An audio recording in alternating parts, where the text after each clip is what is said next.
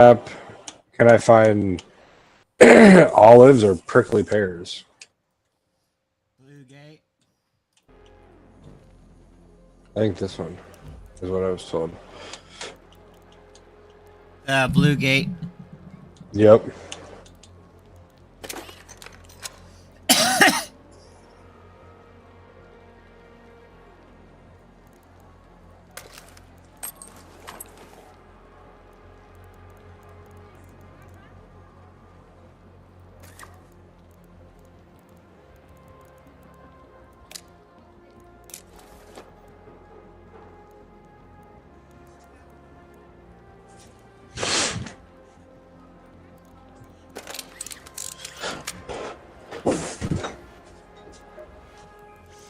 Good to see you in one piece.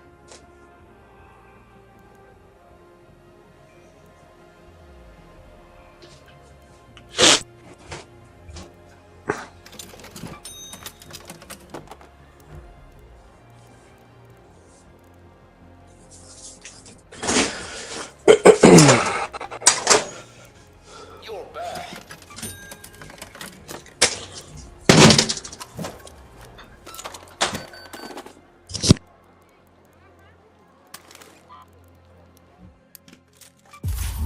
What? And I wanted to upgrade.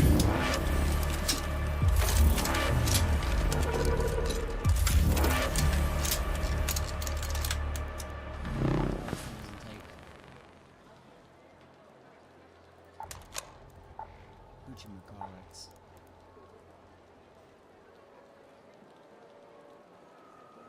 A few lanterns are lighted. Don't ask how, just enjoy it. I got band-aids, I got stuff, I got some grenades. Oh, also, I was just in a game, and this dude's like, "Are you friendly?" I'm like, "Yeah." He goes, "Never mind, I don't trust you." So he runs away, and immediately gets blown up by a rocketeer. Hello. And I found a level 5 Stitcher that's fully kitted out that he had. Nice.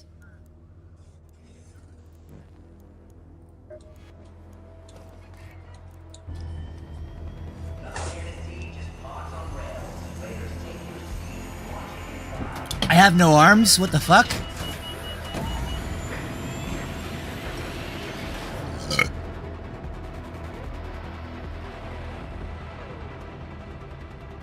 Oh, yeah. Oh, my buddy gave me these edibles. Yeah? Container.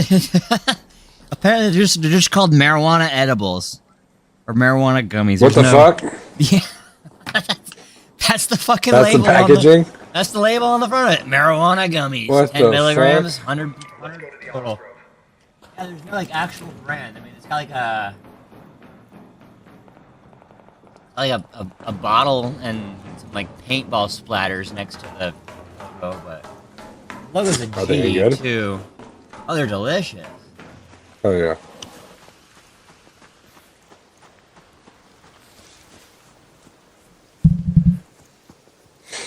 I may have got like the craziest name of weed ever.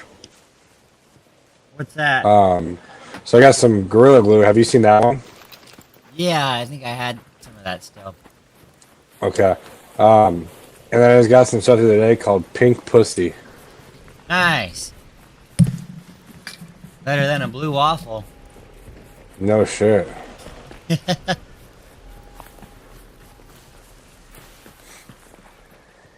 Alright, I need to find some olives here. Oh, there's people right down here? We're gonna try and be friendly, or we're just gonna shoot everybody. No, we're gonna kill them all. I got 2 heavy grenades I'm gonna throw at them first.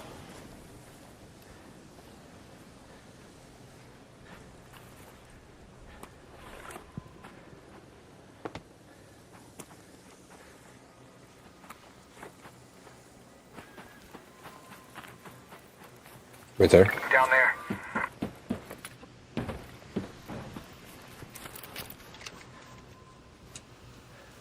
If you follow them until something attacks them.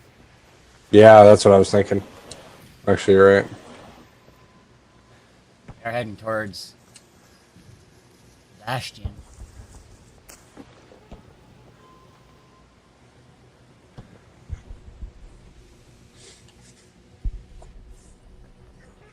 It's been a minute since I played this. Oh yeah.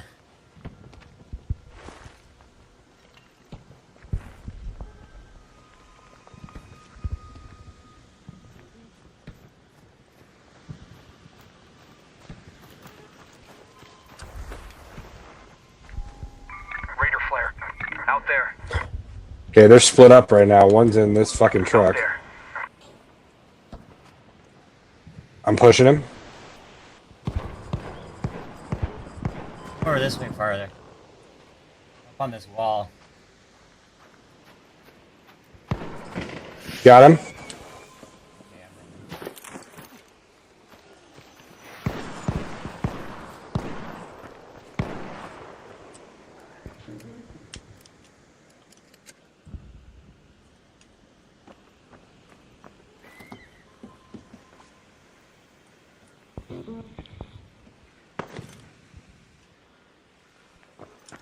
Where was his buddy? I think his homie's like right over here Over somewhere. there.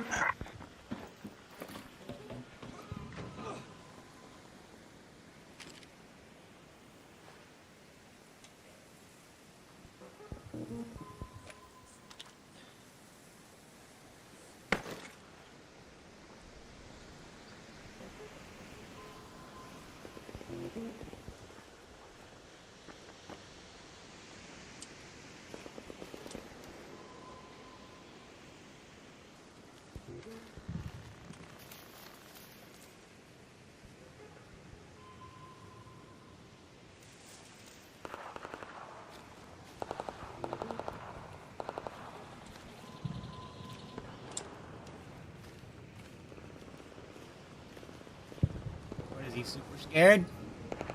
Well, I don't know. Must be.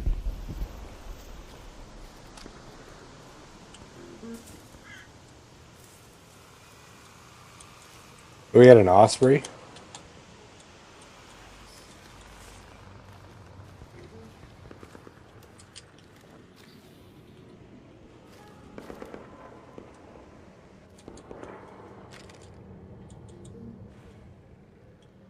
A level 3 kettle. What the hell?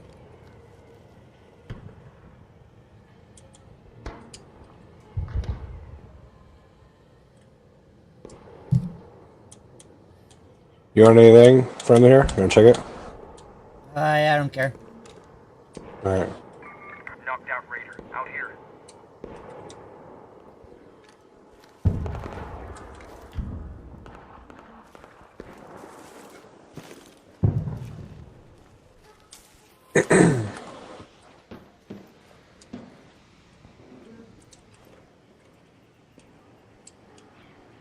Somebody just roached out on him like that. That's crazy. Mm-hmm.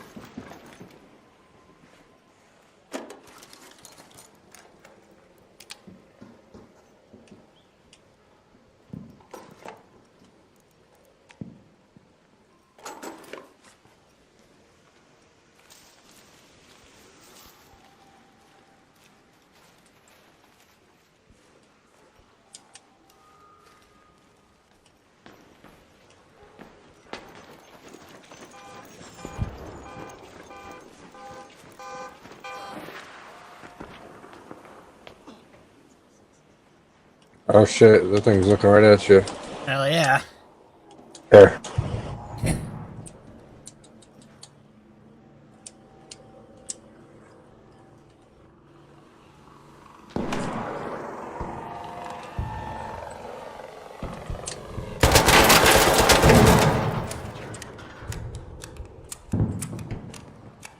This Rattler's pretty good when it's level 4.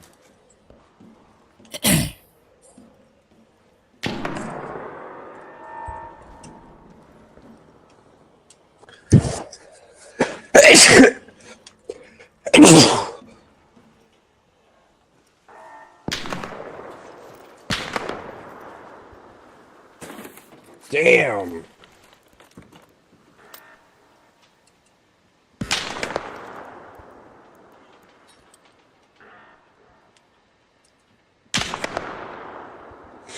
Oh, that's good. That gun's broke already. What the fuck?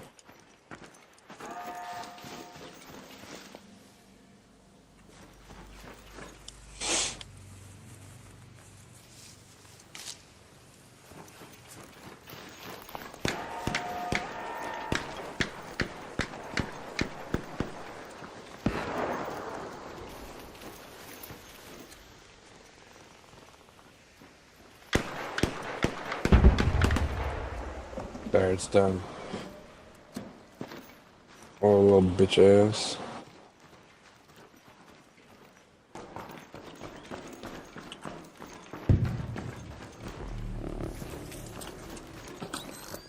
I don't know, where do we find the good loot that's around this area?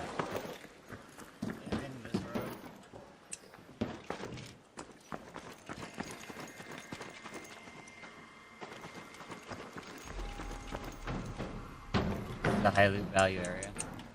Mm-hmm.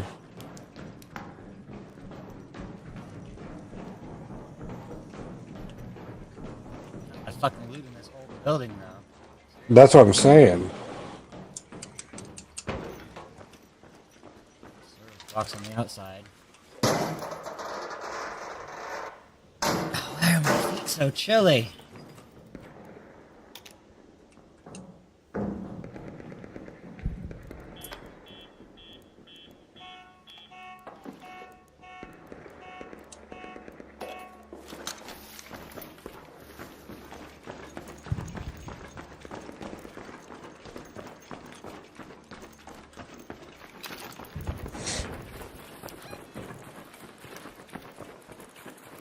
I didn't find shit.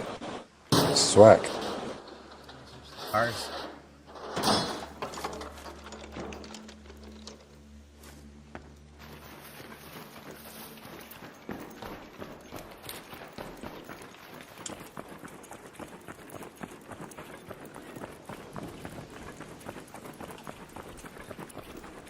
By the tunnel.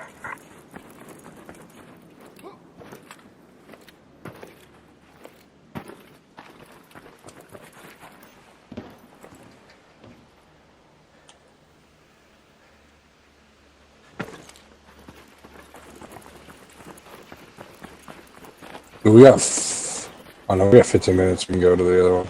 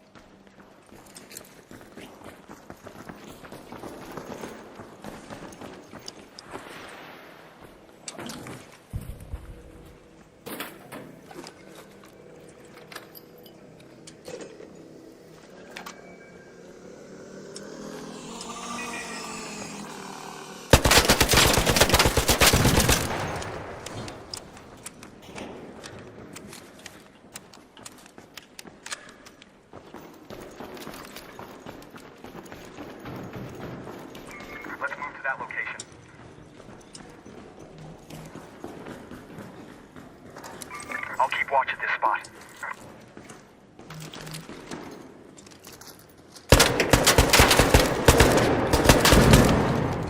There's another one.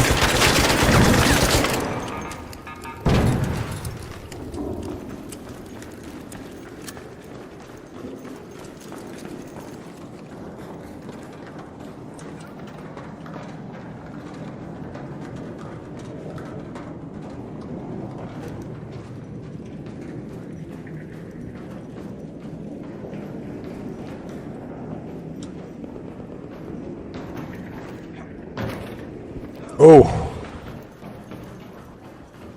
Oh yeah.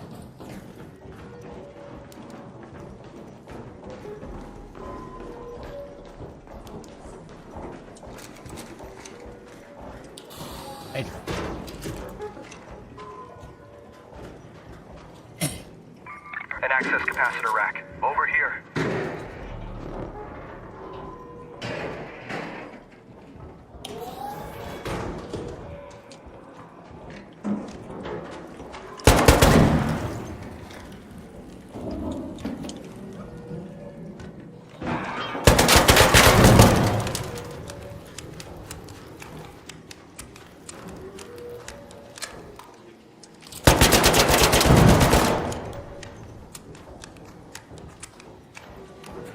cells.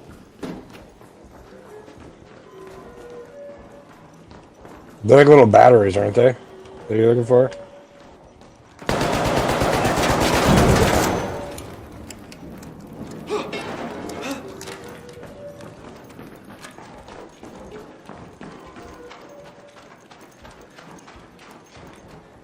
Okay, I got one.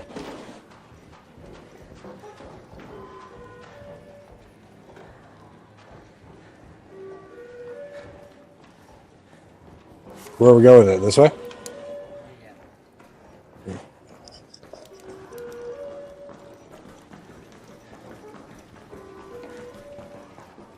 Oh.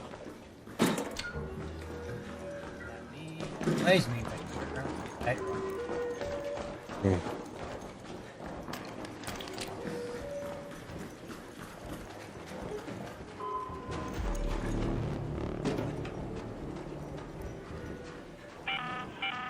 An arc orbiter is en route. Above The us. safe window is closing. 10 minutes to get out of there. I repeat, 10 minutes.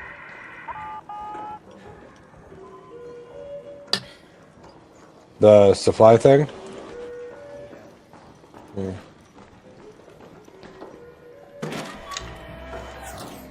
A door.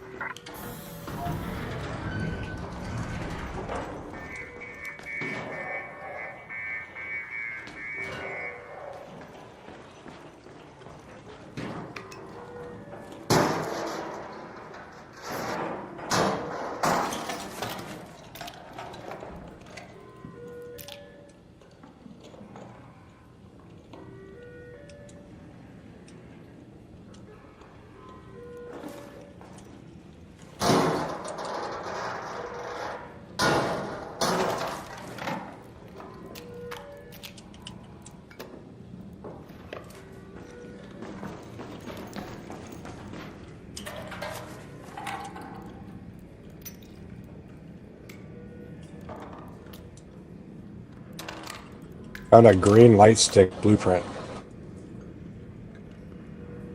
Alright. Where the fuck that is? It's like a glow stick. Oh.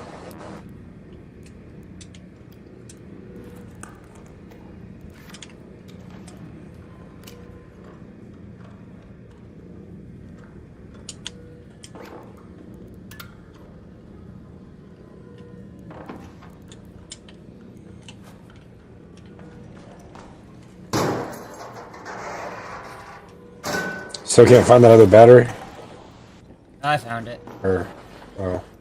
We're all in the same place.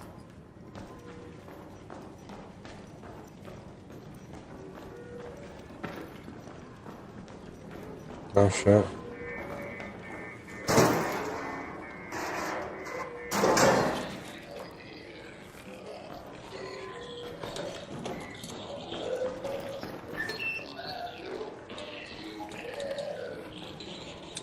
There's a shotgun in that chest thing right there.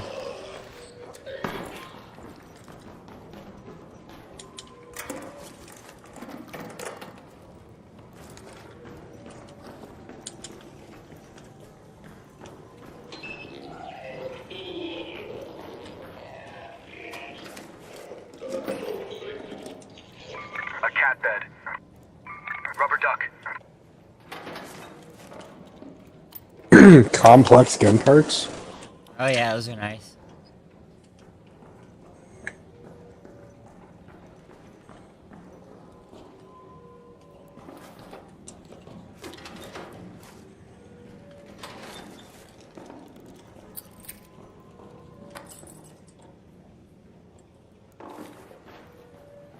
Yeah. 6 minutes.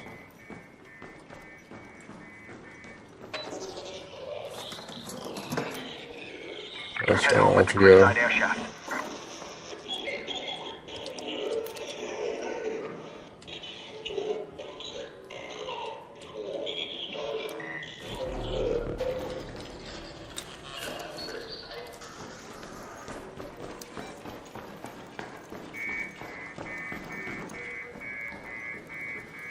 Let's head home at the cliffside air shaft.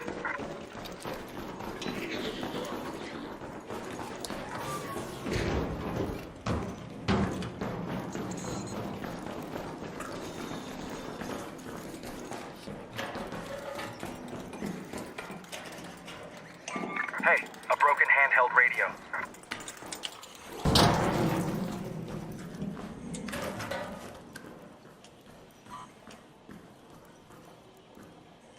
So much junk.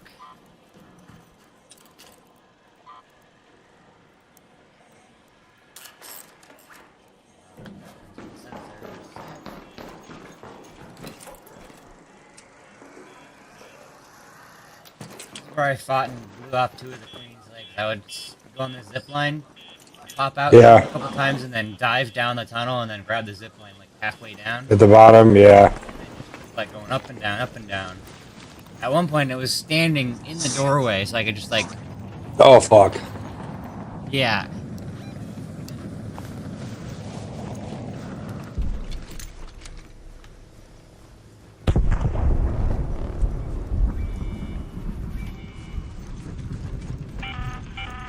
All raiders, arc on screen. 5 minutes left. Go find your way home. I repeat, 5 minutes. Yeah, I took one of these things down. Bombardier, down there. Oh hell yeah.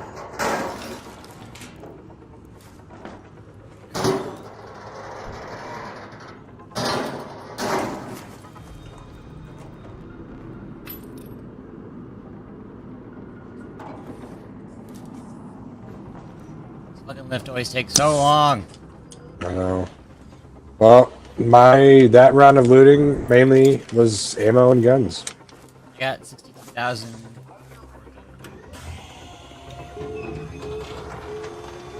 That's fine. I have a Oh, lot. yeah. I just got like a medium shield. Negative.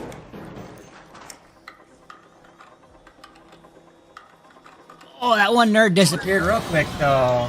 That's too bad. Yeah, no shit. Damn, he was waiting for us. That must have been that same nerd.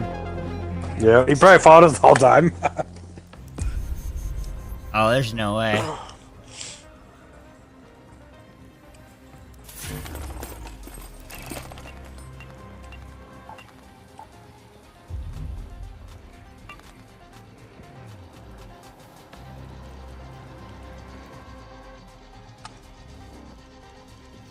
Chilly Willy.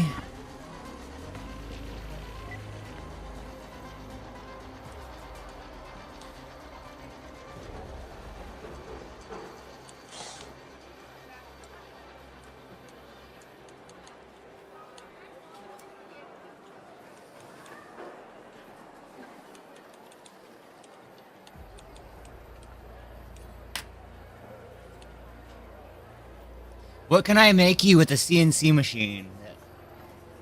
Um, What kind of gun stuff can I make? Probably make like skeletonized aluminum foregrips and shit like that. I was just about to say, yeah, I could use a foregrip for the front of my rifle. I could even like print a frame, like say like print the interiors for an aluminum, like a foregrip, like do like an aluminum like interior bit, but then like print plastic around it because you can like print and then stop shit. and then put a piece of metal in the print and then it'll just print around the metal. No, fuck yeah.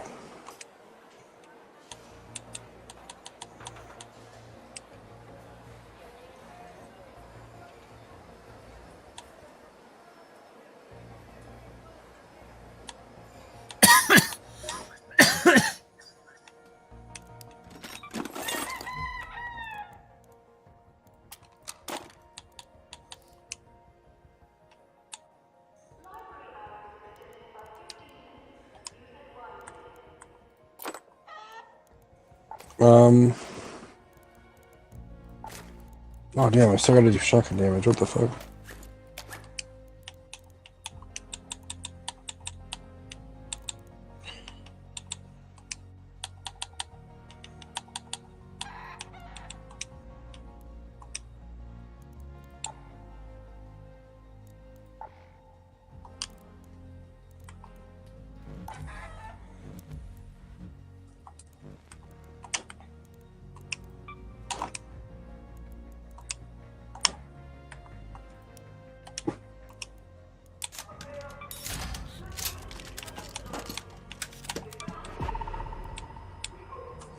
Let's go here.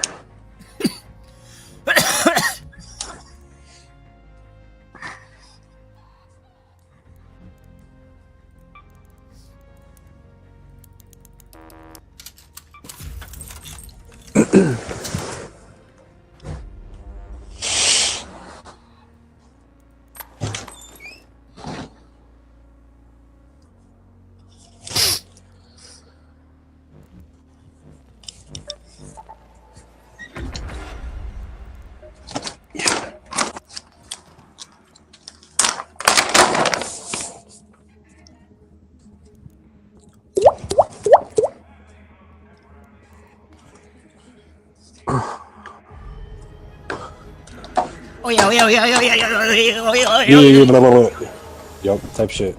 Oh, I gotta get warm.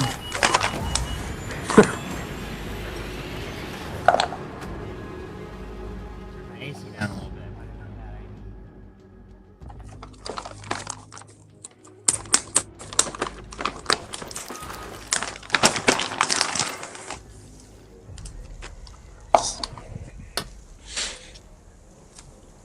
All right, we gotta go. I need to go over right here. Alright, one second. All right. A little buttonable.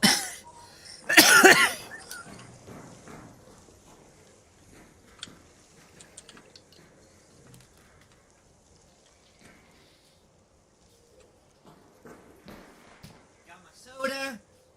Oh! Alright, now we're good. Fuck me. Holy shit. I don't know why I say that fucking phrase. Where did I get that from? What? Phrase fuck me. I don't even like that phrase, but I say it all the time. That's funny.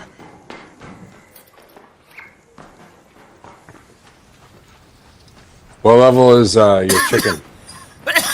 Just 2. I haven't done anything with the fucking chicken. Oh, okay. I just can't be fucking. I can't focus on prickly pears for some reason. Well, One where we're thing I going is need- where all the prickly pears are. Hell yeah. You got like a map? Oh my gosh. That was good.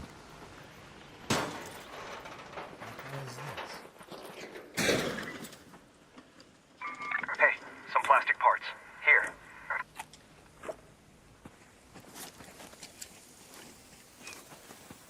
I have some fabric.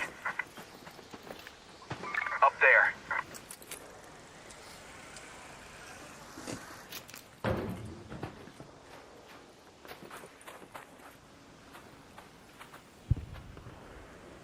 me. Alright. Horizon is clear. Alright.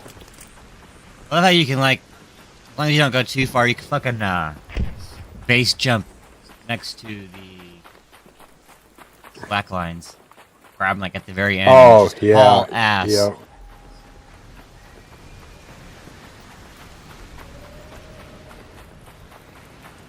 I really like this skin, too, the...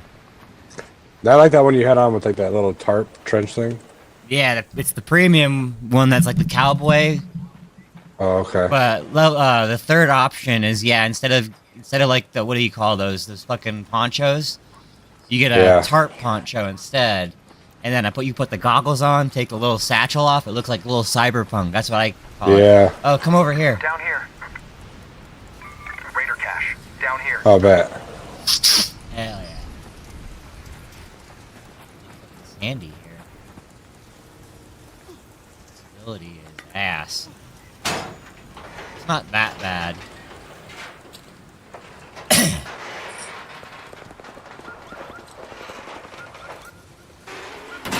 I want to see some, like, dense as fuck fog on one of these maps sometime. Right.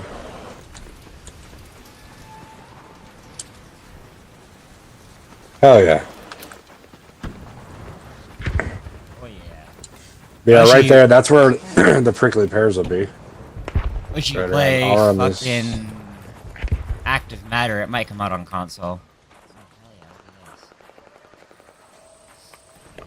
Active Matter is basically like this. If you played Stalker, I showed you Stalker. Yeah, It's yeah, like yeah. the anomalies and the ghouls and shit. It's like that with this kind of, like, you go in, you got like some random missions every time you go. But on that one, every map, kind of like this one, but more so, like, you have times where, like, certain maps are full of overgrowth, like flower monsters and shit. Oh, hell You'll have, yeah. like, blackouts where it's just completely dark, or, like, soldier takeover, where there's just tons of fucking AI with guns.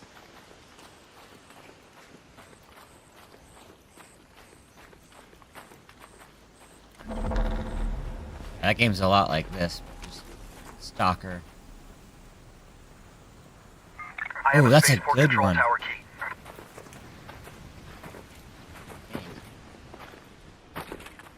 You found a key? Yeah. Where at? Just chilling here?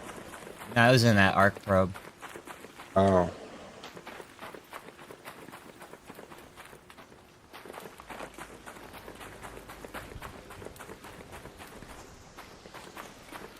It was all of them. How many How many did you get? find? Got 2. Fucking Great. one. Typically, there's like I did one game, I found like 7, but then I got cocky and tried to kill people. Oh, Oh, right here. there's somebody. Yes! Other homies right there. Over there.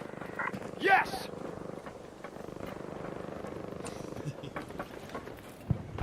This shit's so scary, dude. Yelling at them. Oh, that's a bombardier. 'Cause that's, yeah, he was.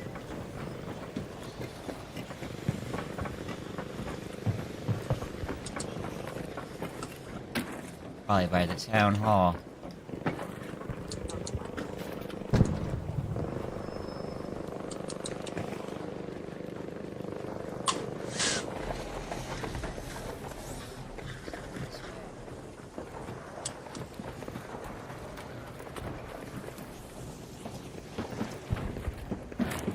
I saw blue glowing inside of door.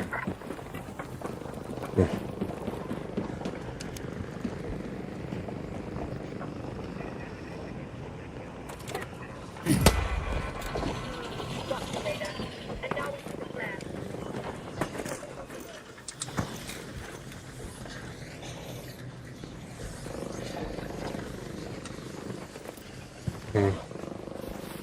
Huh.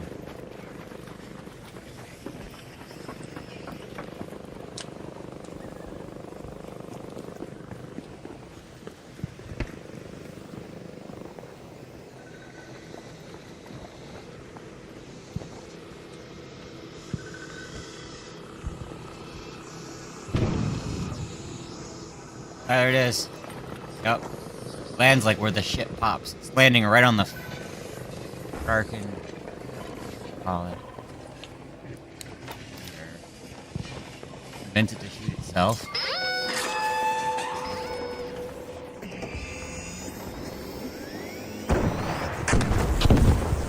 Is it shooting itself?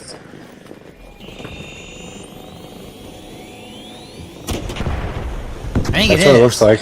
Yeah. What? That's hilarious.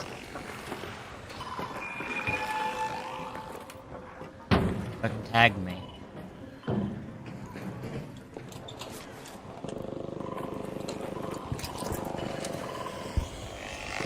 Oh. Go away. Uh-oh. Watch out. Watch for bombs. They're coming.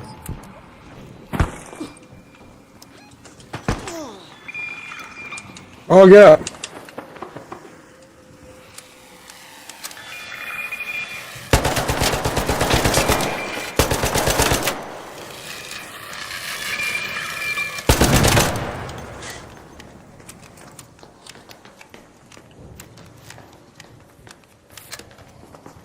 What was that balloon thing that landed in the center?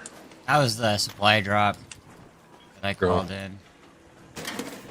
It landed right on the bastion, though, so or bombardier. No.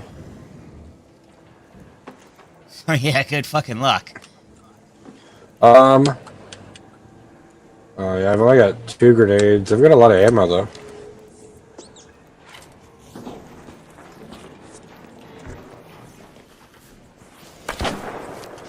Oh, What was that? behind us. Behind us.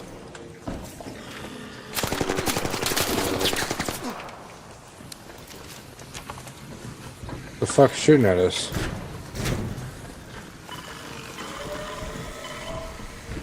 People.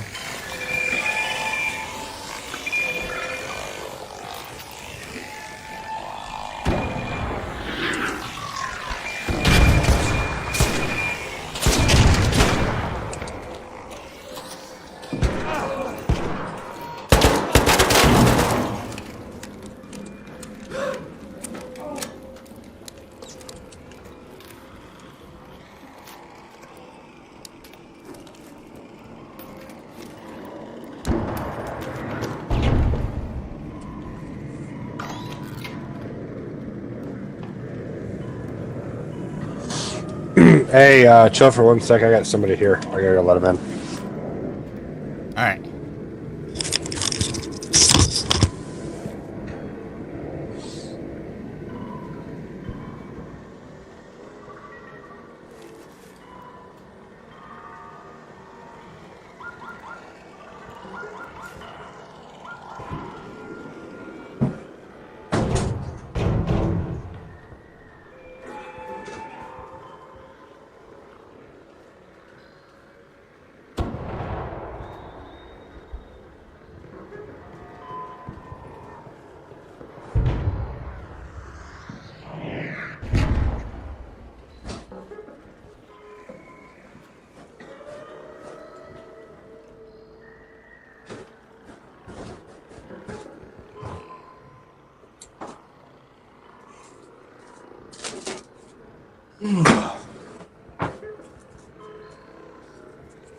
Yeah, Matt's like, Kind of. Like, I started to slow down a lot, but all it is. I wanted it to be more like a social thing. Like, because I feel like I just saw it.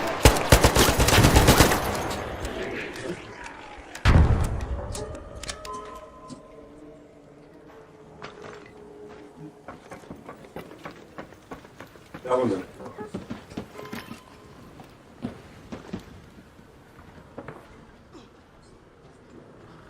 Bingo. That one's bingo. Or banana.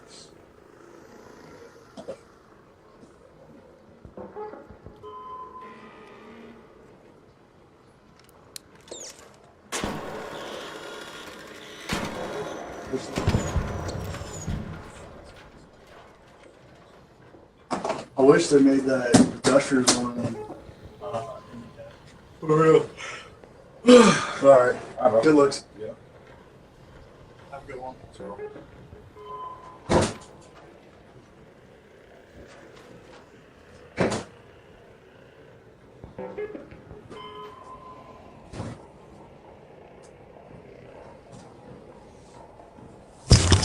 Down here.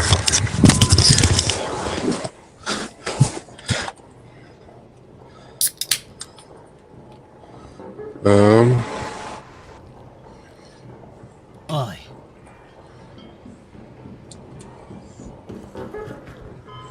I scared him off. But Went like, oh, there people are leaving. right first.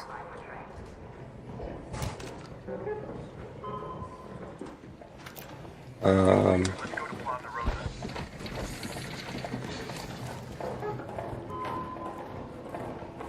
Down here. Yeah, we could move over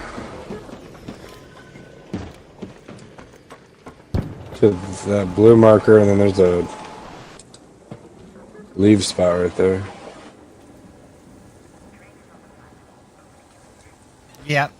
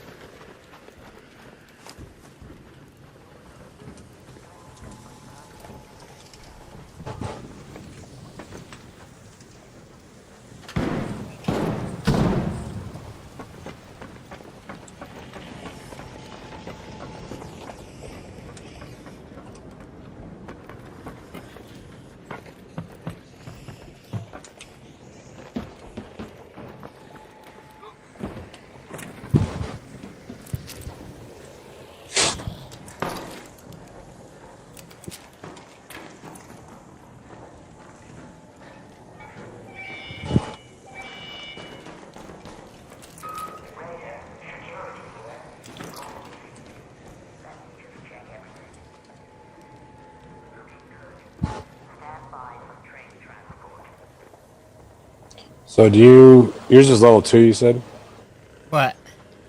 your chicken. Oh yeah. You don't need that, do you? What? That cab bed. I know that's one of the things you No. need to upgrade it.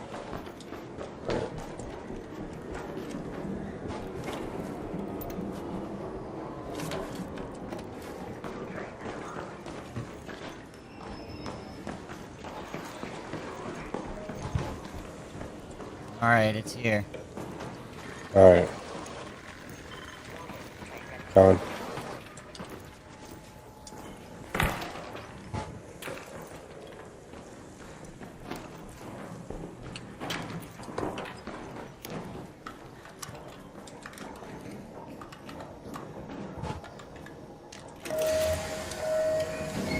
Oh Boom. yeah.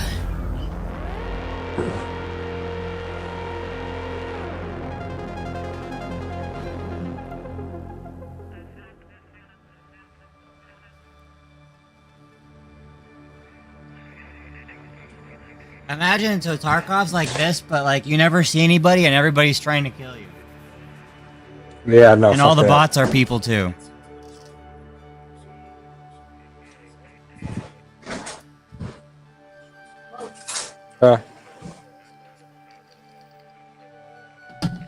I unlocked trials. Nice. That's just like a leaderboard basically. Oh. Challenges. I'm try hard rank 2, I think.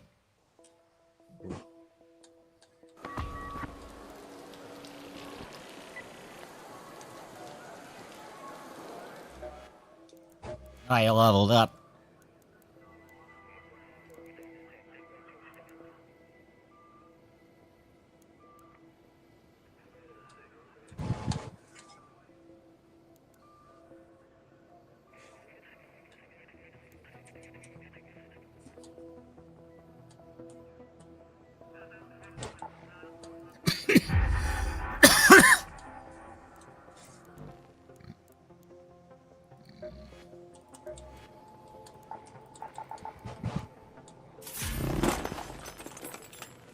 Bloody doggies.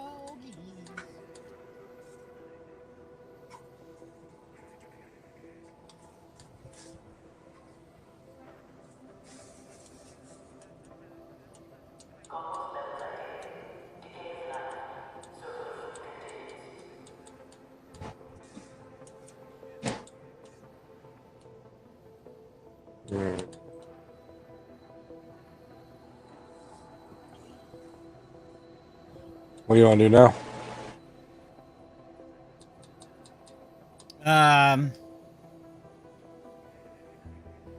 I don't care. I'm just into making money. Only place I gotta go for an actual quest is the new map. The new map. I do need. We need humidifiers. Which can be found in residential. Alright. Which Uh, one's the new map? Stella Montes? Yeah. You been there yet? Once. Nice. I'm gonna take. Yeah, that's all I'm gonna take.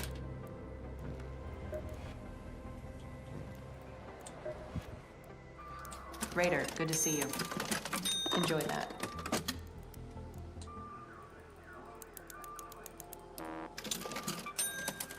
Perfect.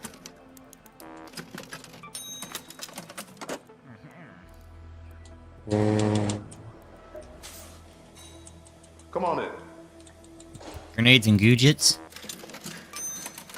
Promise me you'll wait until you're topside before you test it out. Alright. Let's see. Yep. Got quite the pop, that one.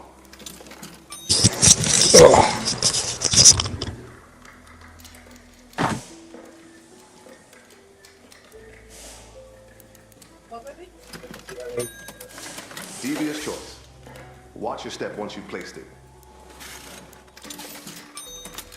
Trying to trick your fellow raiders, huh? Not for me to judge. Hoy! Buying all kinds of goodies. Let's get on. Yeah, buy another hull cracker. Keep it slow, line up the target, and make your shot count. Oh, inventory space.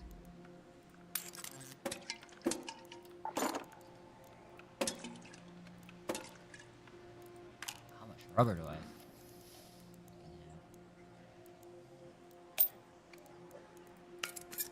Don't expect small talk.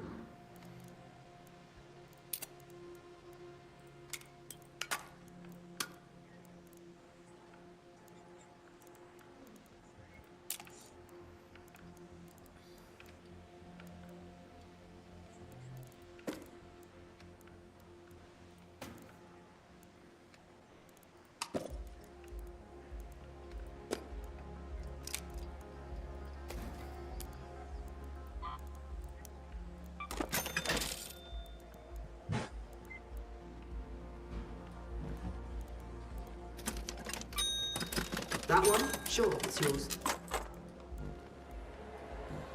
Alright, let's see. We got repair. Shields. Got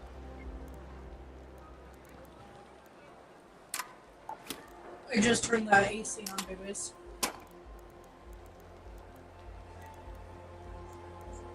ammo. I got meds.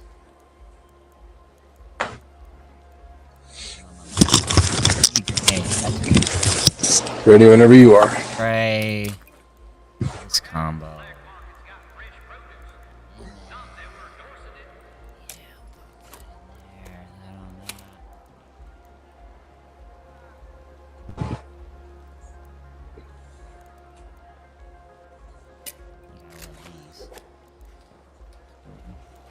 Okay. I got grenades and grenades with a couple more grenades.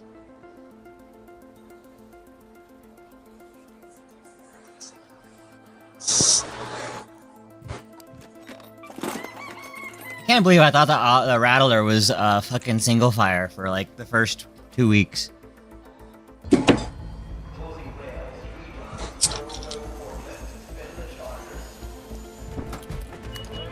Cyberbum.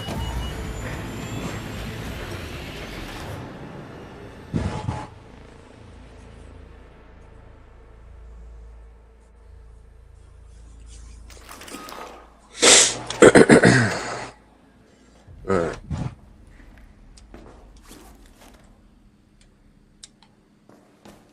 Sometimes over this map, people will just like fucking rush you right off the spawn. Tianwen Spawns here. are pretty fucked. Remember, you're not there to take Damn in it. the sights.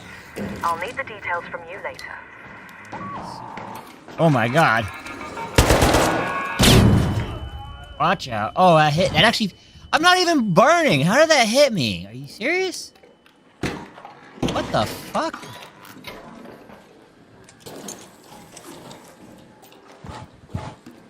Apparently, it wants to just eat my meds right off the bat. There, I got an extra. Oh, okay, you got it.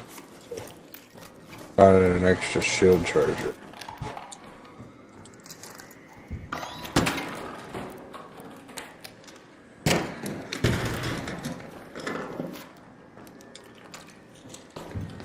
Long hallways. Oh, this is where the fucking... Okay, there's these weird, like... round bots, and they're absolute fucking monsters. They're called shredders. They shoot shotgun shits. Yeah, What is that? that. That thing's an absolute fucking terror.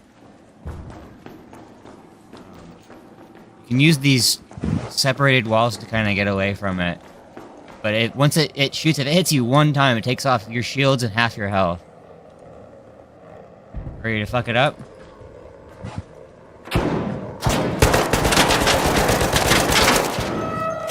Use the walls.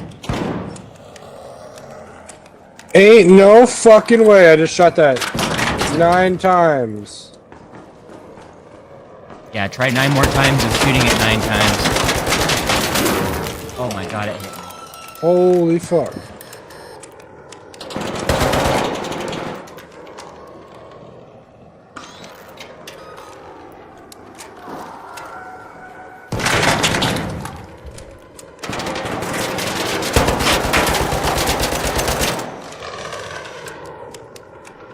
These are the new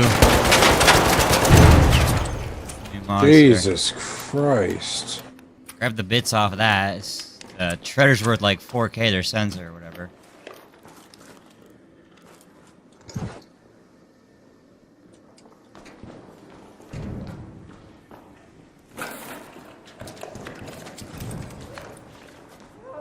Hey, right here.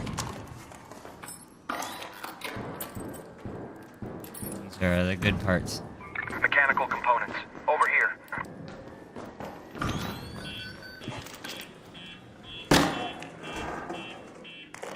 You gonna grab those pieces? Oh, I've muted my mic. You gonna grab those pieces? Those are good pieces. The shredder thing's worth like 3K.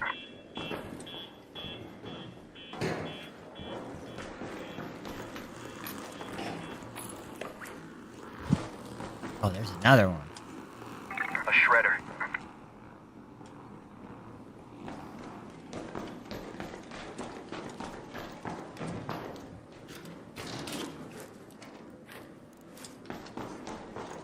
That was scary. There's another one back there.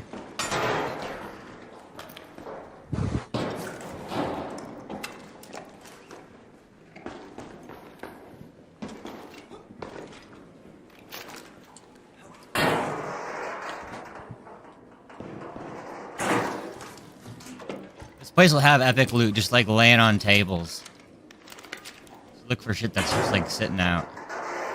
A lot of the more expensive stuff is just kind of like sitting out. And, like motors are worth a lot, and they just kind of sit in little trays and stuff.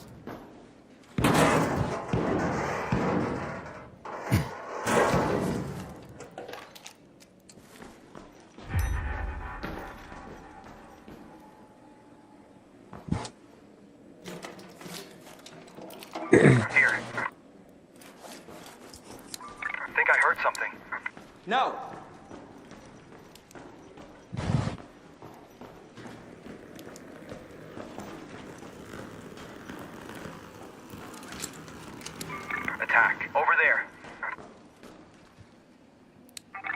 that shredder.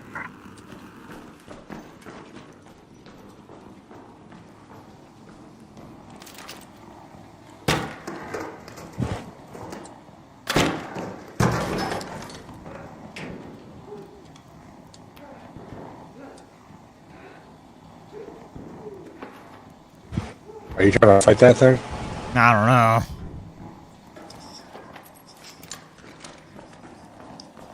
Here's somebody Hold on, burning. talk. Oh my god, I had your fucking mic on, or my volume all the way down. Damn. Like, why can't I hear him? I'm gonna say, I hear somebody burning. Yeah. Yeah, they're... now.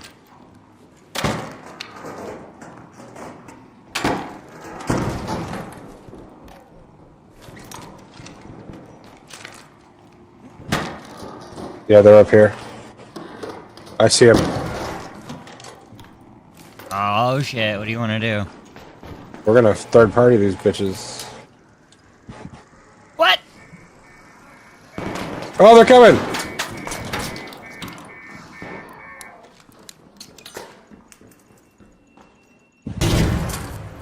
That grenade? Yeah.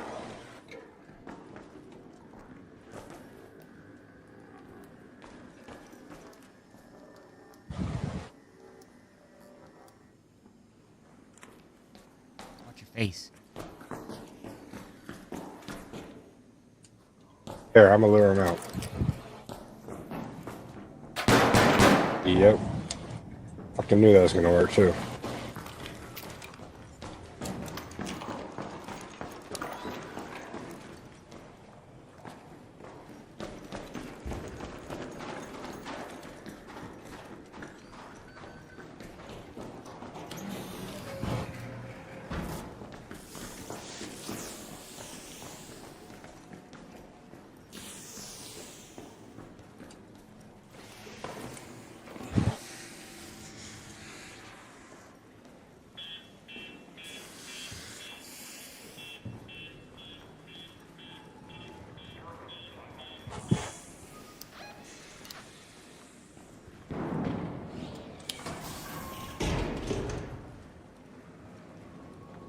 I got a stun grenade ready. Alright, bet.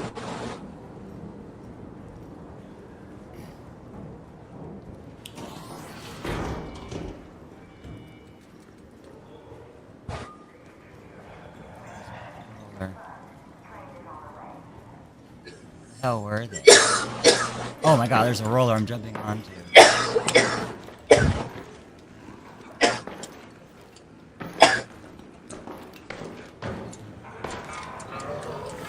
Please climb.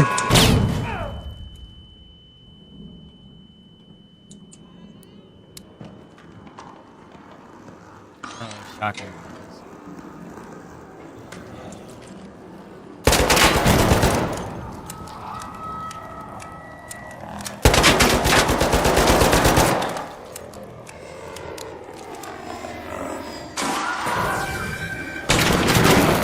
Oh. Stairs are clear, stairs are clear.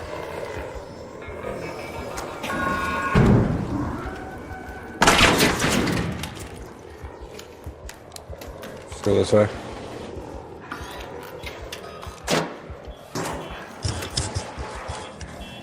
This map's so dangerous, what the fuck? Oh my god.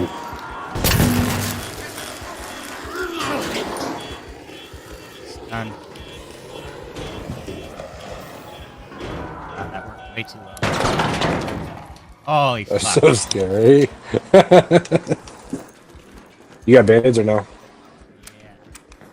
Alright.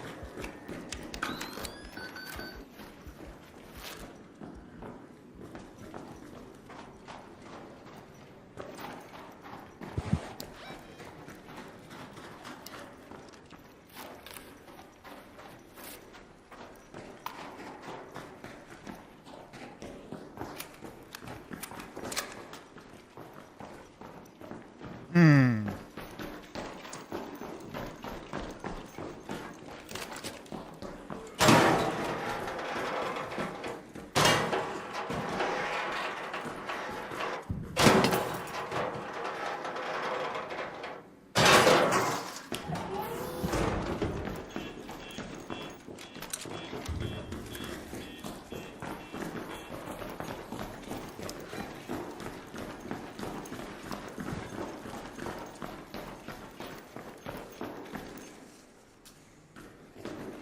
kind of full on stuff. What do you think? I don't really have anything, honestly. No? No. Tons of loot over this way. Alright. Here.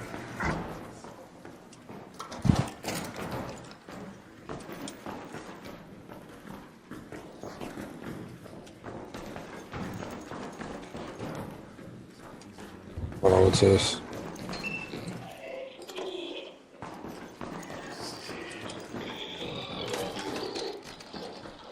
Some explosive compound. Some ruined handcuffs.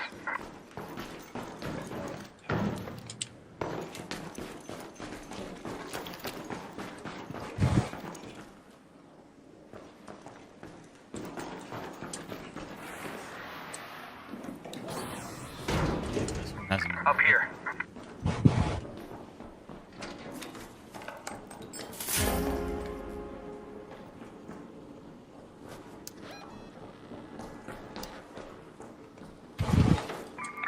Ion splitter. West.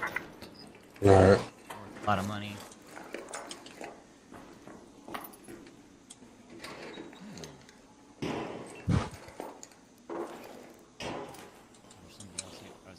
Yeah.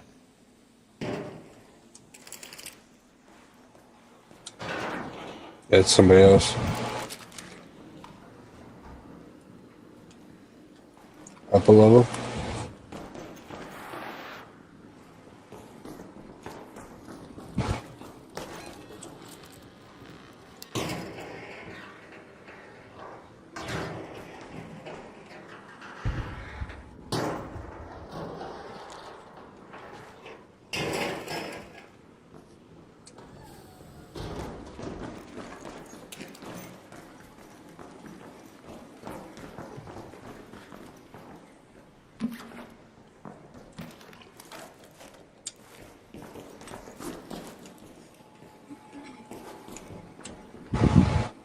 I'm about to move up one floor, see if anything else here to go.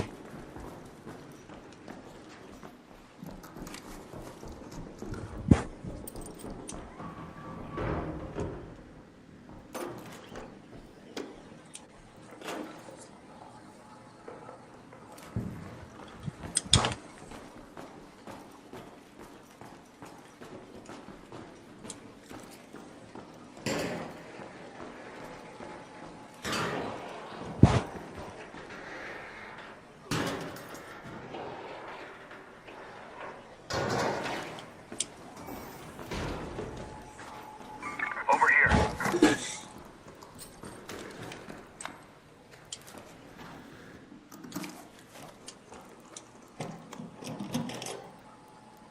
A rope. You can probably dip out now.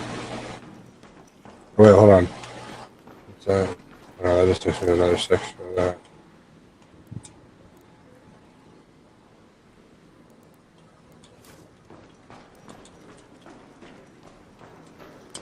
Yeah, I'm pretty good. I'll move it.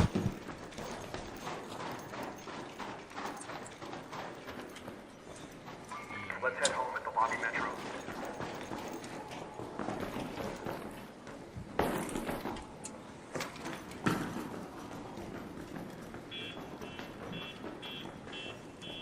Where were those burglar noise coming from?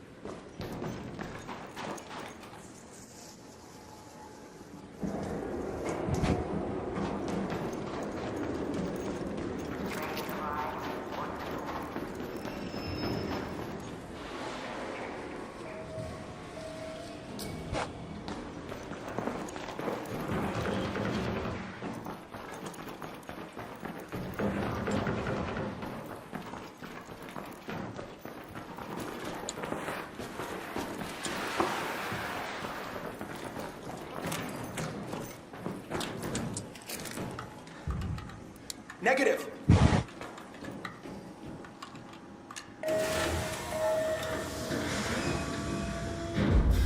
Boom. Oh yeah. All right, I said this next one we gear up and we go kill some big shit. Man.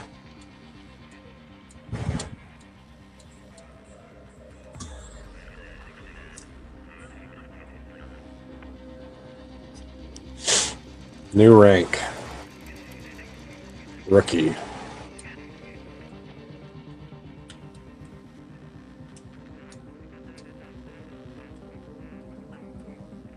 Oh, yeah, what the hell is this delivery driver name? Suhrobkhahuja? Suhrobkhuja. That's the name. Fuck.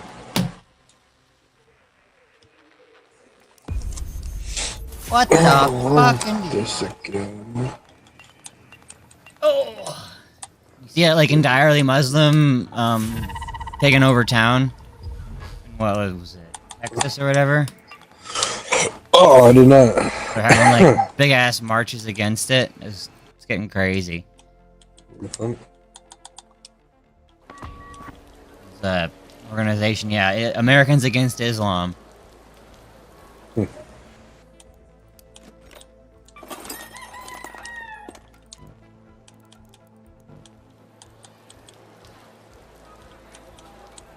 Japan's already said, yeah, fuck immigration, just pretty much entirely, too.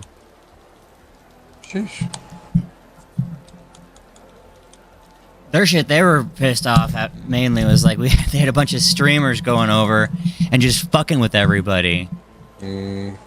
Like, fuck this, fuck you stupid streamers. Really, have you seen that Johnny Somali? Nuh-uh. No. He's one of those just harasser streamers. He went to... He's in North Korea now, and he's getting sentenced to... He's gonna be sentenced to probably like a ton of years. No shit. Yeah.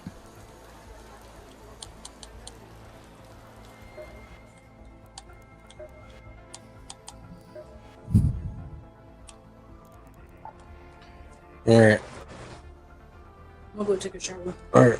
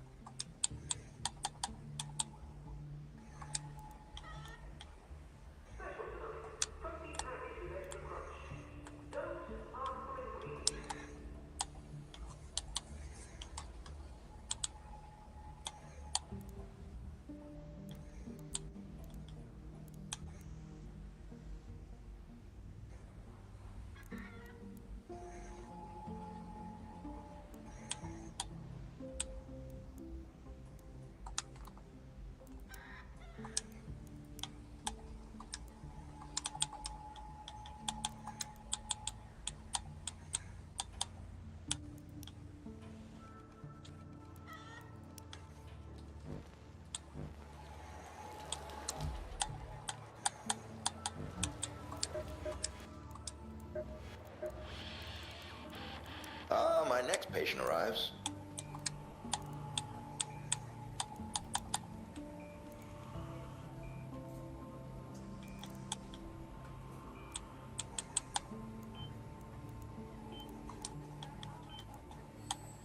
Been thinking about starting a Raider Wellness Club.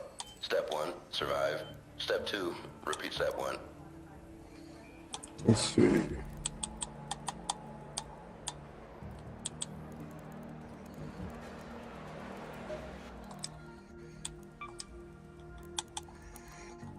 Check out some of those. Some of those.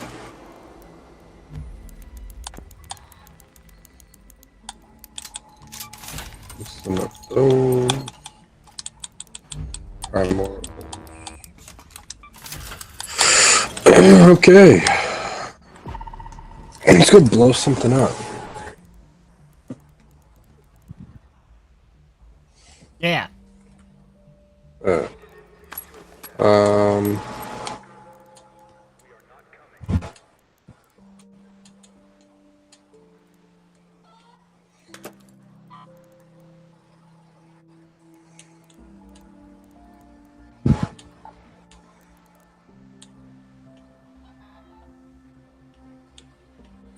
Which map you want to go? I don't care. Alright. I'm probably most familiar with the dam. Yeah, that's what I was thinking. Or spaceport, kinda. I don't know. Spaceport's pretty hard with AI. Dam's good because there's not too many big shits to fucking worry about. Everywhere else has bastions and bombardiers. There's only like one bastion on the dam. What are the events going on?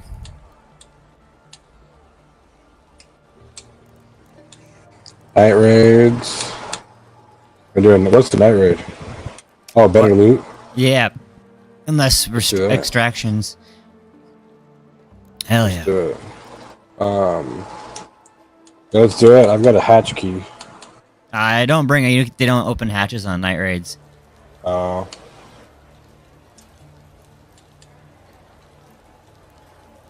Alright. I gotta go to the bathroom. I'll be right back. Alright.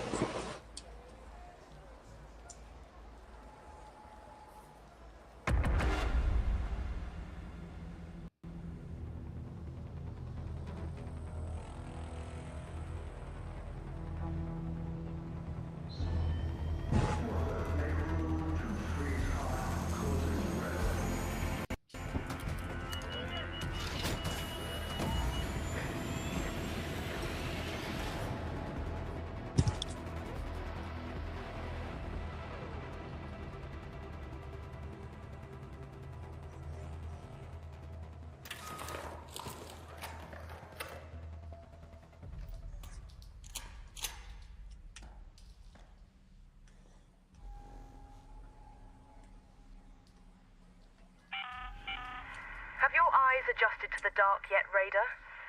Loot is ripe for the picking while most of Toledo is asleep, though my suppliers say that Ark is twice as vigilant after sunset. Let's go to the library.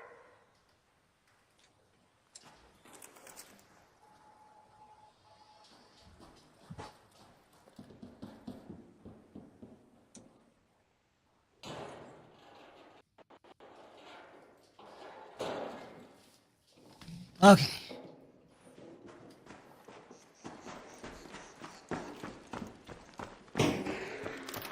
Hey, if you if you find any power cables, you know. Oh yeah.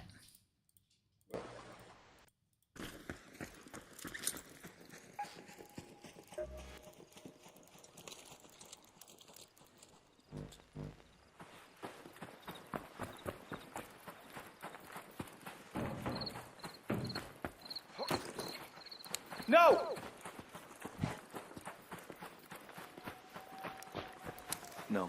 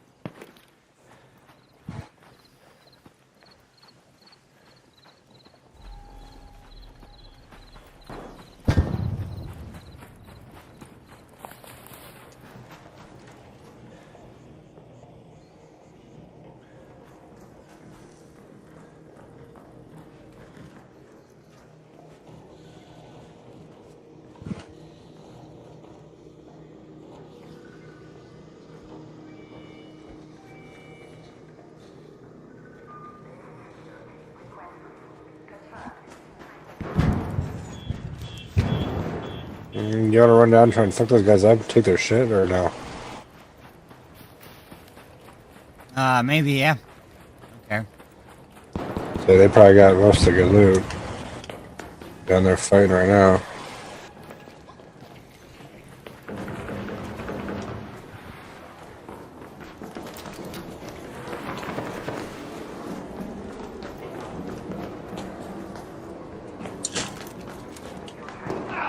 Oh, there's no way you fucking got me through that.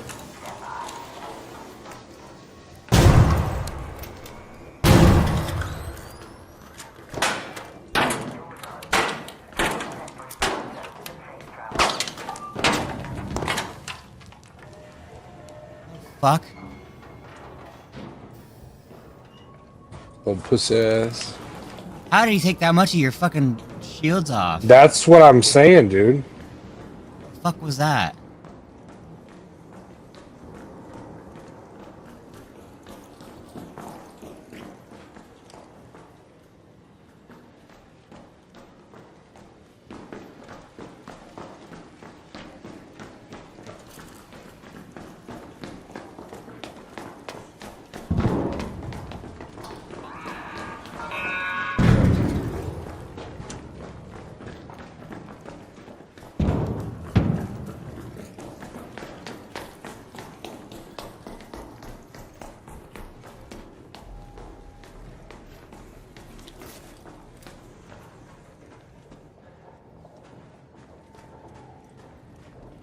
I don't know any gun that does that much fucking damage. Bro, it took whole level 2 shield and half health. Yeah.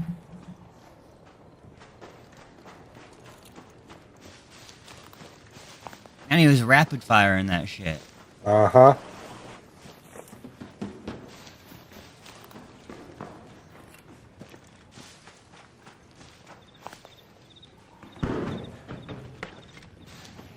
He had the railgun, but I didn't see any lasers. That thing shoots lasers before it fires. Mm-hmm.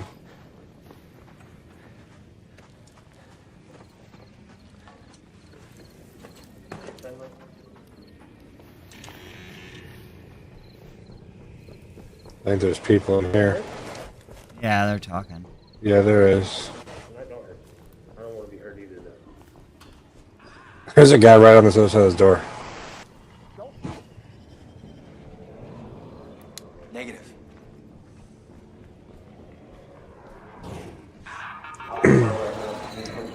Dude, as soon as you're here, we're gonna blood blast this guy. I'm like right on him. Oh my god.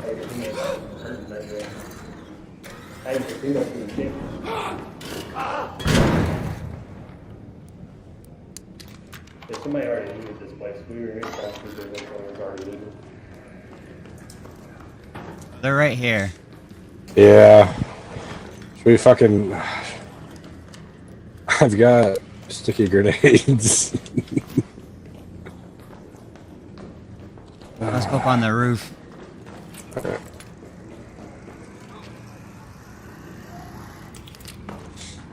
I'm just a bad arc player. I like to kill everybody.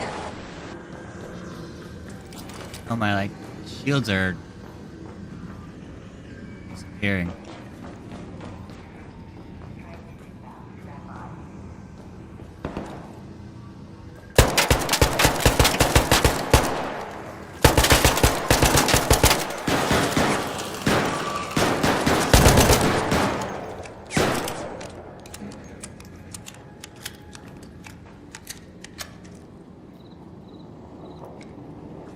Maybe we go kill some arc. Alright.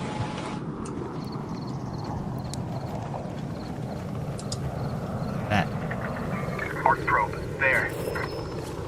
What's that? Loot. That.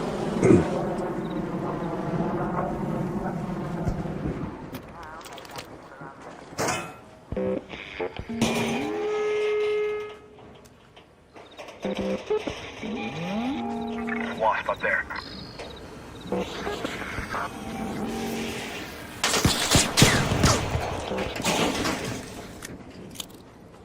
Oh shit.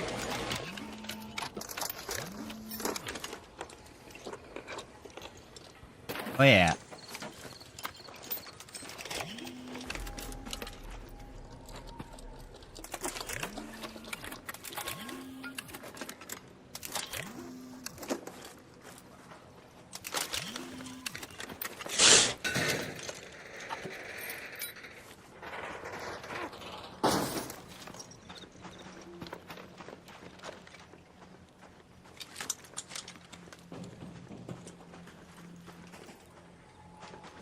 Well, shit. We make sure I can run back, try to get a start of a new fucking raid.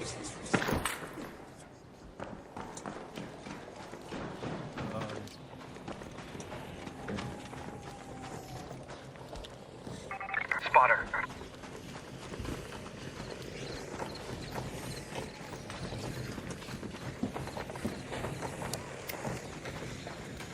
Yeah, you want to take that thing down? Now we need good cover.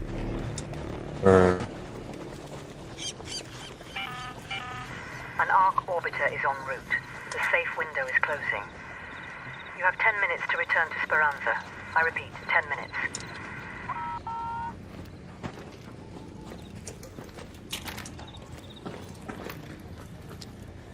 Oh, right here. Hold on. Reach this door.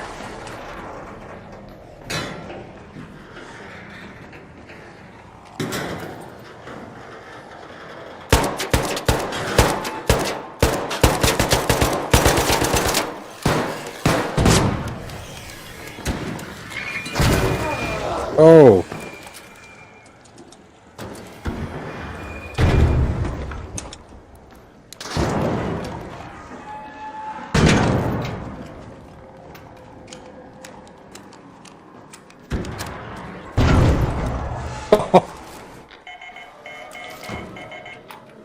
I'm gonna crawl into the elevator. Yep, you're fine.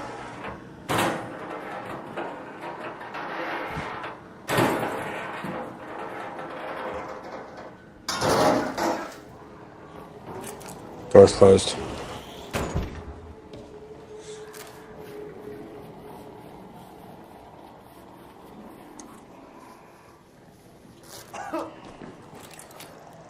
You're on like 2 different levels so that he splits his attention. Alright.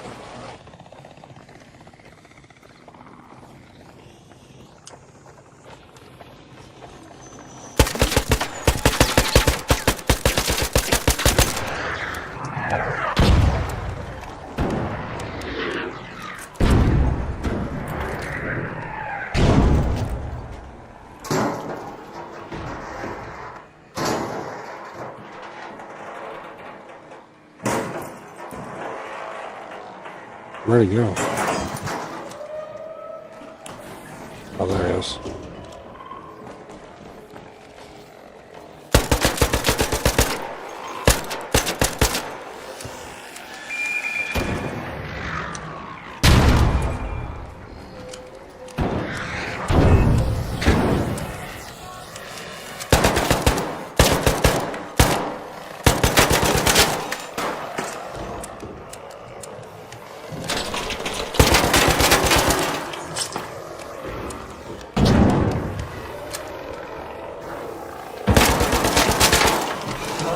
Oh my god, where did that come from?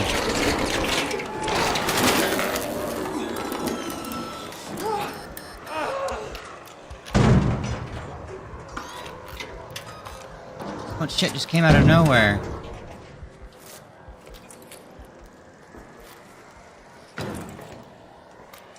I know. Died on its own.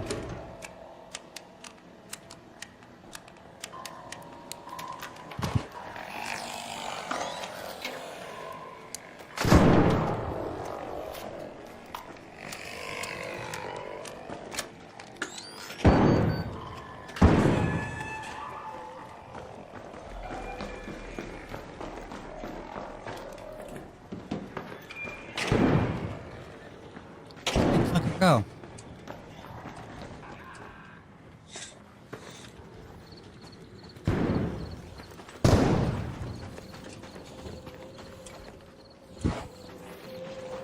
All the way down here.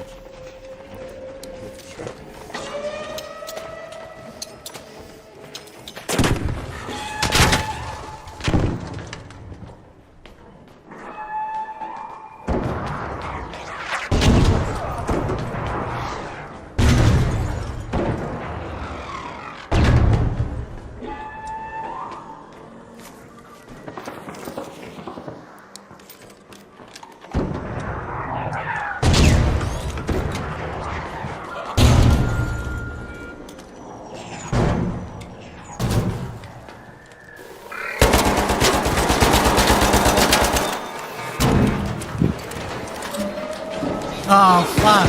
Fire bitch. Oh, another one. What the absolute shit. Holy shit.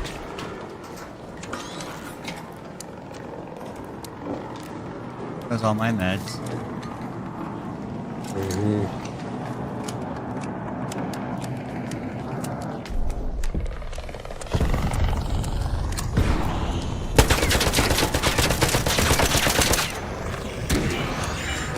All raiders, we have Ark on screen. 5 minutes left. Don't find a way home.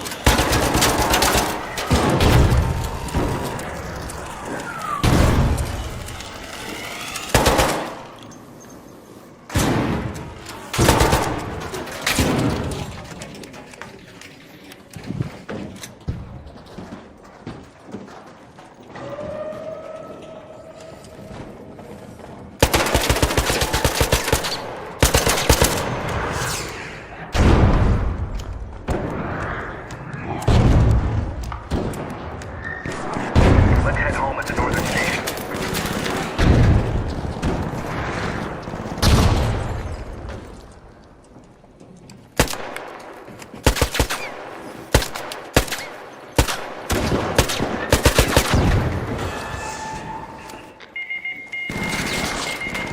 There's a turret right there too.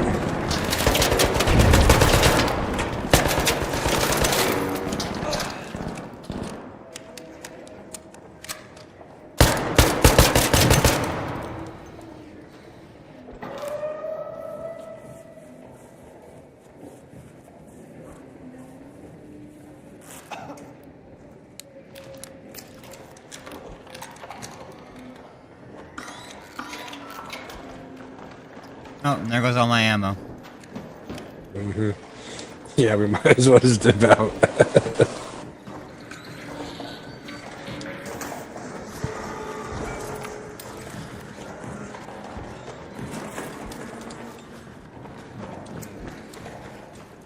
building's got maybe some loot in it. Library.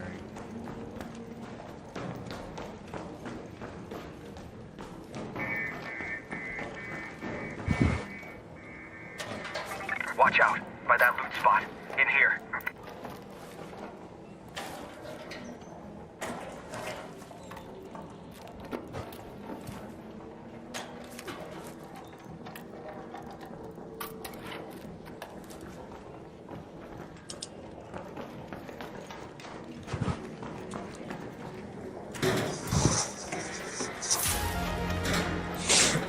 I have a mixtape.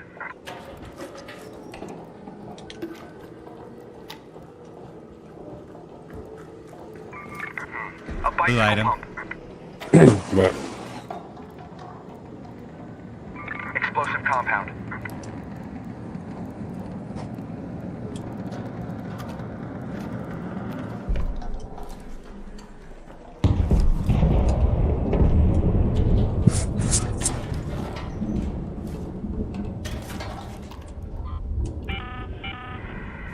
Left. Last chance to get out safely.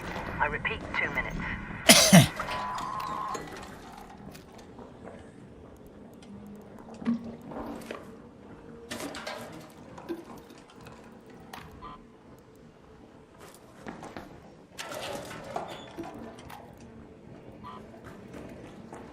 Ruined accordion.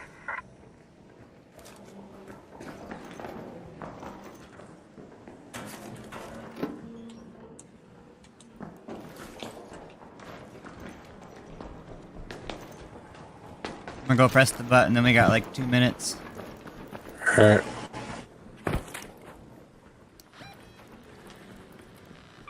Go to that metro.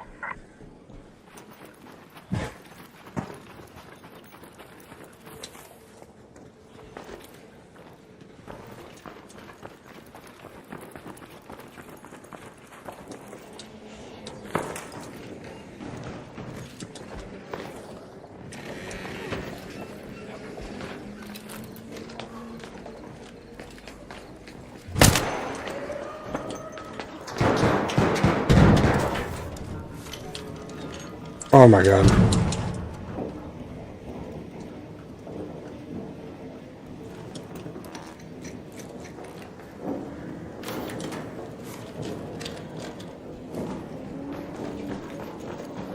the button in. I'm getting it.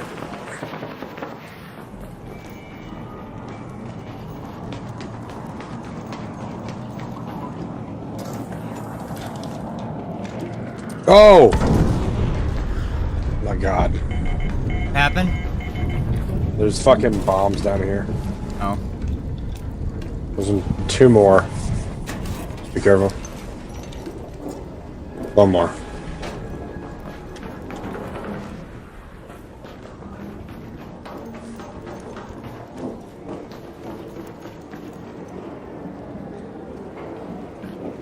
Alright, train's here.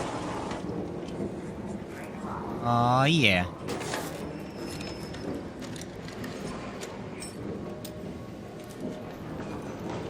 Alright, you can probably start hitting the button. Alright.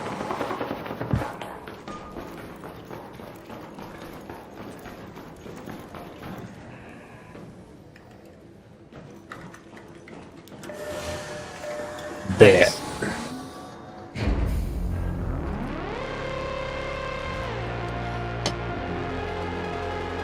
Oh yeah! Yes, sir.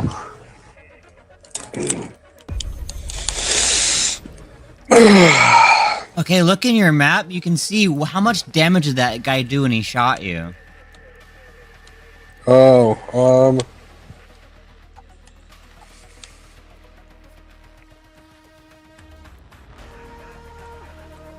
let me see.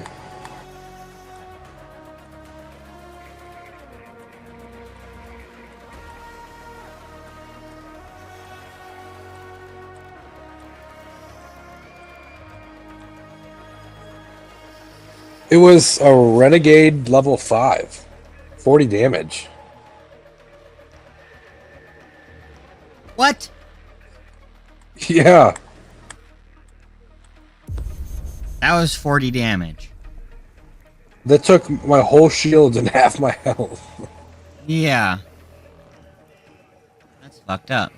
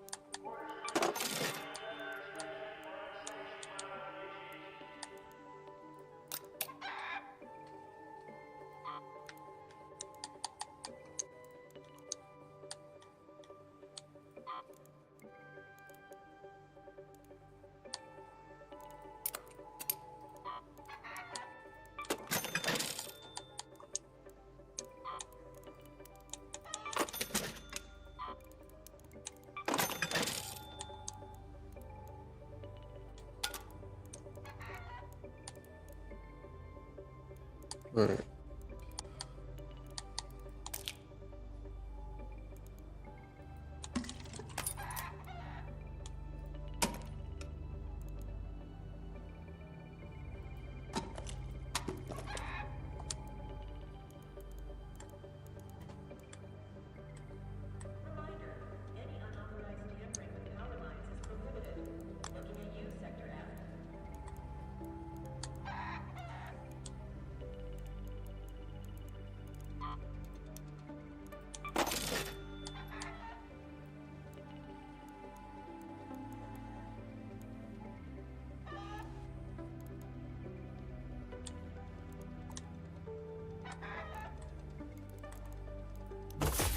Alright, I gotta do damage to players with a fucking shotgun. Oh yeah.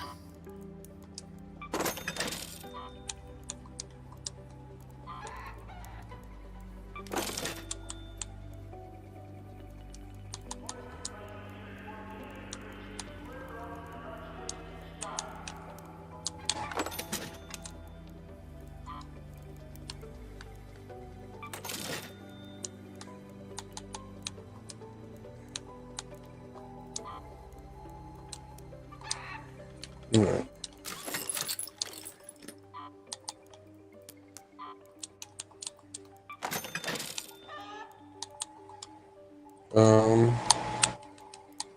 Yeah.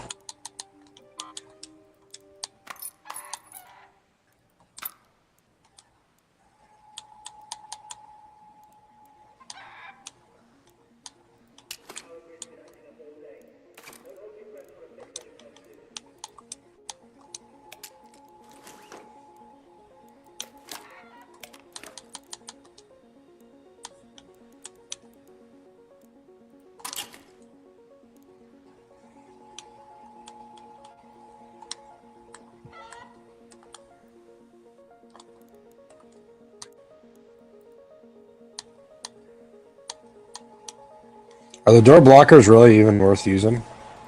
I mean, they can be kind of maybe. I'm just gonna sell them. Unless you want them. No.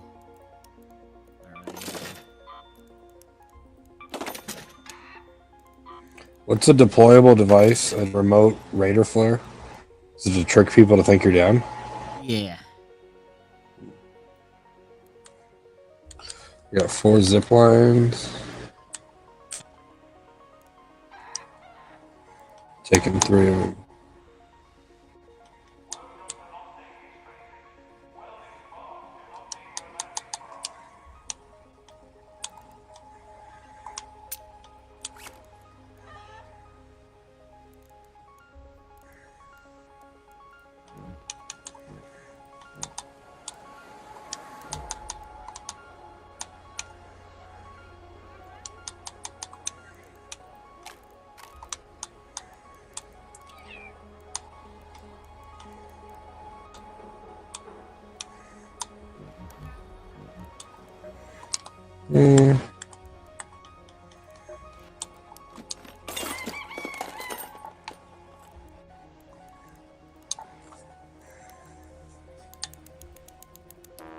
You ever watch The Smiling Friends? Yeah. I just got YouTube, HBO, or whatever to watch that shit. It's fucking hilarious. Holy shit. Hell yeah. That's what I'm talking about.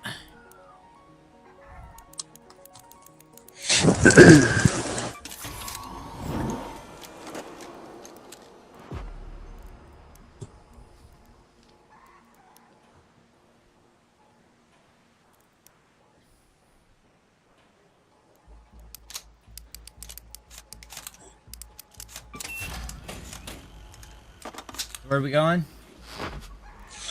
We're gonna find some more prickly pears.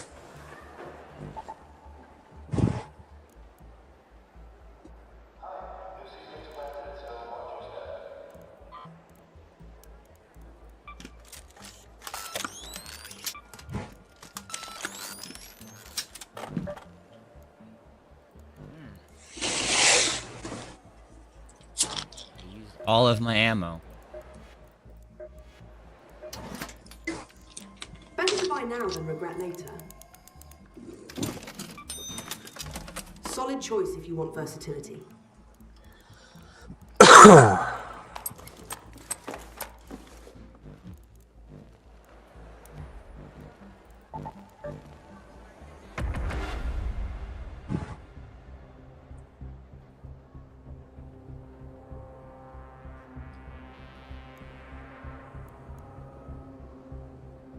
Bringing a hatch key? Yeah, I'm gonna. I can bring one. I got it. Oh, whoa, whoa, whoa, whoa.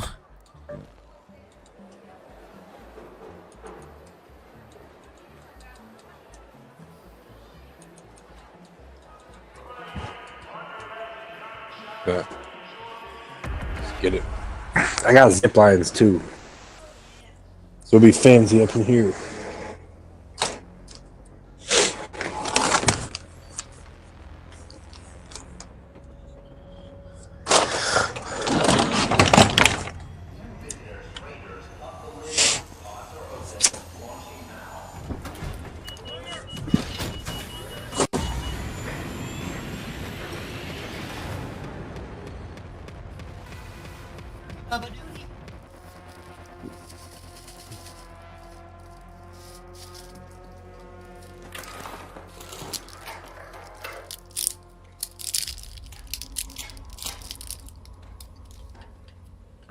Damn, well, let's fucking start here, I guess.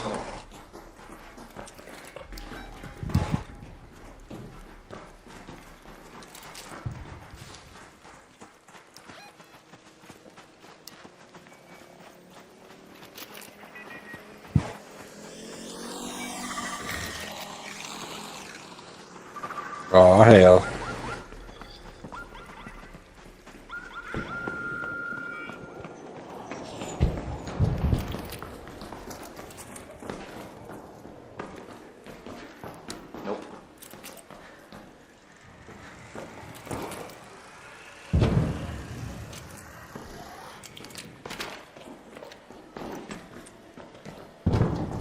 Late. I know.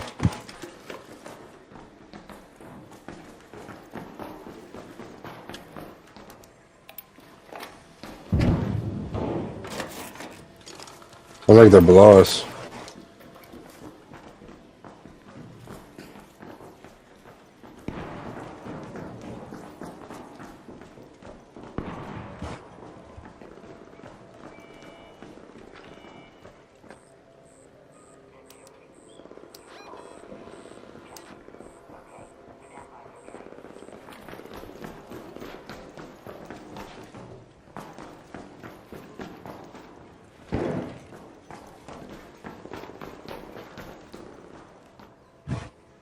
By the Galleria.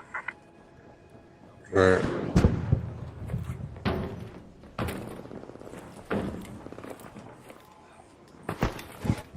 What? What? Why did it knock me off the fucking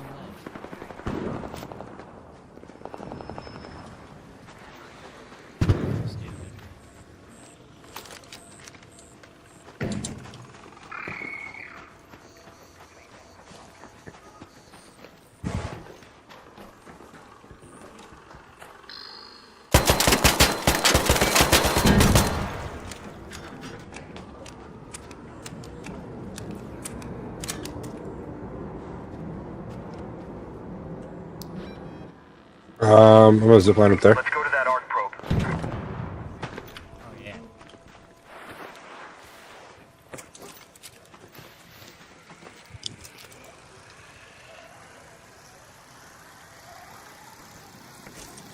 Oh, and make sure you jump when you.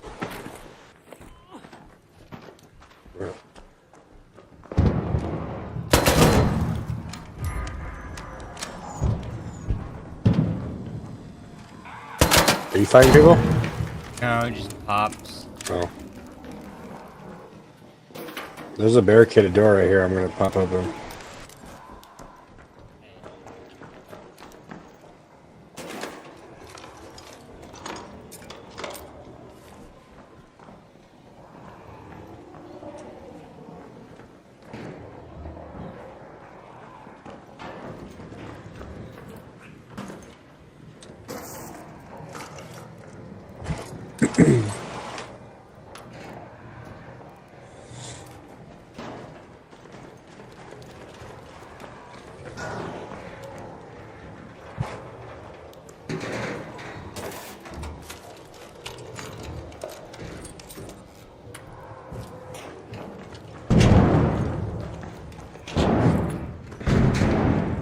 Jeez.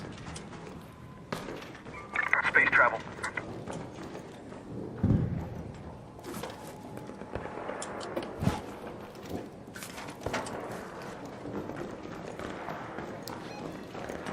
What, people? Just bots.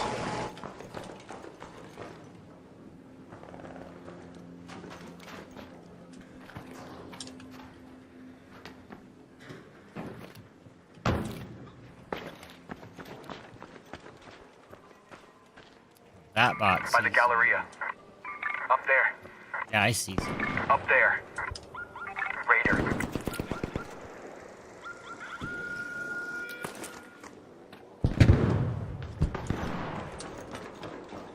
See him?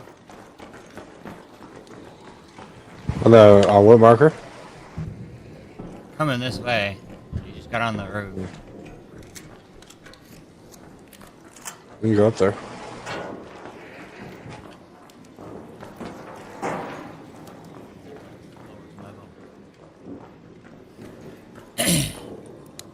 Level. Let's jump down here. Yeah, we'll zip line up. Oh. It is zip line from that other building. Oh. They're on the roof of here, though? Yeah. Oh, I see. I see. Space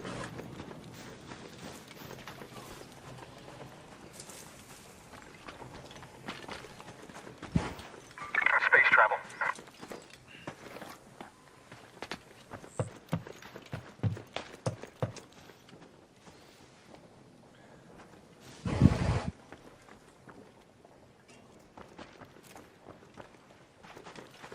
Oh, I didn't bring any band-aids. What the fuck's wrong with me? I see him. Raider. There. By the Galleria.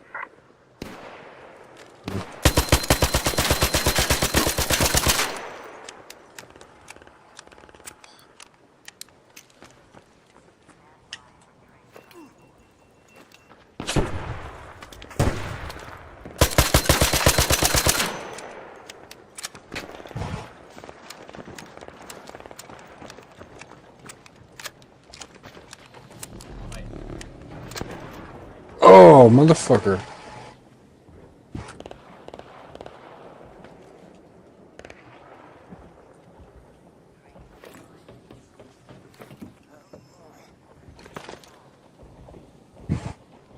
Just see him.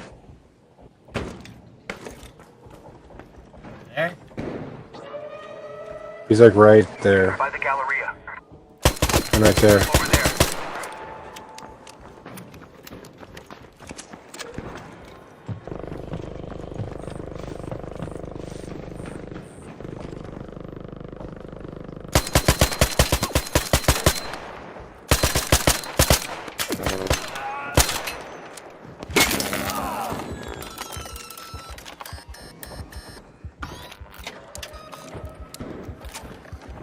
There's another team right here. Yep.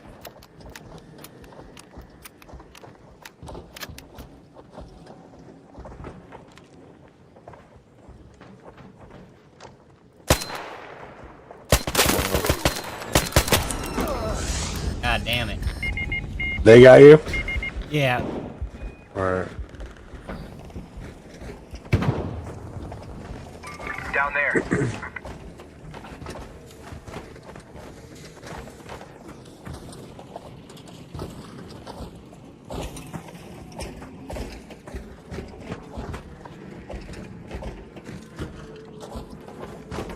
Coming.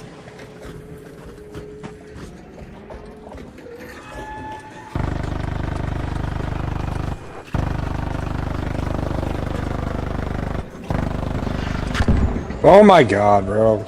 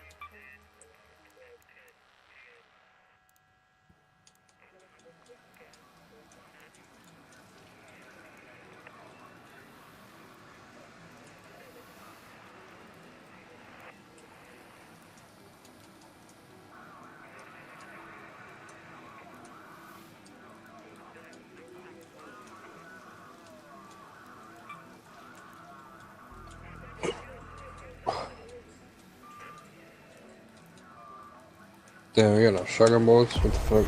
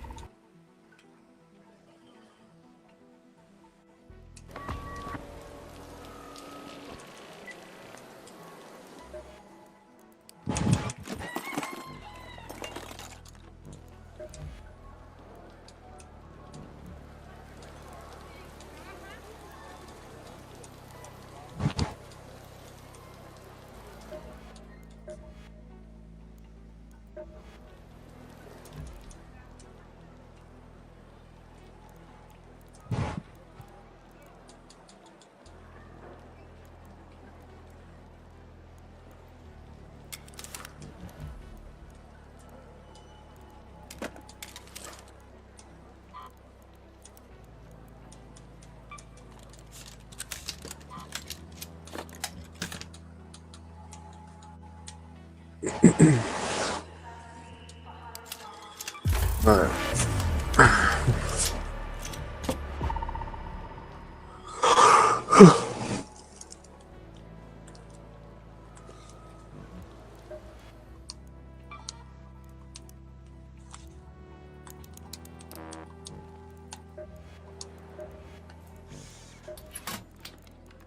Oh, it's you. Here for guns?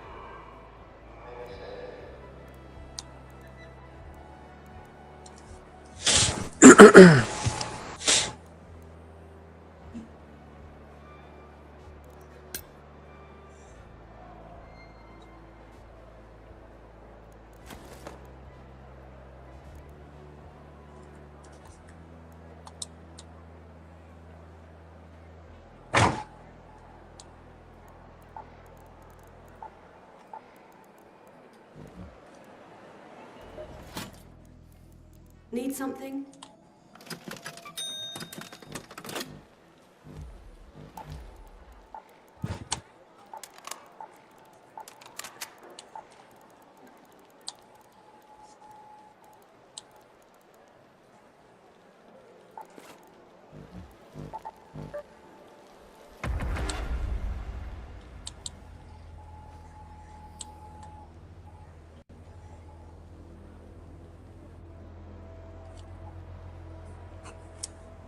Where'd Bowie go? Come here.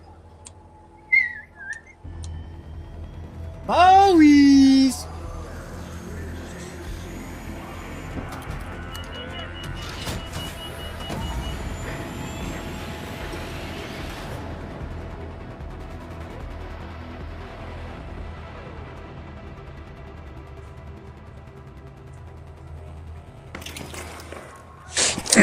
Alright. I need to go right here.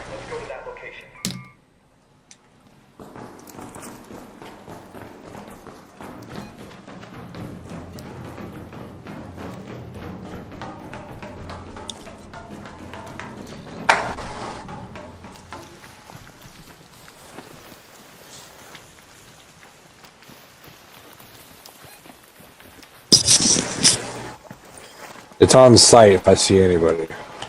Okay. I got that 2-shot pistol. Alright. I got the burst fire rifle and the shotgun.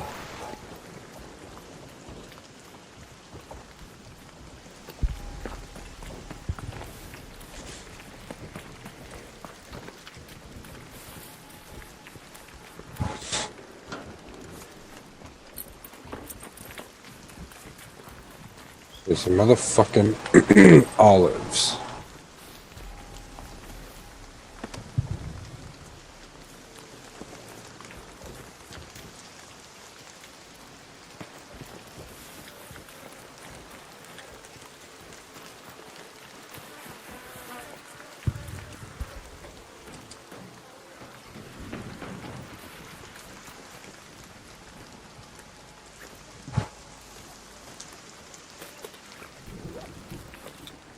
That's an apricot. That's an apricot.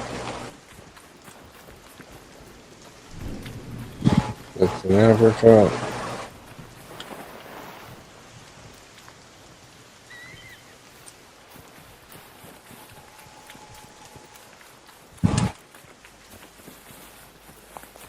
That's an apricot. That's an apricot.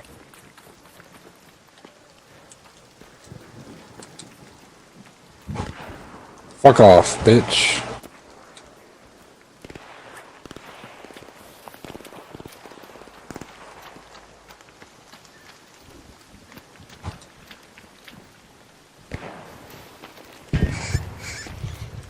Fuck off. Just give me my damn olives.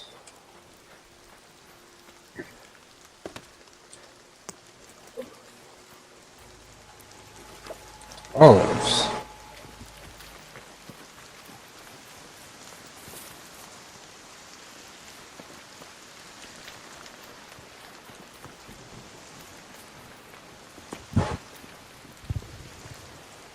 That's all I'm.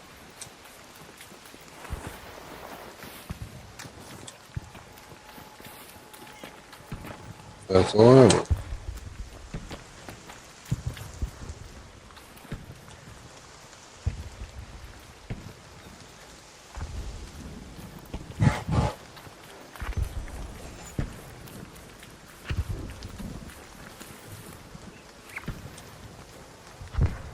It's an apricot.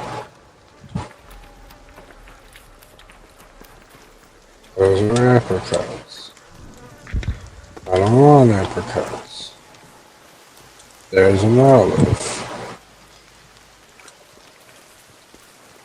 I need one more olive. There's another olive tree. Any olives? How many olives do we need? In total, I think you need 6. Oh, I got like 8 of them. Alright.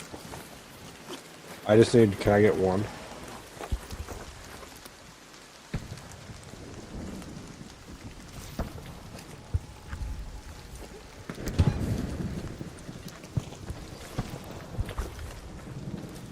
There.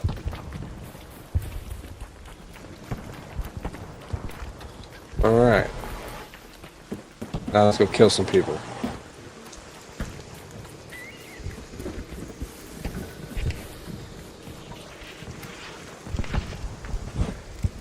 I ain't fucking playing around today.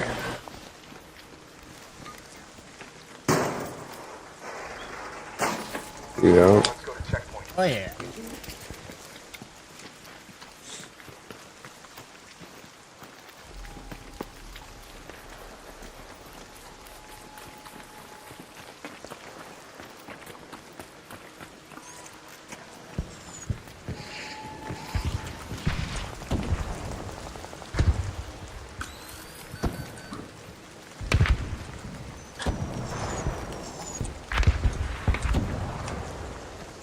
Over there.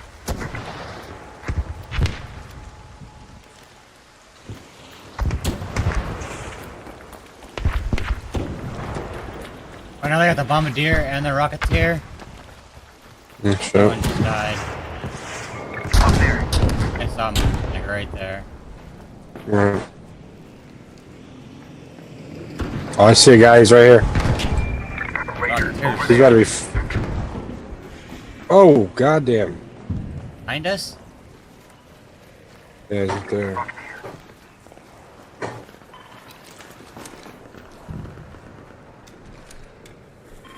There's a guy that just went down right there. Did you see it? Oh yeah. Right there.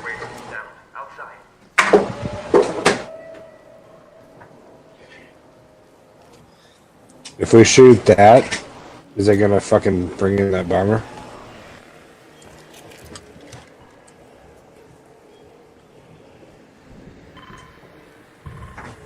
He's smoking already.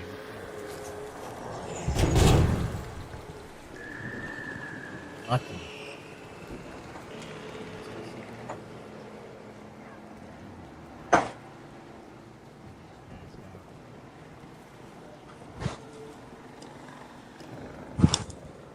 Rocketeers. Oh, I see his homie. His homie is... There's two of them right there. It.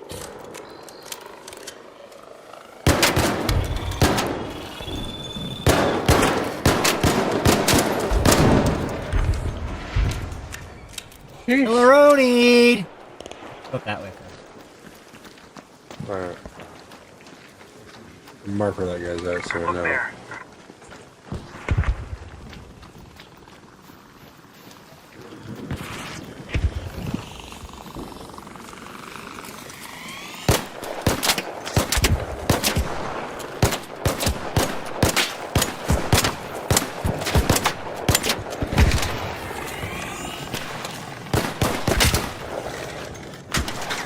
I guess my shotgun doesn't do shit to that thing. Well, those prop guards in the front of it. Oh. Blow them off first.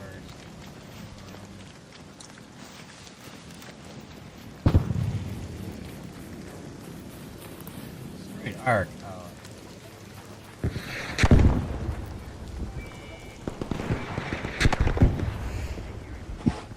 Another death? Yep. Mm-hmm.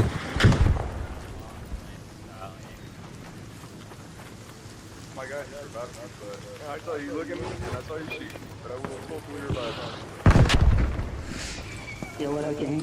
Another one.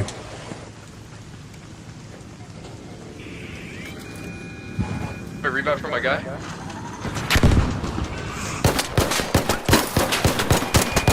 Oh, come on, man, I just revived. Got him. I just revived your boy. Come on. Oh, it's a new group. Sorry.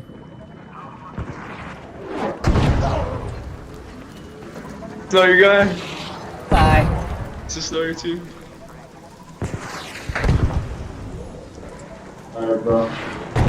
3 dead ones behind this building. Alright, he fucking hit me. Hold on, I gotta slide down this hill. Alright, let's all get to the exfil.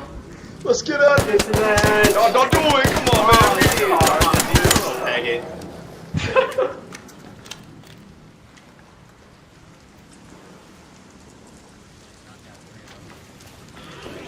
Wait.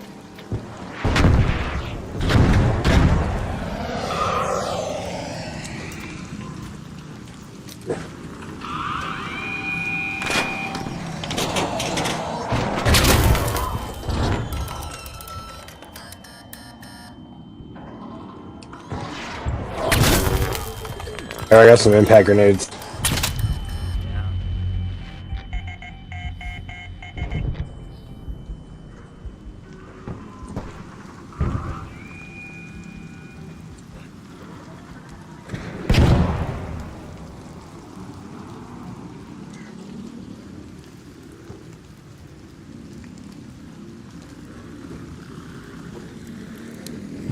Yes.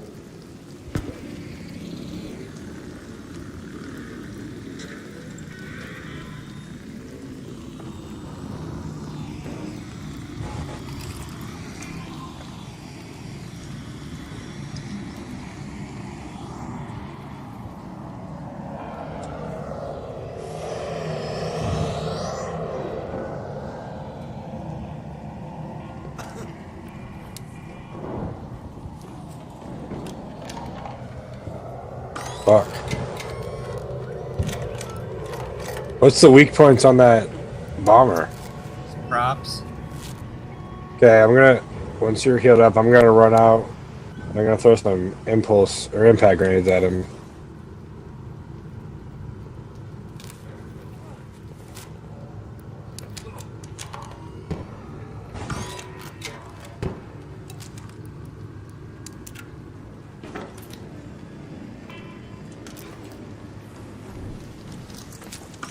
I miss.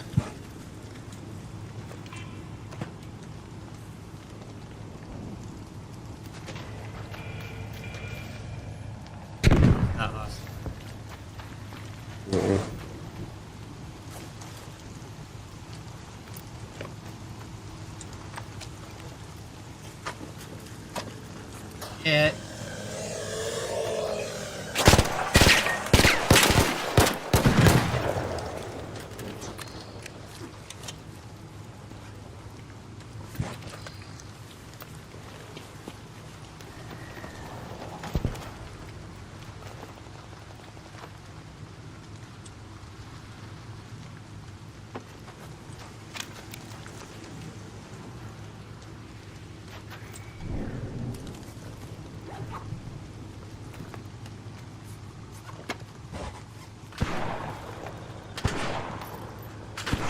That.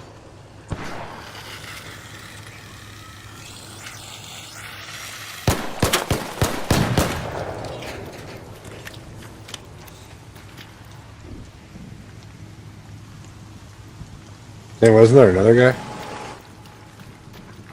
I was right here.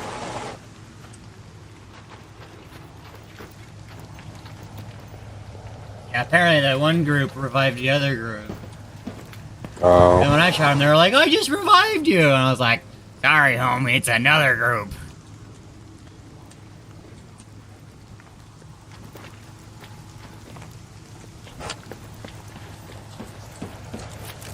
Another fucking Bubba.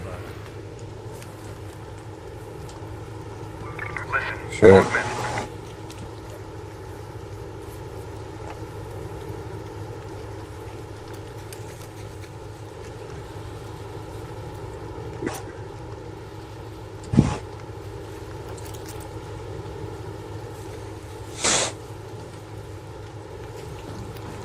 Damn.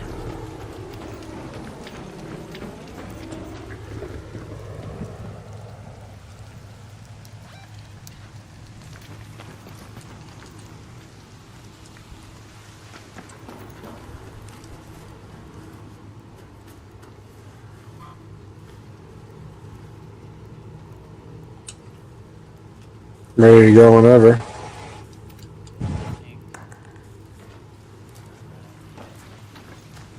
Alright, let's do it.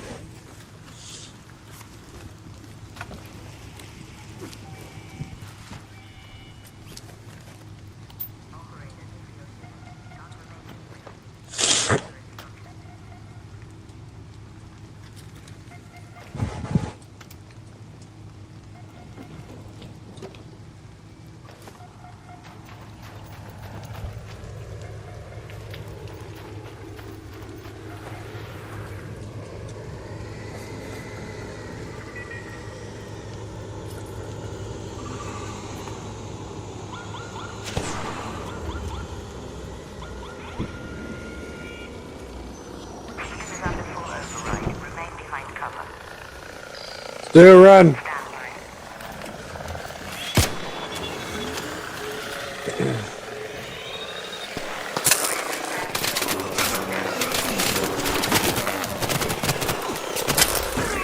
Holy shit.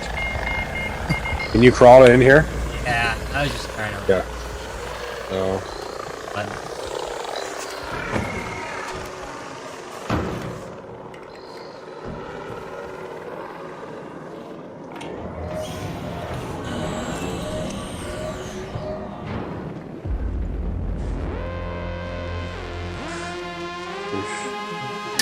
Oh yeah. Well, I got the olives.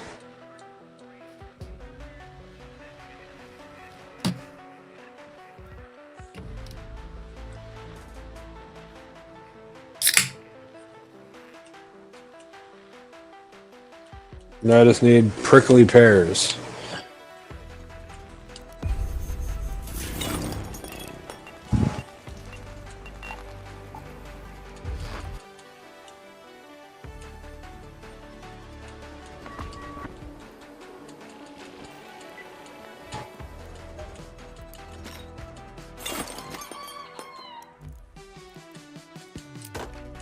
got like 6 guns.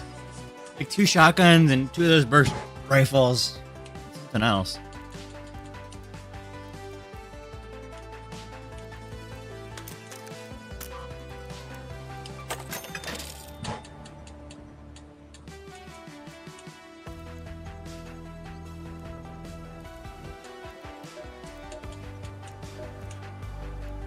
Can I help you?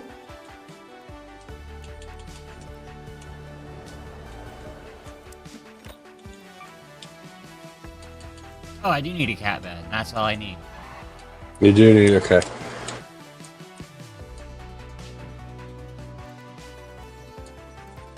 Pretty easy to find. Yeah, I've honestly just haven't been even trying.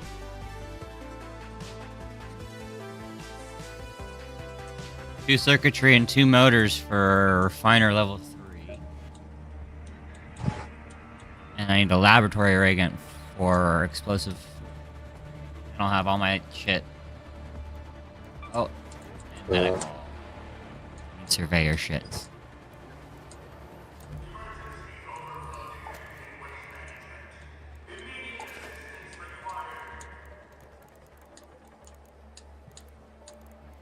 Alright, let's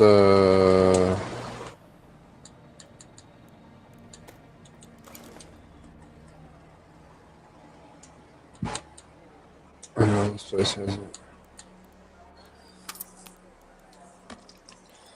Fuck, man, I still need to do 20 damage with a shotgun to somebody.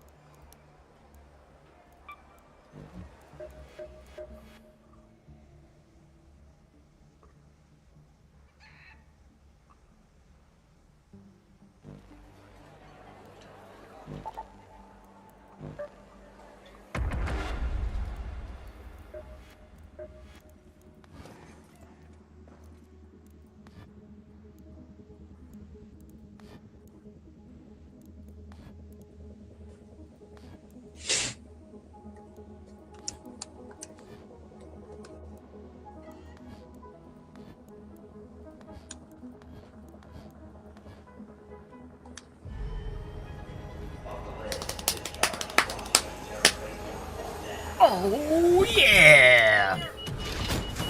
Ugh. I got like 1 or 2 more that I gotta go jump in the shower and start getting ready. Get ready for what? Being gay? I've already been gay. No, Lexi and I are going out to dinner. Her birthday's on Monday, so. That's lame as hell. You should like go to the moon or something for her birthday. Make it special. The moon, huh? Go to that location. Dogecoin. Sorry, I'm a piece of shit, Stu. Buy our Dogecoin called To the Moon. We're going to the moon, babe. We got Dogecoin. That'd be yeah, perfect. I got one of these stupid box things. Over here. Fly station or that what do they call them? Field station. I'm looking. I think they're in the same spot. I just haven't bothered to remember. Yeah, they're gonna be right around when you grab us from.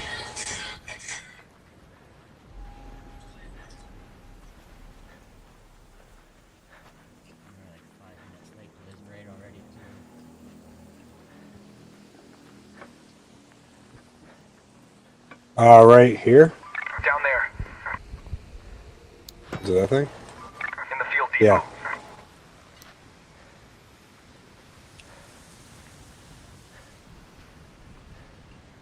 Yeah, right here. Nope. Oh.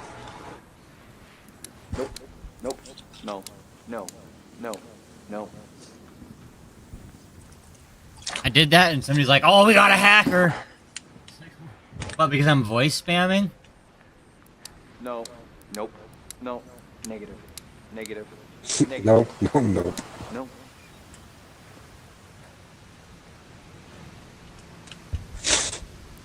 No. Nope. No. I think Xbox has a new like device you just like plug into it and it cheats for you. Yeah, like that Cronus thing. Yeah, I think so. Mm-hmm. Saw a video on that. And just like, and there was a couple other ones before, but this one's just like super good.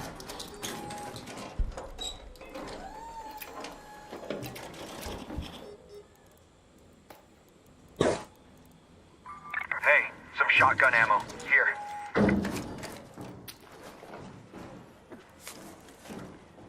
I've got a processor.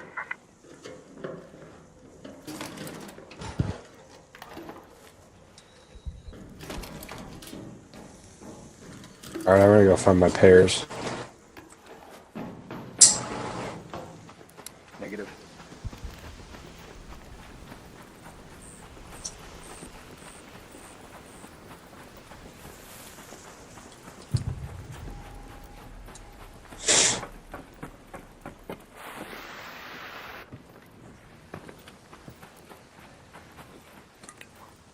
I'm gonna search that wasp husk. Out here, on me.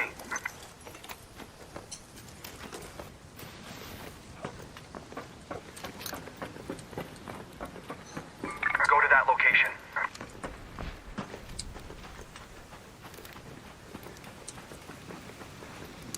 Okay. You know what? Nope. You need a cat bed, you said? No. Yeah. Alright.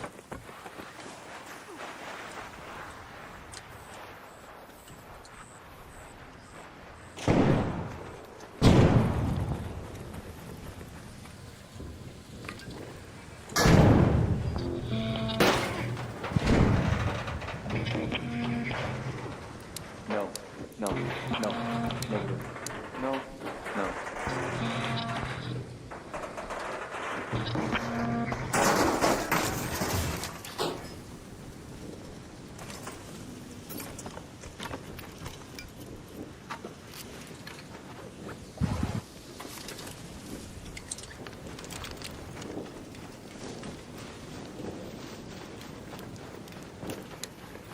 Yes.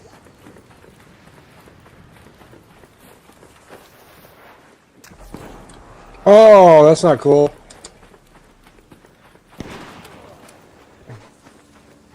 I got people shooting at me Yeah. by town hall.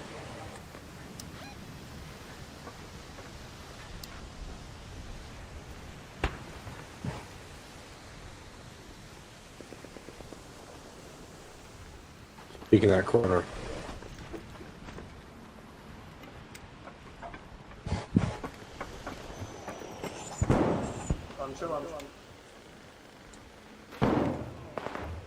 Let me give my prickly pears in peace. Oh, I got it right here. I just got my pears. We're good. I'm good. I got my pears.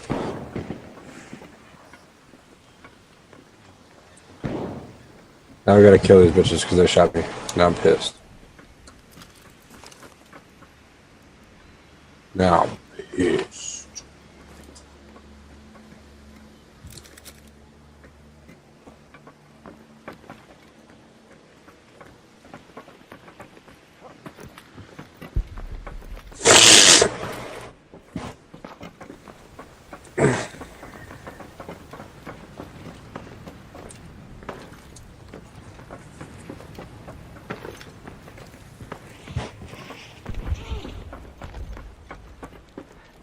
It's right there.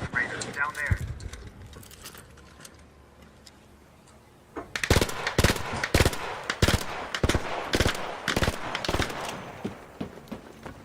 Mm-hmm.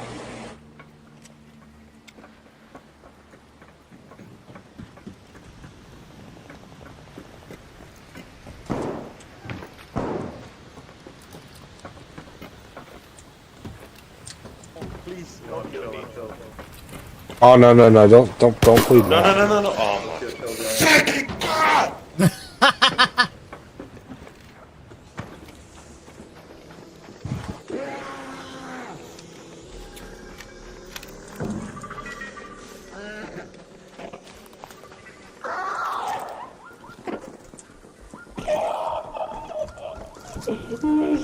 Dude,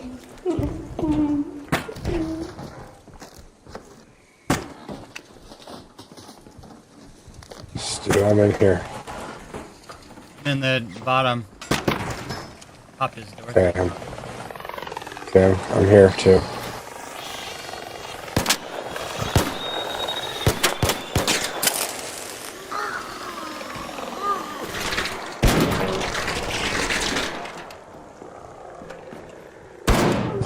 Oh my god.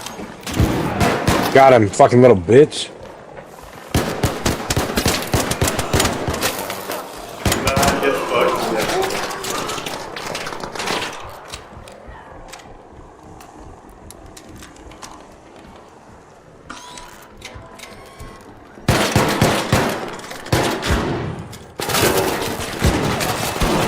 Oh, there's two of them. What?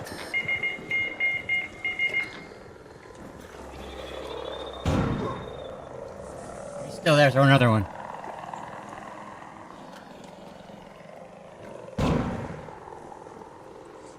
Let me heal up. Crawl over towards me. Oh, you little bitch.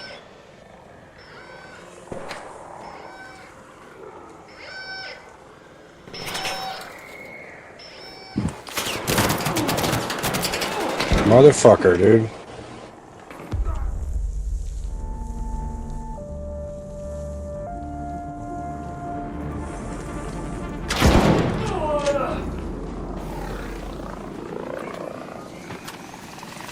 Oh my god.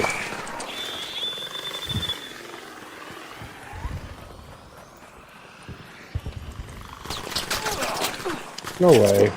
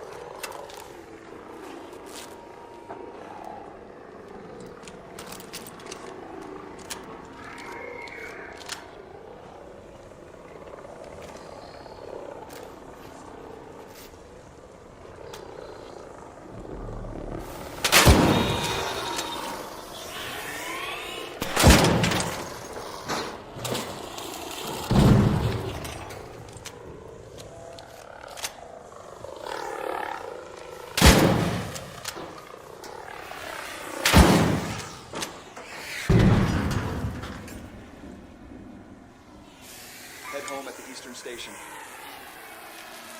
I'm gonna need some money outside. I'm gonna go see. Alright.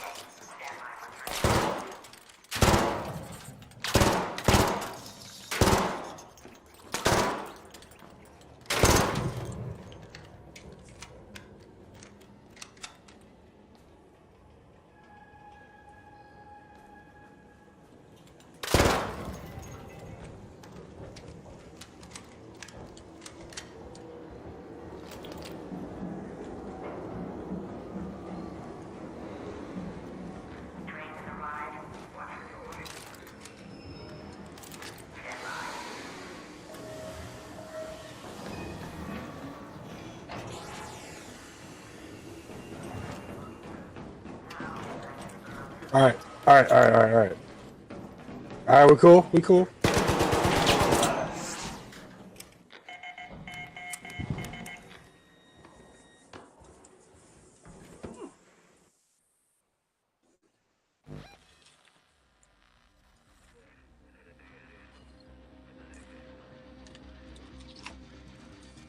Damn.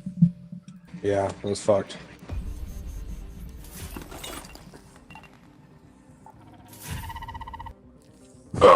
Yeah, I'm gonna hop off and go get ready. I hear that. Alright, dude. I'll hit you later.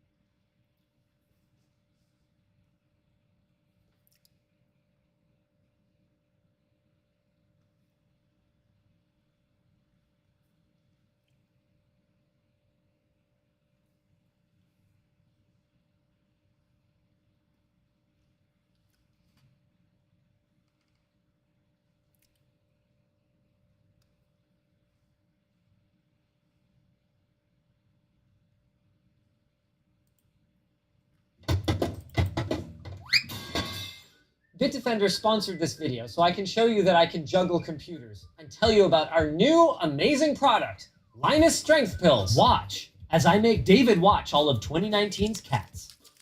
Wait, not like this.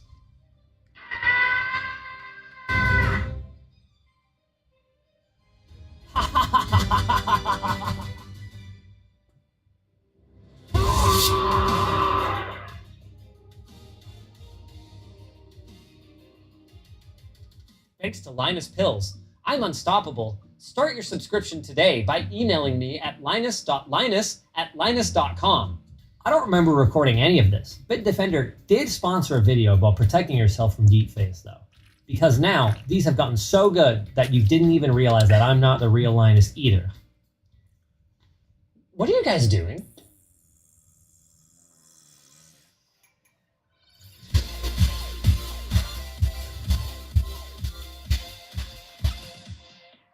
Fully AI-generated videos, at least for now, still have some easy-to-spot tells, especially if they're long or if they involve a lot of movement. But a simple head replacement deepfake, or a stationary figure at a desk telling you all about their latest get-rich-quick scheme, those have gotten shockingly convincing over the last 5 years. Let's talk about both how we deepfaked and how we fully generated me for this video using just commodity hardware. But before we do that, an important message. If you've got a loved one who's going to need some help recognizing what's AI and what's not, send them to this timestamp. We've got you. Starting with our deepfake, the process is still pretty similar to how we did it last time, just 5 years refined. First, find an actor with a similar body shape to your target. You can see why this matters in this test that we did with Pluth, who owns a display.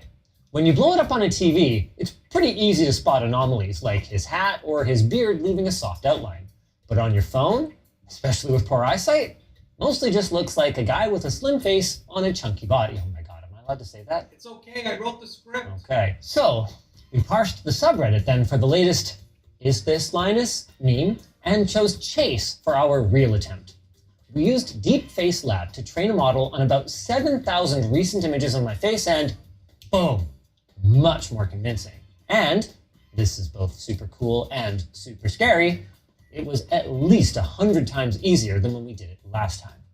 Syncing up the lips with the audio is still pretty tough, but if you keep your clips short and you edit them together in a punchy manner with alternate angles and close-ups, like you typically would, you can splice together something pretty convincing and pretty long, one 5 to 7 second shot at a time. With that said, I'm sure that a lot of you guys could still tell.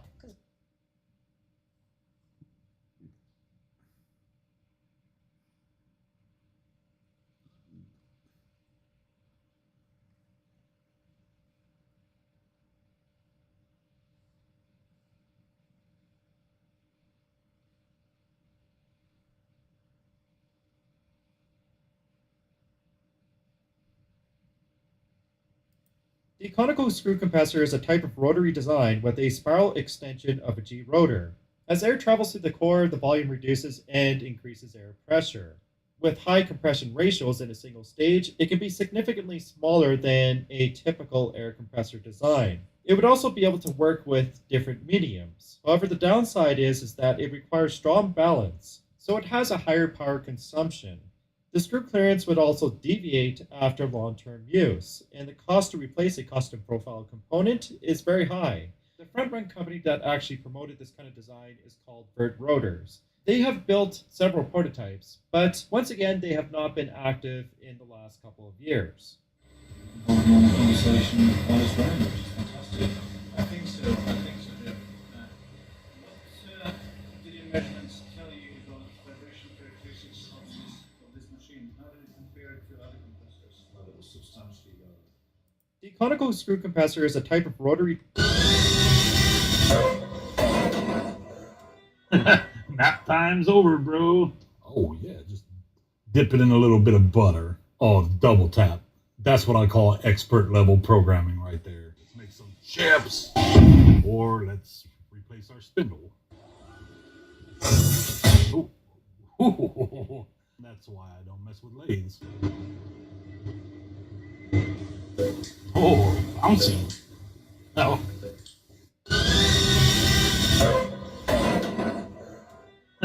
Nap time's over, bro. Oh, yeah, just dip it in a little bit of butter. Oh, double tap. That's what I call expert level programming right there. Let's make some chips. Or let's replace our spindle.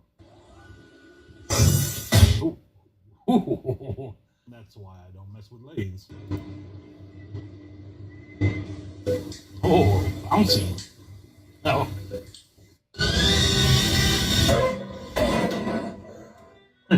Nap time's over, bro. Oh, yeah, just dip it in a little bit of butter. Oh, double tap. That's what I call expert level programming right there. Let's make some chips. Or let's replace our spindle. Ooh. That's why I don't mess with lathes. Oh, bouncy. Oh.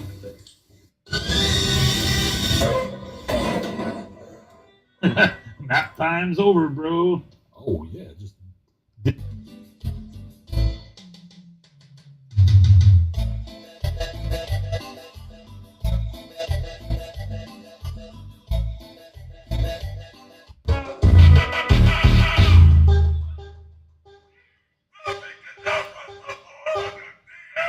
If you're a small content creator, use this sound to gain at least 100 new subscribers. Don't believe me? Try it yourself.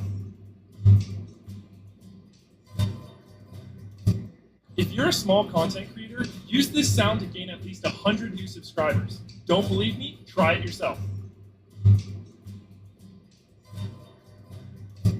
If you're a small content creator, use this sound to gain at least 100 new subscribers. Don't believe me? Try it yourself.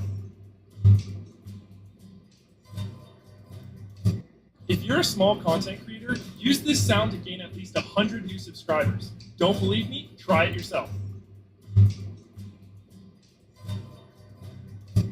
If you're a small content creator, use this sound to gain at least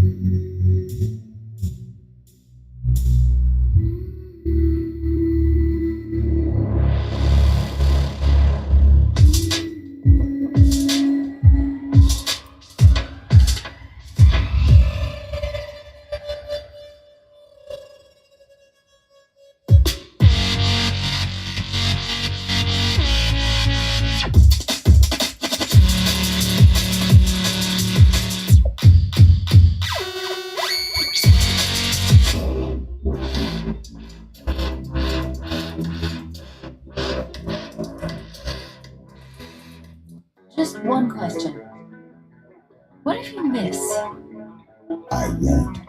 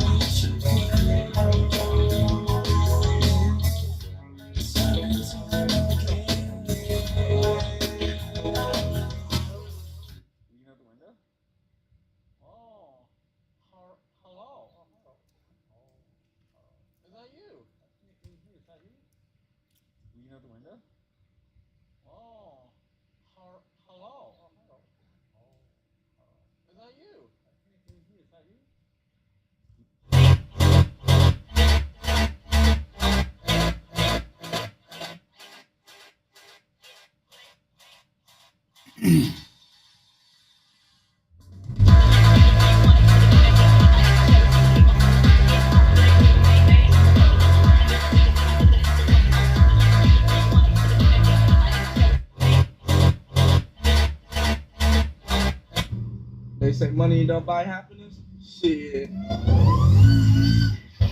What? Shit.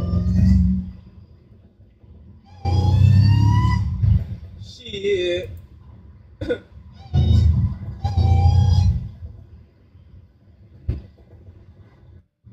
They say money don't buy happiness. Shit.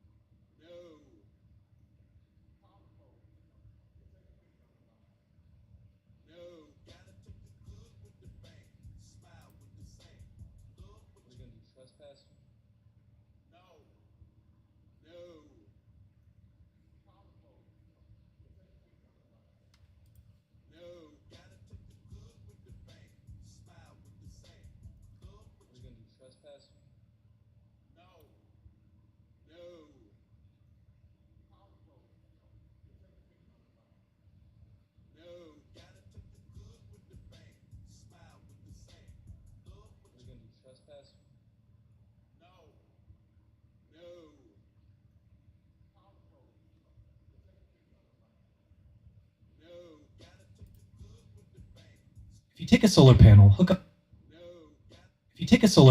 up a speaker to it, and shine a light on it, it makes a little noise, which means we should be able to transmit sound using light. To test it out, I started by making a circuit that amplifies the audio signal from my iPad. Once I pressed play, I can tell the song's playing because the light begins to pulse. This happens because software converts the sound file into an electrical signal that normally goes to the speakers, but in this case, I'm sending it to an LED instead to produce light. And using the same solar panels before, you can see the voltage produced varies right along with the music.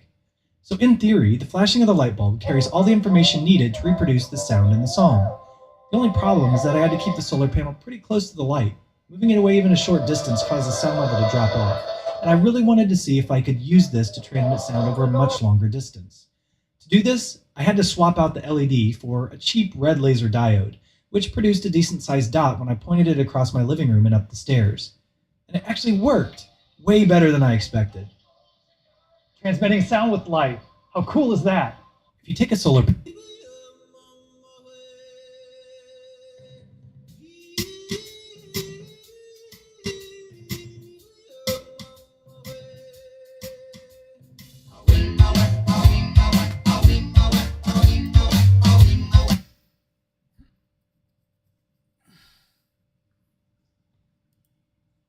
This game has come out. It came out like last week, I think. I think it came out last week. Yes. Here we go.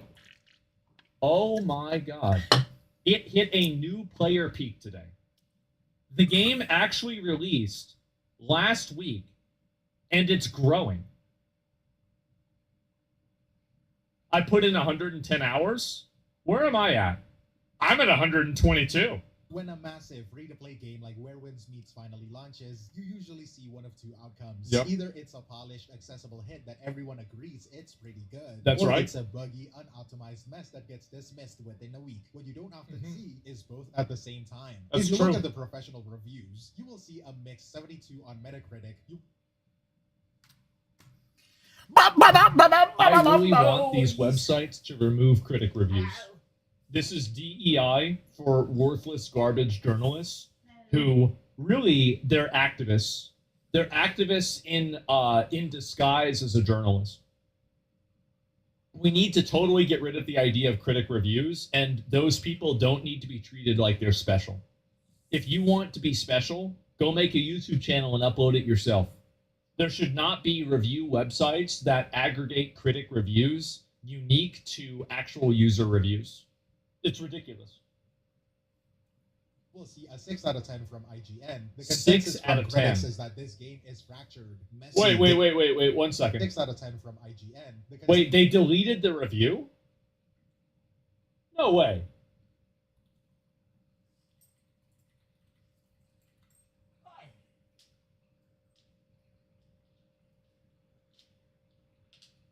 I don't know why it said that. Yeah, it's right here. This is 6 out of 10. Yeah, I mean, I don't know really what. Yeah. Blew back in her face? I guess so. But it's not a 6 out of 10 game. Like, whoever said that's a retard. Less than Concord? Honestly, who cares what experts critic think if it doesn't align with what you think? Here's the reason why it matters. It's because these critics do, like, a lot of companies listen to them and they take them seriously, and they're given artificial visibility that's created by these websites. So what you want to do, like my goal is to minimize and destroy their influence. I want to put these people back in McDonald's. Every single one of them is going back to McDonald's. And I will not stop until that happens. And one of the big steps in that is delegitimizing them and removing their artificial, representation. That is my goal. I want to send them back to McDonald's. They are worthless garbage, and all they do is encourage developers to make bad games. That's it. Consensus from critics is that this game is fractured, messy, dizzying, and severely lacks polish. But then you look at the players, an 80% very positive rating on Steam from thousands of reviews, massive instant hit player counts. It peaked at over 193,000 concurrent players on Steam alone, making it one of the top league games at launch. And veteran creators like Asmongold, who after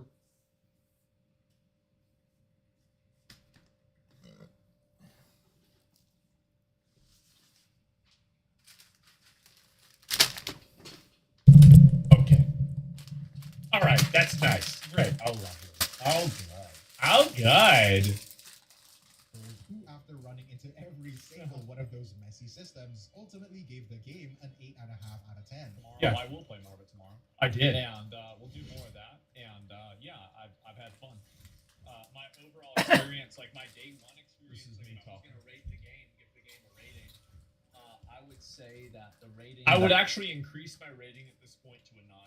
I think that after playing the game more, I think it's closer to a 9 or a 9.5 game for what it is. It's an incredibly high quality, very good game. I would give the game so far, it's been like an 8, like maybe an 8.5. Like I've been really enjoying it so far. I really like Stop the paying open anything? world games like this. I think it's good. Cosmetic. And honestly, for what it is, I think it might even be higher than that. Yeah. Because it's made to be like an open world kind of like MMO light game. Are you getting the This isn't a vote? simple disagreement. This is a fundamental disconnect. It It is. points to something much more important, where Winsmeets is not just another competitor in the open world market, it's a wake-up call. And It's beyond that. The problem and the reason why these games get rated badly is because the journalists and the people inside of media want to minimize and destroy the influence of Chinese video games because those Chinese video games are not accountable to them. So what they're trying to do is they're trying to smear, misrepresent, and damage the reputation of Chinese video games in favor of maintaining Western video games dominance inside of the industry so that they can maintain their proxy control over the industry. That's the reason why they're doing that. Asian games, yeah, but it's especially Chinese. Especially Chinese. They did this with Wukong. They did it with, I think, some of the Hoyoverse games as well. And not just games. Yes. And this is what's happening. Just like Black Myth Wukong was a wake-up call. Exactly. And again, that sounds kind of schizo, to be honest. I know. I can't believe they're doing it. It's ridiculous, isn't it? I totally agree. And no, but I think that's actually what's happening. Because, again, it sounds crazy, but I know that I'm not crazy. I'm the only person sometimes that's not crazy. Sometimes you have to see things for what they are, and what they are is fucking ridiculous. Understand why this is happening, why this divide is so significant, we first have to understand what this game is trying to be. But before we get into that, if you appreciate this kind of breakdown, a like on the video and subscribing to the channel is a huge help, and it lets me know that you want to see more. On paper, the identity of Where Winds Meets is simple: a free-to-play, wuxia-themed, open-world action RPG. But that description doesn't really tell you anything. In fact, I don't think it's very accurate. The only word that properly describes this game is maximalist. It just means that it wants to do everything. It's not trying to be one thing. It is an attempt to be 5 or maybe 6 different games, all living in the same house. And it's not quite about it either. Let's just list them out, right? You have the combat. This is the Souls-like. It's not a button masher. It's a tactical system. What does wuxia mean? It's like a Chinese, like fantasy, mythology, fucking martial arts, like high fantasy Chinese martial arts.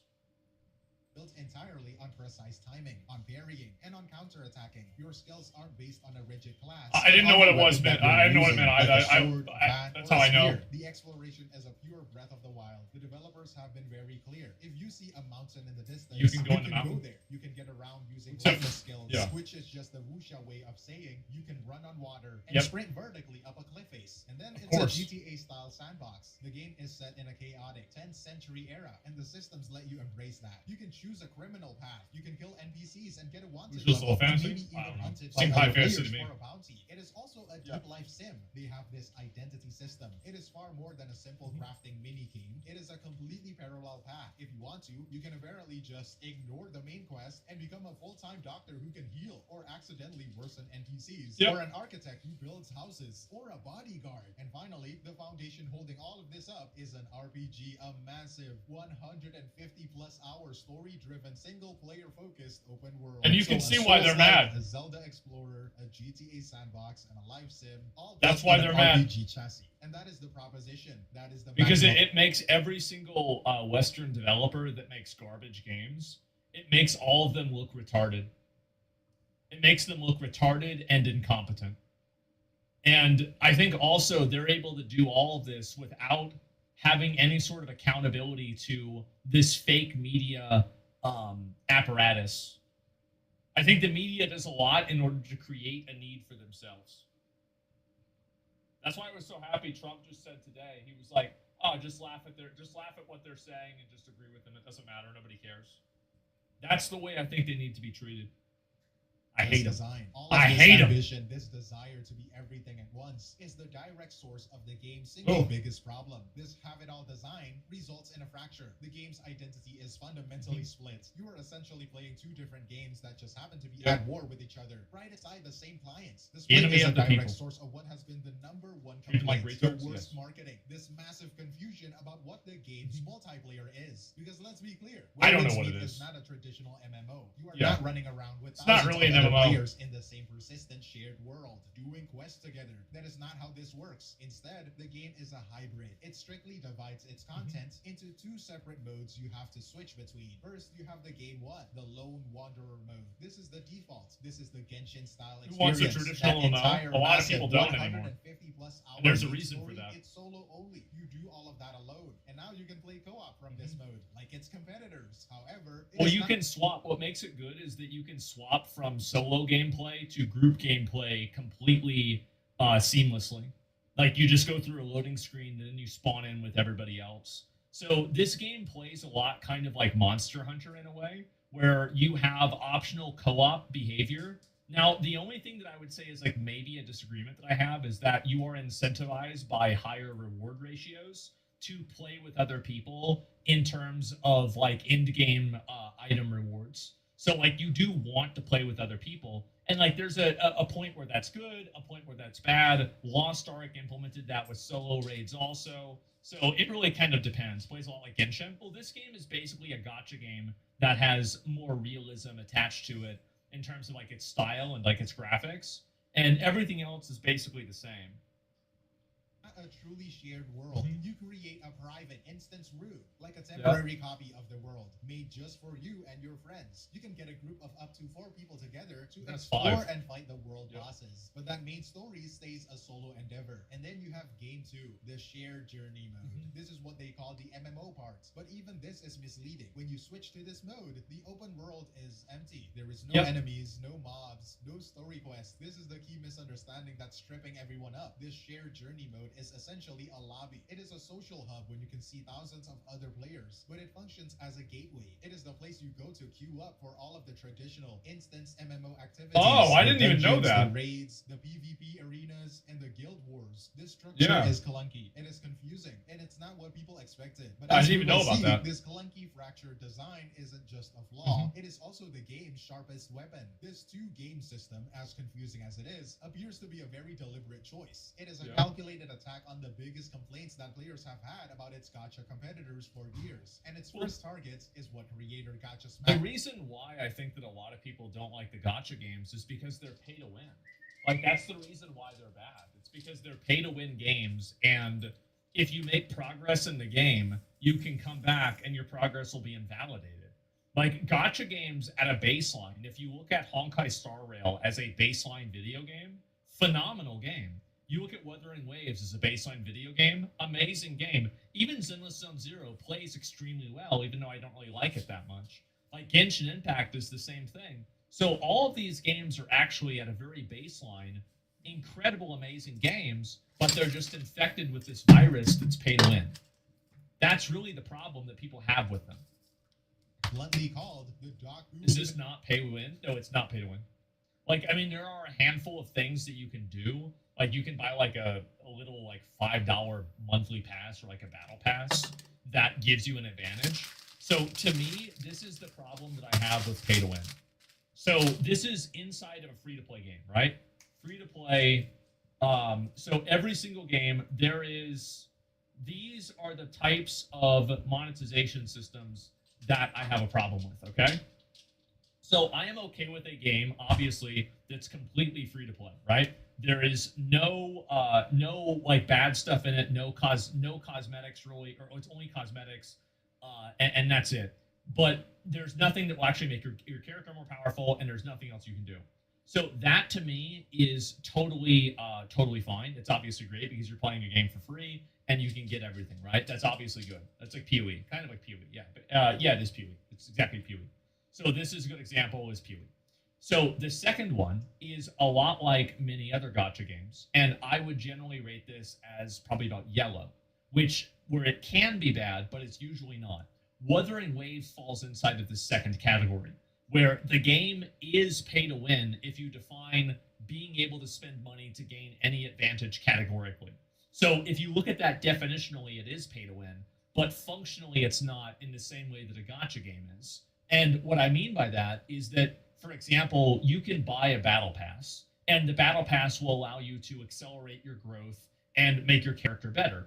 But it's like $15 or it's $5 for the monthly pass. So that to me is a very big difference than the traditional pay to win that is effectively uncapped. So basically, the way that I define the negative effect of pay to win is based off of how much you need to pay in order to win. If you are stronger than a person that spent $5, or sorry, if a person spends $5 and they're stronger than you for a month, I don't think that's a big deal for a free-to-play game. If a person spends, if the person that spends $10 is stronger than the person that spends $5, that's not great, but it's okay. Sometimes it's acceptable. But here's where it really becomes a problem. It becomes a problem where the person that spends $100 is weaker than the person that spends $500, and the person that spends $500 is weaker than this person that spends $1,000, and the person that spends $1,000 is weaker than the person that spends $2,000. And that is the pay to win. That is awful. That is the Diablo Immortal, like, this is Diablo Immortal garbage, and again, there are a lot of games inside of this, right? And so I'll just put it right here, okay? PoE, okay, so this is like PoE. This is like Where Winds Meet. I'll come up with some more of them later on. But basically games that you just buy a battle pass and that's about it. This is Lost Ark. It's also basically every other gacha game. Let's see here, Diablo Immortal. Right, BDO is yellow. BDO is not yellow. You can spend money and get an advantage in BDO. And so, yeah, there it is. Wuthering Waves, not Where Winds Meet. Well, Wuthering Waves is absolutely pay to win. It's definitionally pay to win. I have a fucking, like, what is it? Whatever the thing that the C6 or Constellation or fucking the maxed out Cardathia. Like, yeah, that's pay to win. Trust me. I know that because I paid to win. And so, yeah, E6, yeah, there you go. And who said BDO is yellow? Somebody that's stupid. So anyway, the point is that pay to win in a free-to-play game is, in my opinion, acceptable as long as the barrier to entry for it has a very, very low ceiling. So, like, you can only spend, like, $20 to own a battle pass to accelerate progress, but you can't do something that's going to make you, like, infinitely more powerful than everybody else, the same as you can with gacha games. Do you see kind of what I'm saying here? BDO barely has any pay to win? Well, I don't know about that. I'm just saying in general. Yeah, I'd include any MMO. Yeah, there needs to be capped. Yeah. If the pay to win has a very low ceiling in a free to play game, that's acceptable. To me, that's my opinion. If you choose not to play games like that, completely justified. But that's how I feel about it personally.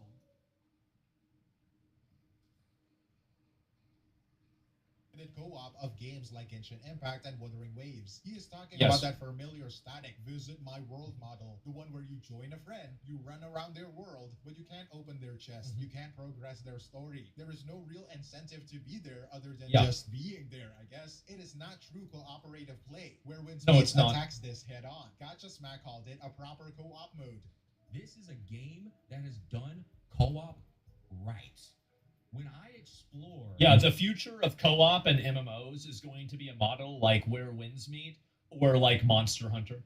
That's the future. Somebody else's world, I expect to reap the benefits of their world. Yeah, exactly. Yes, I'm calling out games like Genshin. He just gets muted for everything. Dumbass retarded games like Genshin and Wuthering Waves. Yeah. An Impact and Wuthering Waves. These gotcha games, brother. Cooked in co-op. They love to sell it like it's they sell it like a dream. Co-op. You get in the game, it's the most limited co-op you've ever seen in your life. Yeah, I mean, like in Wuthering Waves, you can join other people's worlds and collect echoes because certain NPCs only spawn a certain amount of time. But that was something that people generally did at the beginning of the game, and now that there's so many different resources and ways to get echoes, it's not really, like, you don't really need to do that anymore. Co-op is shit. I never have done co-op, if you want me to be honest. In this game, you Same can for fight Genshin, all the bosses in the world together. At least from my experience, that's what I saw. The bosses are super difficult. We had to quit on a boss. Maybe we were under geared. You know what I mean? I've had to do the same thing, I'll be honest. I'm not gonna lie. But the fact that we can still go play together was a fun experience. You also can explore and unlock the map together, and if I open up a chest, everybody gets that reward. Exactly. That's something that is very important in co-op, guys. You want to give incentives to join somebody's world. You see what I'm saying? Yes. It means you are not just visiting your friend's world, you are progressing with them. You are actively encouraged to explore together, fight world bosses together, and solve complex puzzles. Because everyone in the group benefits from the discoveries. It provides a genuine incentive for shared exploration. Well, it gives people a reason to actually play with each other. That's the thing, is that a lot of these games don't actually provide a reason. This is the first wake-up It's a good call. goal. This Yeah, attack of course. on bad co-op is only half the strategy. It's a very good thing. And perhaps even more significant wake-up call is what Where Winds Meets does with its endgame. The target here is that famous predictable complaints, a lack of endgame. It is the feeling that plagues almost every massive gacha game. You finish the story, you explore the map, and then you just run out of meaningful things to do. Where Winds Meets was clearly built from the ground up to solve this exact problem. You're always going to run out of content eventually in any video game because you're going to hit a plateau for power scaling. That's not even a bad thing. That's normal. That's the way every video game works. You're not just going to like infinitely power scale for all time. Like you eventually, like you're going to eventually hit a plateau and you're going to have done all the bosses and that's going to be it. That's okay. It's not even a bad problem. Back to that two-game fracture. The developers took that entire second game, that shared journey MMO components, and they bolted it back to the single-player world. That MMO lobby, the one with no story quest, that is the whole point. It is a dedicated space for a traditional competitive endgame. It is a hub where you go to queue up for all of the things its competitors are missing. Challenging multiplayer dungeons, epic raids, PvP duel. Wait, what the fuck? What the fuck is this? And a large-scale what the fuck?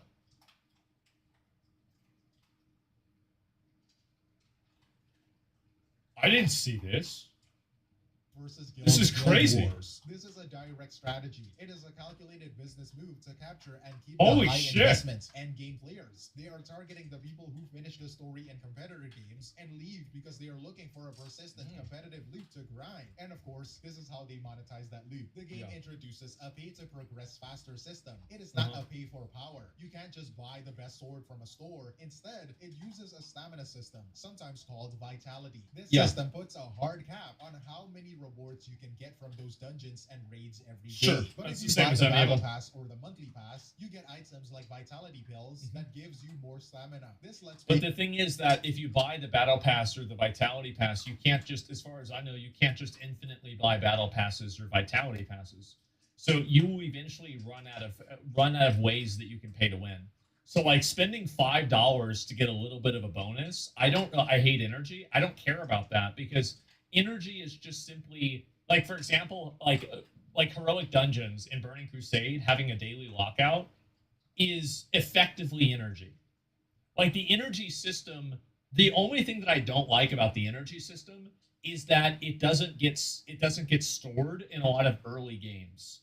So like, for example, like in Honkai Star Rail, they have the best version of this, right? Where you can collect, what is it, like 28,000 or 2,800, 3,200 energy. So if you take a long break from the game and you come back, you can really make a deep cut into the new content, and you're not going to get immediately time gated by having to wait for energy restart, right? It's good, yeah. And Wuthering Waves has a much lesser version of this, which I think they should make it more. But I think theirs is like 480 or something like that. It might be 240, I don't remember. But either way, so you just progress faster, further and faster if you pay. You do, but the ceiling for that per month is like $20 or like $5 or something like that. So to me, that's acceptable. Now, everybody's going to make their own opinion about it, but like to me, I consider that acceptable. Customers run more content, get more loot, and progress their gear faster than a free-to-play player. It is a controversial loot for sure, but it's also a very familiar and marketable system designed specifically to monetize that competitive endgame community. This entire structure, this fractured two-game solution, is the core of the game's identity. It is also what brings us to the most interesting part of this launch, the massive, unavoidable divide between what the critics are saying and what the players are doing. If you look because it's a Chinese game. That's the reason. It's a Chinese game. If this game came out in America, they'd be glazing the fuck out of it. I mean, how many different points on the graph do you need until you can draw a line? It's very obvious that this is what they're doing. They're delegitimizing and demonizing Chinese video games and other Eastern video games. And they will do this to Indian video games also, and they'll do this to Korean video games also. They'll do this to any video game that is outside of their sphere of influence, so they can artificially create an importance for themselves. That's the reason why they're doing it. They do glaze Japan. They glaze Japan because the talons of DEI and diversity and inclusion and fucking weird bullshit sexualities being put into the game, they have already gotten their claws into Japan, unfortunately. And it's been so bad that they even have made a bill recently saying that, hey, we don't want to have this happen anymore. That's the reason why they're positive about it. So you can't go crazy, but it becomes more like, wow, like a subscription system, the cosmetics go crazy? Yeah, definitely.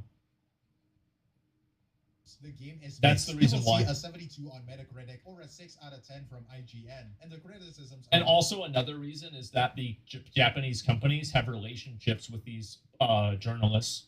I think that like this is unironically a Gamergate moment where you have journalists that are providing positive coverage to video games that they have good personal relationships with the people that work at the companies. I think it's really just that simple. All the same. They are all valid. They center on the messy UI, the dizzying amounts of micromanagements, and frankly, the awful English localization. But then you look at the users. The user reception on Steam is very positive, with an 80% approval rating from thousands of reviews. The game was an instant hit, with a massive launch player counts, over 193,000 on Steam alone. So what is going on here? Asmongold Experience is the perfect case study for this divide. He went into the game shocked by the 6 out of 10 review, and for a while, his playthrough looked just like that review. How do I pause the game? I didn't like that you couldn't pause during the beginning. I wish you could have rebound the keys during this intro thing. Okay, all right. Can I change? Yeah, I didn't like that. I thought that was unnecessary. This is fine. It was a lot. Yeah. I just want to know. That annoyed me. Yeah. It doesn't even let me change my key bindings. This is very beginning. Of course, you didn't know shit. Well, no, it's because you couldn't do it. You literally were not able to change your key bindings. Chief, what are you doing? It was for 5 minutes. Yeah, I know that. That's why it's so important. Chief, come here. That's why it's so important. Is because like you want to have a game that doesn't the beginning of a game has to have the least amount of friction. So if you have the beginning of a game that creates a friction moment, you're going to have people leave. Like that, I don't. This is. I mean, that's like my biggest criticism of the game. is I think you should be able to change your key bindings in the tutorial. Is that really crazy? I don't think so.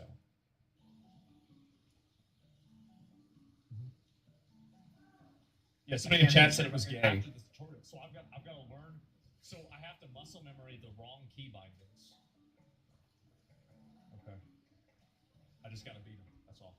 All I have to do, I just have to beat him.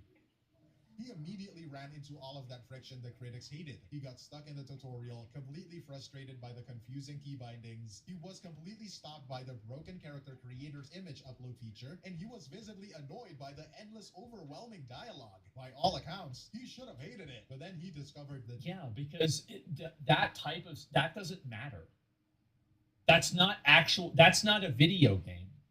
Like, why would I be upset about that? That's not video game content. Like, the thing is that this is the problem, is that journalists and these writers base their ratings off of things that aren't video game stuff. I don't care about how much dialogue the story has. I just skip it if I don't want to listen to it. I care about the game. If I wanted to listen to dialogue, I'd go watch fucking anime. So obvious. He found out that he could just attack a random villager and that the game would react.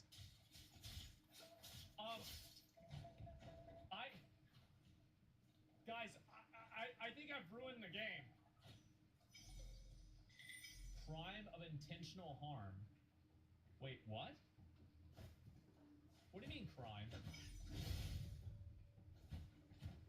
What? Wait, what? Who's shooting me? Yeah. This is why you have a bounty? I didn't know this. How could I have known this? Yeah. Wait, it's the police.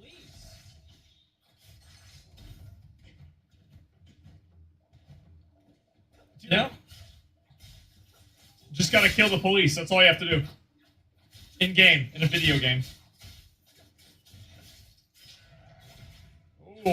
Am I supposed to kill the police? The moment he saw that sandbox freedom, his entire opinion of the game completely shifted. He ended that stream by giving the game an 8, maybe an 8.5, a score that seems impossible next to that 6 out of 10 from IGN. And the title... Well, it's not impossible. It's IGN's biased. They're biased, and all the other companies are too. Of his next video, I can't stop playing this game. I mean, this is a wake-up call. It is not just about the features, it is about the audience. The audience is proving that they are absolutely starved for depth and innovation. They're willing to push through a messy UI. They're willing to learn dizzying systems. They will forgive a lot of friction if the core fantasy is strong enough. And that fantasy... Yeah, they want to play a good video game. That's what really matters the most to the average person. And this is one thing that developers understand, designers understand, but journalists don't. They want to focus on things that don't matter, like how the grass moves, or the dialogue in the game, or the story, or how the story fits with the world game. Like, what is this? This is it's none of that stuff actually matters to a real player. And this is the fundamental problem. Is like, yeah, does the game have AI in it? What the fuck are you talking about? Does it have AI in it? Who decided that this is a metric that you're going to grade a video game off of? Is one of the true co-ops. Can you pet the cat fallacy? Yeah, exactly. Is there a fishing minigame? As I said, I am going to do my best to send every single one of these people back to McDonald's. That is my goal. My goal is to send them all back to McDonald's. I hate them. Real consequences in a sandbox world. It is a fantasy of a world that has... I cannot even express how much I hate them. The real alarm this game is sounding is that the market is changing. This is the real wake-up call, okay? It is not that Where Winds Meets is a Genshin killer. It's not. It is not a perfect polished game that is going to steal the entire casual market. The wake-up call is precisely that it's not perfect. It is a fractured experience. As we have discussed, it is a messy game with a dizzying UI that critics and players alike have pointed out. By all conventional wisdom, a game this ambitious and this unpolished, this high friction, should have failed, especially when launching for free against some of the most polished, accessible competitors. Well, this is the same thing with Dark Souls, for example, right? Dark Souls is very different than this, but it follows the same base paradigm. That a video game that doesn't follow conventional wisdom can still be very successful as long as it does follow other types of wisdom and it delivers a good experience that's besides that. And like Dark Souls didn't follow a lot of the traditional wisdom of video games back then, but it was still very successful because the core gameplay was good. That's the only thing that matters.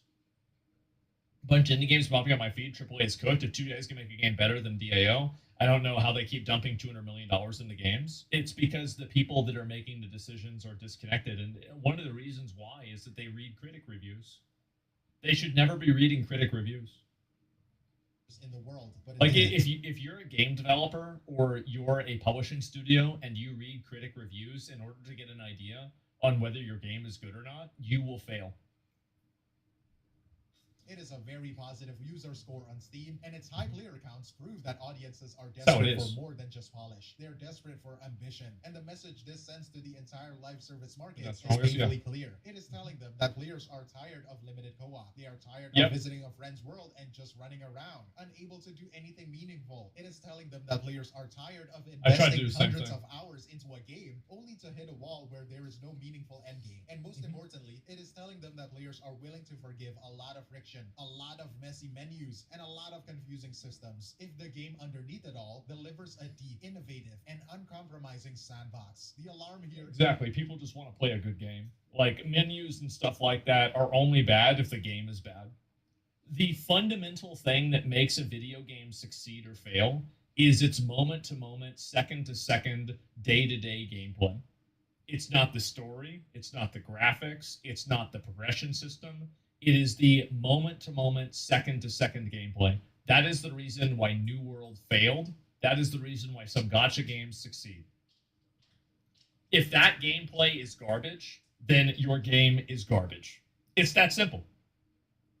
Isn't make a better wuxia game. That is not what this is about. The alarm is that your audience is smarter and more patient than you think, and they are ready for something more. But I'm curious to hear your thoughts. Do you believe this is a system of systemic death? All of these different jobs and sandbox features makes up for the lack of polish? And what is the one feature you think competitors should be paying the most attention to? Let me know in the comments below, but that is all from individual, like, combat and gameplay. That is the thing that matters the most. Combat, gameplay, and having an open-ended way to play the game at your own pace without having the video game constantly bombard you with cinematics and activities that you don't really want to do. That's the big reason. Like, every single video game nowadays, I feel like they take away the main thing that matters, which is the actual gameplay. And there's the video right there. Yeah, give the video a like. That was actually a very good one. I'm glad that people are talking about this game. But I do genuinely think, and I know that I sound like a schizo for saying this, but I really believe this is true. I think that the big reason why these games are getting rated negatively and people are being negative about them is very simply because they are Chinese. I think it's because they are Chinese video games. These developers, not developers, these journalists and these websites do not want to have Chinese video games and other video games that are outside of their scope of influence come into the market and then be able to release products without being accountable to them. Because Chinese developers are not accountable to Western woke journalists. They're not accountable to a cancel campaign on Twitter. They're just simply going to make whatever video game they want, and if you don't like it, you can suck a fucking dick. That's it. And so that's the reason why journalists rate these games so negatively. That's the reason why, and you'll see this happen probably with Tides of Annihilation. You'll see this happen with, you saw this happen with Stellar Blade. You saw this happen, and I know that's Korean, but like in general, I think it's Korea and China. I think it will also be India as well. Any region and any company that doesn't kowtow to the way that they view things and the way that they see things, I bet Lords of the Fallen 2 will also be rated negatively because they have attractive women characters in them. The fact is that these companies are parasites. They are parasites. They are against you, the player, and their job is to make your video games bad. That's what they want to do.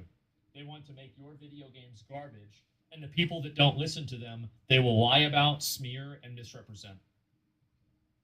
Absolute parasites. Lords of the Fallen is too easy and so incredible mid. I thought that after the redo of it, it was very good. But that was about it. Remember how mad they were when the Black Myth devs wouldn't answer the media's accusations? Yes. And this is what the media does in order to create a need for itself. Is that, so the media made up a story about how Black Myth Wukong was sexist, right? And the people at the company were sexist because some guy that worked at the company made a joke or something like that. I don't remember exactly what it was, but it was retarded. And so the media runs a story like this. Somebody else reports on the story. Somebody else reports on a story. And by the game of telephone, now it's legitimate. Now this is actually what's happened. And so in general, they create a need for themselves by agreeing with each other and then basically creating a controversy and then asking you to come to the table to explain your point of view of the controversy that they created. And the only way you can win in that situation is to not play the game. You just simply do not engage with those people. They are bad faith actors. They don't have any interest in your company. They don't want to see your game succeed. They actually want to see it fail. So you never, ever, ever play into the games. So yeah, they're also mad at Silksong for not giving them early access codes. Yeah, of course. And so they might misrepresent Silksong. Who the fuck cares if the dude is sexist? It has nothing to do with the game. Well, that's the thing too, right? And just a second. And that's the big problem. And what the fuck is it? Okay, there it is. All right, I was confused there. And sexism is peak. Well, yeah, nobody really cares about that. Nobody cares about AI. Nobody cares about diversity and representation. These are things that if a video game and a review is talking about it, you know that this video game, this review is propaganda. And as I said before, I think that we all collectively need to push back and tell everybody that we don't want to have anything to do with these people. These people are awful. They are awful. They are telling everybody what to do. I hate them. Absolutely hate them. And so I will do my absolute best to delegitimize, to damage, and to minimize their influence. And I think everybody else should do the exact same thing. Because if it was up to them, you'd be playing the same DEI slop garbage over and over, and you'd get banned on social media for complaining about it. Never forget that. That if the shoe was on the other foot, they would be suppressing and they would be tyrants. And the only way you stop it is by relentlessly shitting on them, relentlessly pushing them down, and never giving an inch. They are the enemy of the people. They hate you.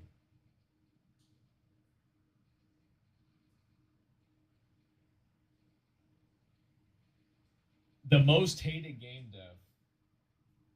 Do you guys think that Neil Druckmann is actually the most hated game dev? I think that with Western audiences, he may in fact be the most hated most hated guy. Yeah. The year's 2025 and the gaming world is at war. The year's 2025 and the gaming world is at war. Yeah. On one side, the general public, who doesn't get what the big deal is. There truly are people that are dropping off of the show. They're cowards. They didn't like strong women.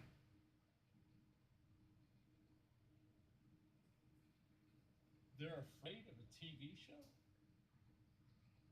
So let me get this. They're afraid of a TV show. I mean, they don't like a lesbian. And on the other side, gamers. Well, the attacks on gamers are just beginning. The wokest episode in television history. At the center stands Neil Druckmann. All I'll say is at the end of the day, you're way less important. And some of you are not important at all. It's laughable. We send it to each other as jokes some of the time. The beta male, the male feminist. A once universally respected visionary. Now, the most divisive figure in gaming. This is hilarious. I saw this on Reddit. I'm going to kill your kid in front of you. What? How vile. Turning a game studio known for only making classics into one that only makes remasters and news headlines.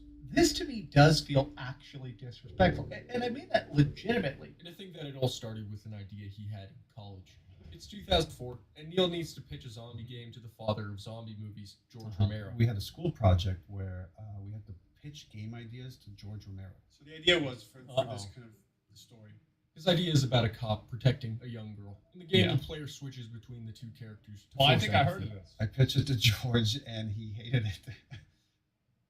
So I just sat on it. After getting a job as a programmer at the game studio Naughty Dog, he continues to work on these ideas in the background, until Naughty Dog promotes Neil, along with Uncharted 2 director Bruce Straley, to direct a new project. Our task was to reboot Jak and Daxter. We started to realize Wait, that never happened though, right? I don't remember that ever happening. That it was not going to do justice to the franchise that the fans had fallen in love with. It would be shifting it so far in a new direction. Yeah. Well, I have this thing I've been working on. What if we try to do this? Eventually, this turns into a game based on his zombie idea. The old cop becomes a smuggler named Joel, who's tasked with escorting a girl that's immune to the virus named Ellie across the country to people that are working on a cure. Some of Neil's other pitches include Joel being a hardened criminal seeking redemption, a virus that only infects women. And you found the one. They already have that. It's called feminism. Girl that it didn't infect, and that was Ellie. And the reason it failed is because it was a misogynistic idea. A revenge plot where Joel's old partner Tess hunts him across the country, and a climactic scene where Ellie comes in and saves Joel from being murdered by Tess. The game's director, Bruce Straley, rejects the revenge elements. Quote, revenge just wasn't a strong enough motivation for someone to travel all the way across an apocalyptic country for an entire year. At the time, Neil agrees. I'm pretty dark. I wanted to kill Elena in Uncharted 2. Bruce is the one that would balance me and push for more levity. The partnership works. It's a delicate tug of war, but the end result is lightning in a bottle. People are constantly critiquing each other, and that's the culture we try to cultivate here at Naughty Dog, because it helps make the game better. Even if sometimes it can be frustrating and hurt your ego, but at the end of the day, it's all about the game. The game launches in June 2013, and both critics I and feel like everybody, like this game, in my opinion, has done irreparable damage to gaming, because ever since The Last of Us came out, everybody has wanted to make video games into movies. Like, I really don't like that. I think it's shifted the way that, because I see there's so many games that are like this now. And yeah, it's the first movie game? Yeah. Like in Kojima? Yeah, no. But like, I mean, I'm not saying all of them are bad. Like, some of them are good. I mean, I heard The Last of Us Part 1 was good. But I think that a lot of people have tried to copy this because I think that people always try to emulate Hollywood because they want to be Hollywood, which I think is it's a bad idea. Here's our floor. Making this the 4th game ever to earn my highest rating. The gameplay is pretty similar to their Uncharted games. It's like a movie. Actually, my involvement is nothing. But the story? That's the problem. Is universally praised as a step forward for video games. Serax dead. The zombie win. By the end of the game, players are empathizing so hard, to the point of it almost feeling traumatic. Could you put your life on the line for me? Could you be the last of us? An ambiguous ending sparks countless debates online. And so don't want to come on and say this is what we intend, or this is definitely the answer, because it is open. Suddenly, Neil gets universally praised as a storytelling genius. It sticks in your mind even deeper on one level than a great work of literature or a cinematic masterpiece to some extent. But their success comes with consequences. In 2014, right in the middle of production on Uncharted 4, Amy Hennig, one of the key creative forces behind Uncharted, leaves Naughty Dog under controversial circumstances. It was very upsetting. Amy had been replaced. I don't know whether this is public knowledge or not, but that was not her choice. It was the company's choice. At the same time, Neil gets promoted to fill Amy's spot and reworks everything. Is it tough for you to go into the set and work with Neil Druckmann, or you just have to be professional and try and leave your opinions and resentments outside? Yeah. Isn't it crazy how like people can work with other people that they disagree with without completely crashing out? Like, and it's like most older people know that, but it's been lost on younger people. Yeah. The development crunch is so brutal that nearly 70% of designers quit after shipping due to creative burnout. Oh my God. Among them, Bruce Straley, Neil's creative partner and filter for his darker impulses, is gone. As Neil rises in the ranks, he grows more comfortable with confrontation. After getting some backlash for including LGBT content in The Last of Us DLC, he takes to Twitter. For each one of these bigoted and sad posts, I get thousands of positive ones from amazing fans. Some might say arguing on the internet is unprofessional, and it could leave you vulnerable to having your personal information stolen. I think that, in general, if you try to push out a narrative like this and you try and do something like that, that's fine. But I think that a lot of people get frustrated by it whenever it's not really done in the main story and then you add it in afterwards in order to get like virtue signal points. Kind of like what happened with Dumbledore. That's why you should be using Surfshark, the sponsor of this video. It keeps your online data safe and private by encrypting your internet activity. Whether you're at home or using public Wi-Fi, Surfshark prevents your personal information from falling into the wrong hands. It also allows you to bypass geo restrictions and censorship, so that you can access movies, TV, and websites that might normally be blocked in your country. You'd be surprised at just how many movies you're missing out on.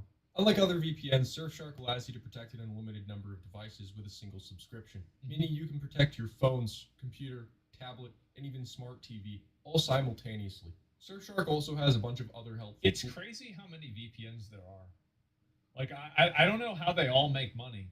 tools, like Surfshark Alert, which notifies you immediately if your email, passwords, or credit card information ever appear in a data breach, so you can Yeah, sleep it's peacefully. a lot. Visit surfshark.com/SirW Free data? or enter promo code SirW for 4 months free. Surfshark also Maybe. offers a 30-day money there's back that many guarantee, people so there's buying no it? risk in trying it out today. I don't By know. doing so, you're also helping me make more videos.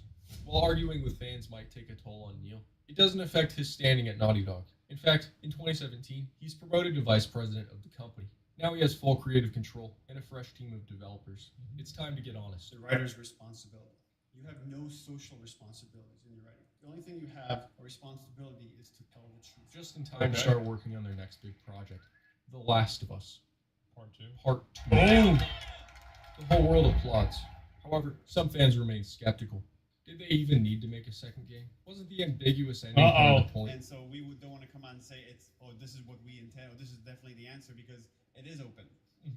I know there's a lot of people that feel this trepidation about revisiting what that ending means. No one loves these characters more than we do, and we would not do this if we didn't feel like we had the right idea. Right off the bat, it's clear this is a Neil game. All of Neil's rejected ideas for the first game are back. The revenge plot, the switching between characters mechanic, and his idea to kill a main character from Uncharted 2. The extreme crunch is also... So let me get this straight. So Baldy was keeping him in check. Baldy gets removed. This guy makes his own game the way he wants it to be, and everybody hates it. Back. Where are we on getting physics on these strands? That explains a lot. So for next time? For next time? They released a story trailer and gameplay demo, and the hype train is now at full speed. Wow! The visuals are stunning. Every square inch of the world is drenched in detail. I see this. It reminds me of every single Unreal 5 game. Dude, they did the lips so right. Yeah, that actually looks really good. Wow. So they're making out with each other. Yeah, there's some tunneling in there.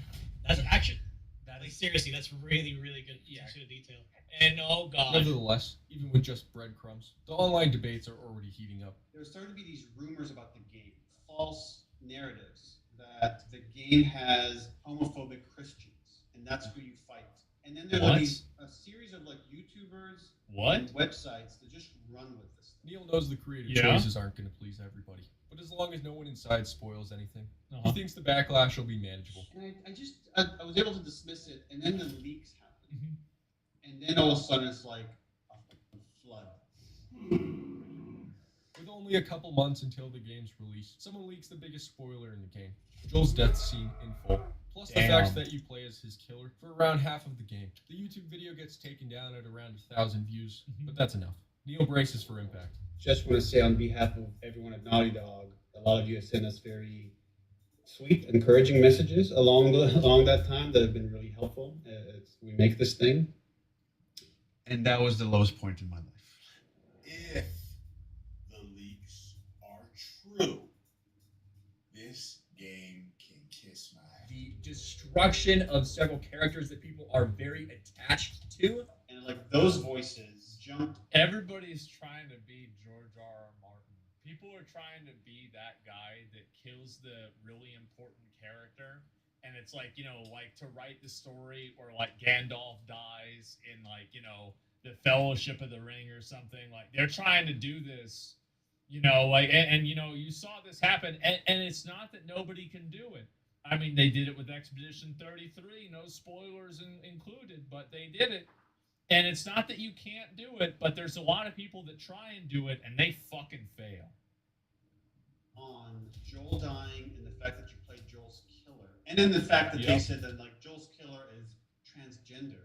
If you think that game could be spoiled by a couple screenshots, really? No matter what you've seen or heard After you hear them, you're not going to want to pick up this game. or read, nothing compares to playing this thing from beginning to end. Jokes throughout production would say is like the downfall of Naughty Dog. This is it. This is the downfall. This game is the downfall of Naughty Dog.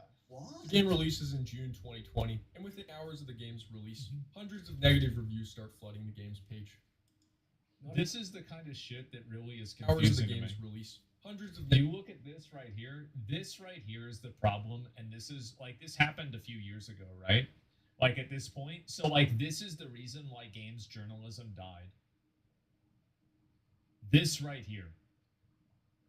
At the end of the day, what point does a review serve? What purpose does a review serve other than to inform the customer? And it is very obvious that for whatever reason, whether you agree with it or not, these professional reviews certainly did not represent the fucking customer.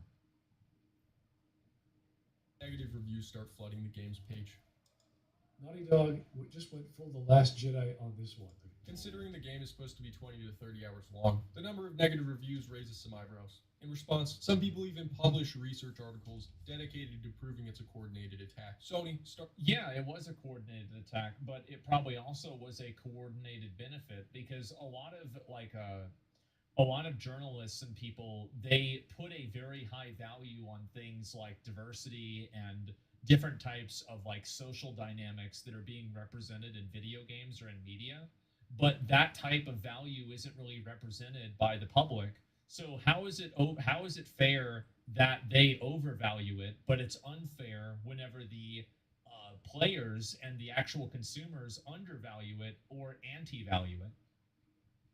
That's the issue, and that's what's so confusing about this is that it's very obvious that these people make it like the Dragon Age: The Veilguard getting a 9 out of 10. There's no way it was a 9 out of 10 game. Like nobody thinks that. Nobody believed that. And IGN gave it that rating. Same with like Black Myth Wukong having an 8 out of 10 because of some bullshit thing that like wasn't even true. It was based off a bad translation. And so the big issue is that I think, yeah, you're right that you have a lot of negative reviews that happen. But if somebody gives a negative review for a reason why you're not going to consume a product, it doesn't matter as much as a review, in my opinion, of like somebody who actually played it and knew for sure. But it does matter. Like you absolutely should be able to discuss, this is why I chose not to play this game. It's allegedly taking down hundreds of reviews. Attacking gamers again, which, who's surprised? It's kind of funny that they'll delete the negative ones, right? But they won't delete the positive. This guy's really salty that the game didn't go the way he wanted. Metacritic also implements a 72-hour waiting period for future reviews. Attacks are coming at Neil from all sides, but rather than letting it pass over, Neil goes full offense. And all I'll say is at the end of the day, to all our critics, we listen to that stuff and we digest a lot of it, but you're way less important. And some of you are not important at all when you're kind of shout and threaten and doing all that stuff. The problem is that the game sucked. Okay? If Kojima said this, everybody would be spamming based. The problem is not that you're acting this way. The problem is that you're acting this way after your game flopped. That's the issue. Laughable. We send it to each other as jokes some of the time. Look, I get it. You love these fictional characters, but they're not real. You do know that, right? Guys, don't be scared of therapy. Think of it like working out for your brain. But soon, bad reviews aren't the only thing on Neil's plate. Some of the more observant fans notice lies in the marketing, mainly that Joel is added in post to make it look like he's a bigger part of the game. They also make him look different. I don't know why they would do that. Just have scenes in the trailer with Joel in them. That's not hard to do. They went out of their way to cut clips to make it look like Joel is involved in the scene. Fans call it false advertising. So they're trying to bait people in there by knowing this is the character they like the most, and then they're going to kill the character that they like the most, and then somehow this is gonna be what the fans want. But Neil says he just didn't want to spoil the surprise. Metal Gear Solid 2 is one of my favorite games, and I know some people hated it. By the way, that's a completely justified reason. I don't mind that at all. For him to say that, that's totally okay. I loved when I played Metal Gear Solid 2, and I saw those trailers. You were deceived, right? Because they moved boss battles around. You always saw Snake. They never showed you Raiden. And I remember, like, I'm playing a whole new character. This is fucking awesome. However, fans bring up an IGN article from 2018. A great example with this too is that it's Expedition 33. Like it's a kind of a new game, so I'm not going to spoil it. But it's very obvious that I mean, I had no idea that was going to happen. I had no idea at all. And it's because of the way that it was advertised. And that was a good thing. What's Neil is saying Ellie will be the only playable character to make the situation worse. As the Game Awards approach, when The Last of Us Part 2 was nominated for Game of the Year, Neil tweets, "The Last of Us fans, activate. For every vote you cast for The Last of Us Part 2, a hater loses their caps lock." Uh-oh. This wasn't a good tweet. First of all, Hero. It's crazy how this guy, you know, heel versus babyface as went on that pronouns rant about Starfield. And it's like, again, it's like one of those things where like it just gets, it's like an appreciating asset. Like that rant becomes more relevant and more people resonate with it every single year. it's a very passive-aggressive tweet, particularly It with does. his emoji at the end. He apologizes, saying it was all a misunderstanding. Stop He doesn't- defending Neil Cuckman. Well, no, I was just saying that like, I don't know, like, I'm just talking about this, just being fair, right? Like, I'm saying, like, oh, yeah, that would make sense to me if you want to give people the impression this is what's going to happen. Like, yeah, I don't think it's bad to say that. I want to come across as someone who dislikes criticism. My tweet was meant as a joke, RE trolls. Yeah. Essentially, we're Sure. living in his head rent-free. But none of his former fans buy. Multiple YouTubers report receiving strikes from Neil over videos critical of the game or the leaks. Not only did Naughty Dog strike down my YouTube channel along with so many others, they also are responsible for my Twitter account being taken down. Come September 2020. Where's the fucking receipts for something like that, you know? 2. Neil's ongoing battle with fans hasn't died down, and Naughty Dog hasn't announced any new games. Fans are getting impatient, but it gets worse. In 2022, they announced a $70 remake of The Last of Us Part 1. $70? For a remake of a $20 game that's already been remastered. Well, at least They gotta have that money. Yep, they need that money. It's coming to PC. Hopefully the port is okay. Oh boy, players booted up, and it's well, wasn't that the Prime Minister of Canada? After over an hour of waiting for it to build shaders, frame rate issues on the most high-end Jesus. computers, textures not loading properly, and cutscenes where all the characters are wet. How does this one even work? If you plan on buying The Last of Us 1 remake, you're an idiot. You don't deserve to call yourself a gamer or ever play video games again. In fact, you don't even deserve to peek at a video game Bro. ever again. And quite frankly, I hope your hands cramp up. After 2 years, Who is this guy? Sales disappoint. Critics call it unnecessary, and the goodwill in Neil's haters all but evaporates. Yeah, I remember when this came out. an egomaniac after The Last of Us and lost his sense of humility. Fast forward a year, and things aren't looking much better. In terms of games, just remasters. Yeah, I think that a lot of people don't like Neil Druckmann because he comes off as the most pretentious theater kid, like, trying to put on and project the image of being this, like, tormented, like, writer or, like, like, creative mind. It's like this guy's Vincent van Gogh, but the only thing that he did was stab himself in the chest. You know? Or cut off his ear. But Neil feels good. He's been promoted to head of Naughty Dog, and HBO launches The Last of Us TV series. Before it's released, Neil announces major changes to the story, with no input from Bruce Straley as far as anyone knows. That's For example, convenient. the Bill sequence works very well in the game because you're fighting the infected with Bill. I think if we had adapted that exactly as is for the show, maybe a thrilling episode, but dramatically would have been a lot less interesting than where we've ended up, which we changed it quite a bit. His ex-fans are primed to hate it, but in the end, it's actually pretty good. In fact, HBO says it's one of their most popular shows that year. Neil becomes somewhat of a mainstream celebrity. New fans start pouring in, game sales spike, and he finally feels like he has some people on his side. Until season 2. It's crazy because that's exactly what happened with the game. It's almost like if you tell a story, like this is a big fantasy that a lot of people that are in media believe, is that the average modern audience cares less about these social issues and different types of dynamics than gamers do. But the reality is that, in fact, it's the opposite. Gamers and, like online people are much more accepting and open-minded of things like non-traditional gender roles, non-heteronormative relationships, like all of the things that, people complain about woke stuff with.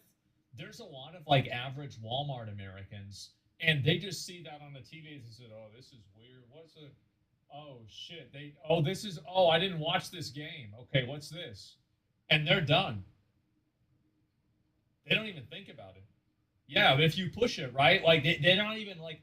It's not like they're getting mad. They're not writing like a whole thing about it.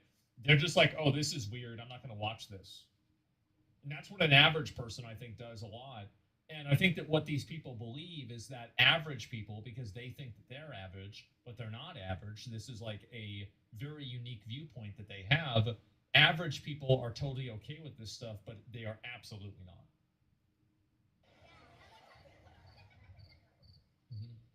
Why people didn't like the second game and season has nothing to do with woke. It did in the game. People didn't like that Abby character because she had a non-female body, and they thought that it was a weird type of like representation. And I think that that definitely was a big reason why. Like, I didn't even play the game, and I know that. I mean, I'm just saying, like that is the reason. Like, it goes beyond that. No. But what I'm saying is that you're right. You're right. It's not woke stuff. It's the story, is what you guys are saying. You're right about that. But I'm saying also, whenever you're talking about putting these ideas out to the public dislikes them more than you'd imagine. It turns out fans of the show who haven't played the games have no idea what's in store. Yeah. Guys, I don't know what to do right now. I don't know what to do right now. And after Joel's big moment, public opinion shifts. IGN gives the episode their lowest rating in history. The result is a competent, often thrilling hour of television, but one that ultimately underserves the larger story and the characters it forever changes. Viewership starts to fall off, and the season finale sees a 55% drop from the first season. You have to expect that some people will just switch off after that, and people have switched off in their droves. But not only that, in December 2024, fans finally get a brief glimpse of something. It just keeps getting worse. New. This time Neil has an executive producer role, but that doesn't make it void of controversy. Bro, I saw that Intergalactic, the heretic prophet, literally had more dislikes than Concord. Actress for Naughty Dog's upcoming game Intergalactic Heretic Prophet mocked gamers by sharing pro-DEI fan art. These are games that definitely are anti. I love how this happens, and like what's really funny is that the current reality is that this game is underwater, and they have to they apparently are telling people at the studio not to go on the internet and not to talk about it or think about it. And then this game, they totally changed the way that Siri looked from the original video, or at least Siri looks. It's very hard to say whether they changed it or not, but Siri looks totally different than the way she did from the original video, and she is 100% hotter. So, like, this is literally an L and an L. Gamer, these It'll get shadow dropped. Have to be boycotted. But Neil says not to worry, that this next game is going to deal with a much less controversial subject matter. Oh, we made a game with The Last of Us 2. We made certain creative decisions that got us a lot of hate. So the joke is like, you know what? Let's do something that people won't care as much about. Let's make a game about faith and religion. Whether it's any good or not, we've yet to see. But it's clear Neil's not taking his foot off the brake anytime soon.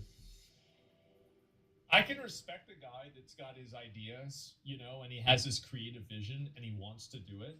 But at the same time, I don't really think this is going to go anywhere. And I feel like, honestly, with a lot of studios, there's a video, give it a like. I've never actually watched one of this guy's videos, Sir W. And yeah, his 89,000 subscribers. This is a good video. And it's funny for me to see this, but I do think that Neil Druckmann has become like the fucking... like, he has become the spirit animal of every pretentious, annoying, woke, theater kid, pretend, tormented artist, writer that just makes shitty stories that people don't like. I feel like this is the guy, right? The anti-Kojima. Yeah, because everybody wants to be Kojima. And, like, this is, like, our... You know how, like... You know how, like, sometimes they have, like a fucking store brand of something, like the Great Value? This is, like, our Great Value Kojima. And it's sad. And I think also there's a lot of people that write great stories, and they just don't do, like, all this self-aggrandizement. You know, like, Shadowbringer's story was written by a woman, apparently, in Final Fantasy. People love that. You've got the Expedition 33. People love that. So, like, the entire premise of this is bullshit. I'll be right back. Give me a minute.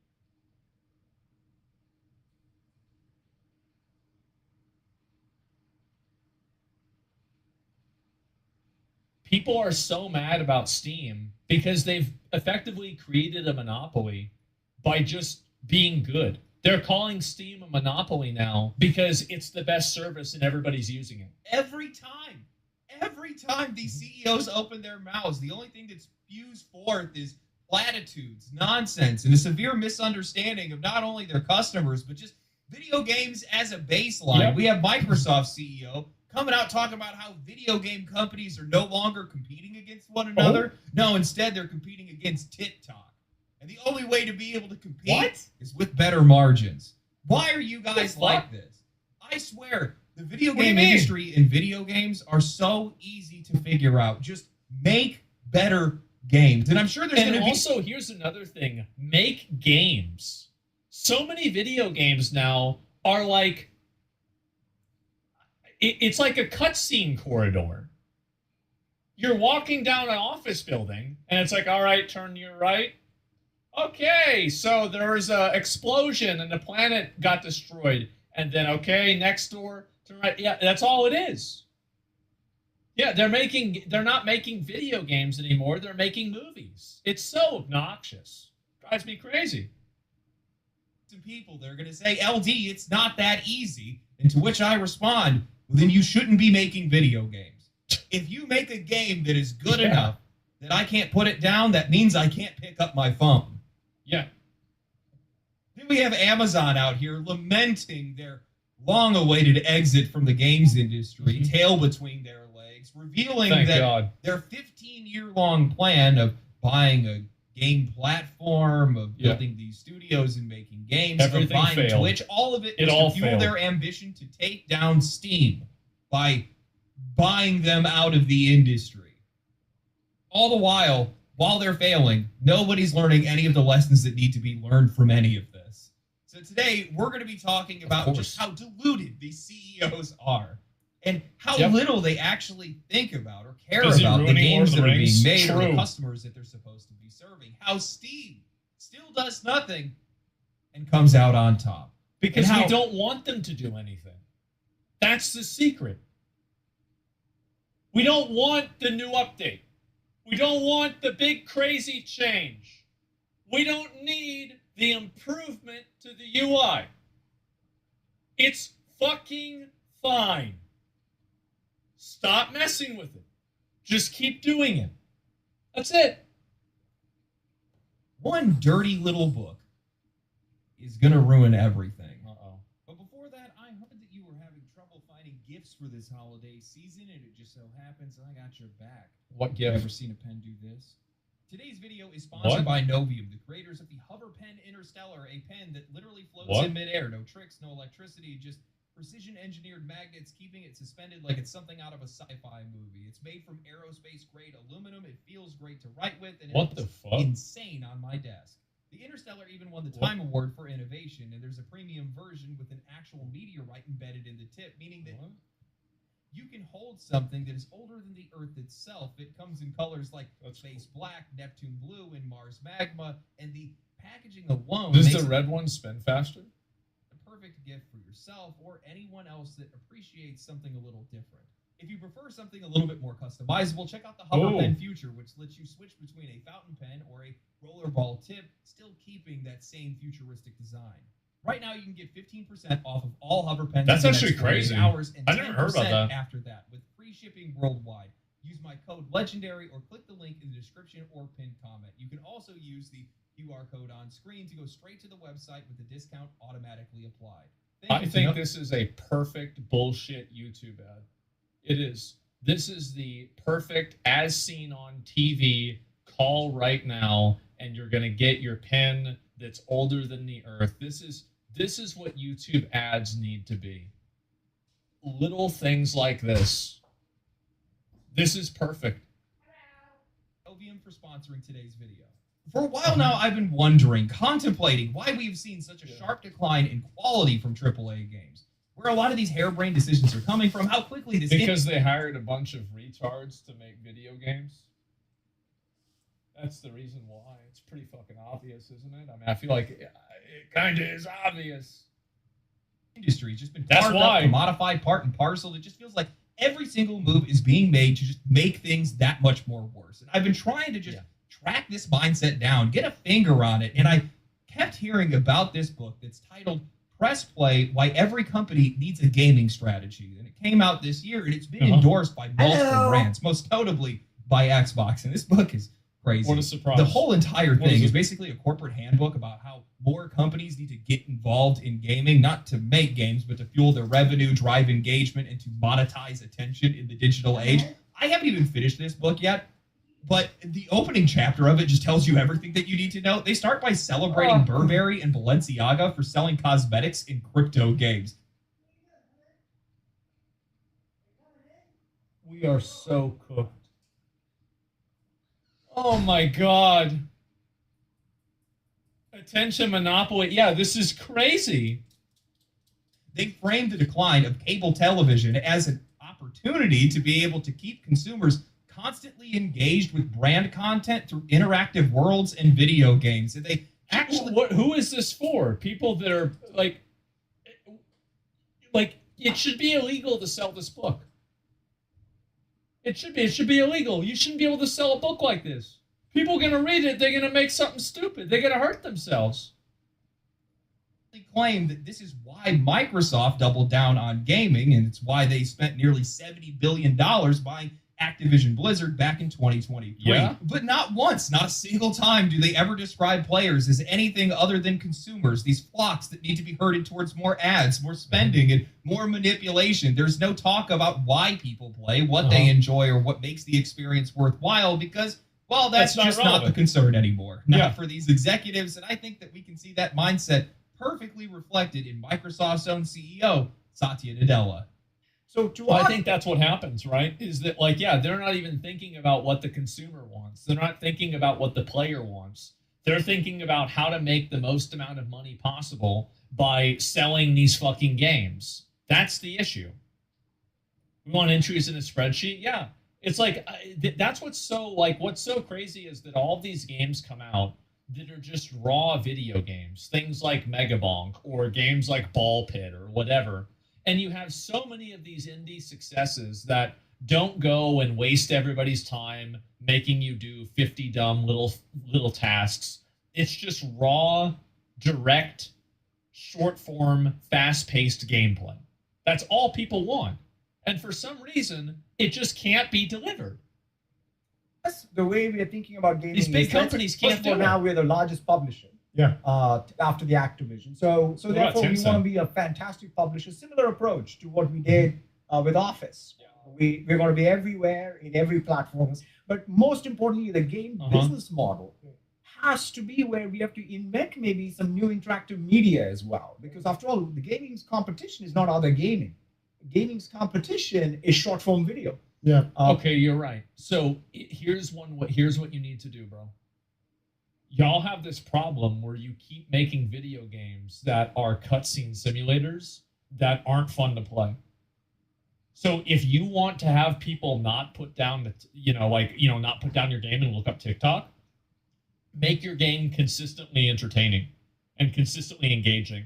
And don't sign games and make games that it's like you watch a 3-minute cutscene, you walk from one door to another door, you have a 2-minute cutscene, and then after that, you have to teleport somewhere else, and then it's a 5-minute cutscene. Unless that's the end of the game, that should never happen. Unless it is a story game with no gameplay. And so if we as an industry don't continue to innovate, both how we produce, what we produce, how we think about distribution, the economic model, right? Best way to innovate is to have good margins.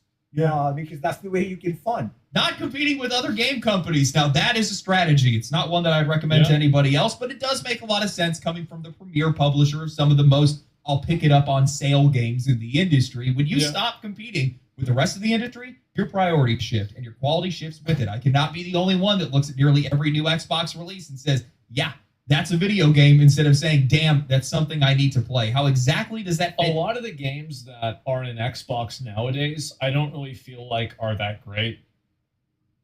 Like, I was really holding out for Doom the Dark Ages. I thought that game was going to be really good, and I just really didn't like it. I didn't, man. I thought it was just very flaccid. Into your business strategy. Extremely the part flaccid. that really gets me is when he starts talking about treating Xbox the same way that they treated Office. What? The Office business is sustained by other businesses and institutions, not individuals. I don't know a single person that uses Office at home. Most people are using Google Docs, Notion, or Obsidian. The entire model relies on corporate licensing, not customer loyalty, and trying to apply that thinking. I don't know if I'd agree with that. I think that there's a lot of people, there's like an unspoken large amount of people that have home office. I do, because it really, they've spent so much time developing that kind of dependency on it. Yeah, I use Office at home. Yeah, I think a lot of people do, especially older people, like probably not people in our generation, but like even one generation above us, like people that are like 40 and over, I think a lot of them probably have Office. Maybe not a majority, but a lot. Video games just proves how disconnected this leadership is. Their focus is completely shifted. Instead of building great games, they're out here trying to make sure that every single screen can run some version of their ecosystem. It's all about service expansion, tiered access, add-ons, subscription padding, more studios to be able to feed that pipeline, and cuts anywhere that do not serve that loop. When you're not competing with other studios, you are no longer competing on quality. And when you're competing with social media, all you're really doing is chasing engagement. And if your content isn't any good, well, neither is your engagement. Yeah, exactly. Like, the problem is that the video games are just simply not engaging. This is a big problem that I think games have now, is that they are just very simply and very obviously not that engaging to play. I felt that way with Ghosts of Yotai a little bit. I felt that way with Assassin's Creed Shadows. Like, I logged onto the game, like, after I was playing it on stream, and I was pretty much done playing it on stream, so I'm like, okay, I'm going to play it off stream. I was like, I asked myself, I'm like, what am I really doing this for? Why am I really here?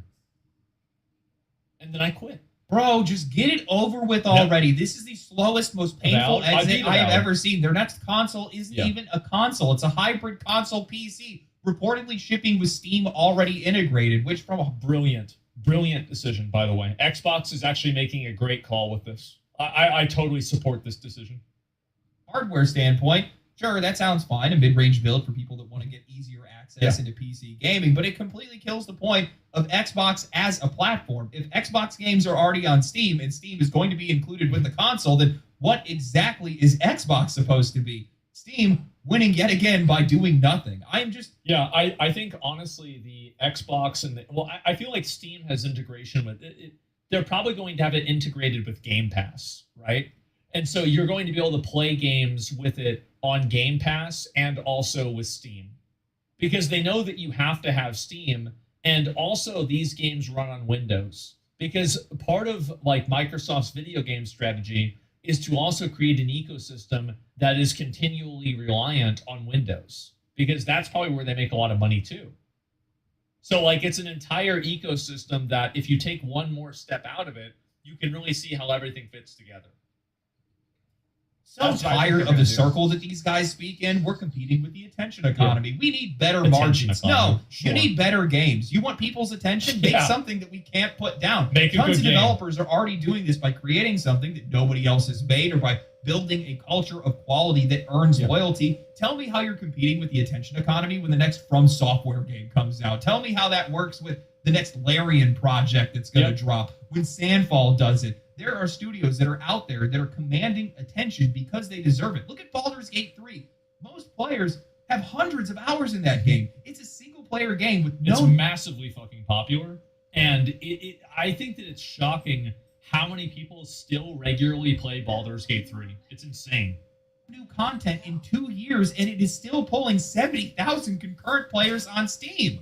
They act like we don't, on a monthly basis, see multiple games break through and find massive audiences. Oh, maybe that's because those games are half the price and actually work. Also, like, if you look at Arc Raiders, for example, Arc Raiders, you just immediately start playing the game. You immediately spawn in, you're playing the game. There's a cutscene, you make your character. There's a cutscene, then you're playing the game again. That's it. And that's all it is. You're just playing the game. So many of these developers want to become, movie directors. You're not Kojima. Stop it. Just make a video game. Their fucking time. Then he goes on to say the best way to compete with short form content is by having better margins. Right, because nothing streams great games like an arbitrary 30% profit target. Yeah, let's a 30% margin target? That's insane. That is really, really... Oh, okay, well, do you think what's going to happen with SteamOS once PC releases for functioning daily use and not just games? I think that Windows has such a massive hegemony over people's expectations that SteamOS will probably only be adopted. It will be adopted by, this is my guess, less than 5% of users after 10 years of PC users. Because people have grown up using Windows for 30 years. Windows, and also Windows works. That's another thing too. Windows does work. It's not like it's a bad operating system. I mean, yeah, it has issues, but I'm sure SteamOS will have issues too. Number that is so divorced from reality, by the way, that it doesn't even exist in this industry. Most of these publishers are operating on razor-thin margins. Nintendo floats around 20% on a good year. Exactly. PlayStation's under 10. The only company that I know of that's around 30% is probably Valve, and that comparison is a joke. Valve is a platform that makes games as a hobby. Xbox is a platform that needs games to survive. You cannot hold yourself to that same metric without destroying everything that makes this medium work, and of course, that's exactly what's happening. I think we're going to get more ads in video games pretty soon. I think that there's probably going to be different versions of video games that get sold, and inside of the free versions of the games, there will be real estate inside of video games that is reserved for in-game advertising that players see, but then they can maybe pay extra money to opt out of. That's probably what I think is going to happen. Like if I was a money-hungry accounting demon, that's what I would do. Please don't say that. Well, that's smart, right? Wouldn't you do that? It's already happened. No, but to an extent, won't play the game. You won't play that game until it becomes the game that you're going to play, and then you're going to play the game. I know people say, "Oh, I'm not going to do it. I'm not going to do it." And people will accept this. They will. They will accept it. The only way that Xbox can sniff 30% margins is by gutting itself from the inside out, raising prices, laying off work.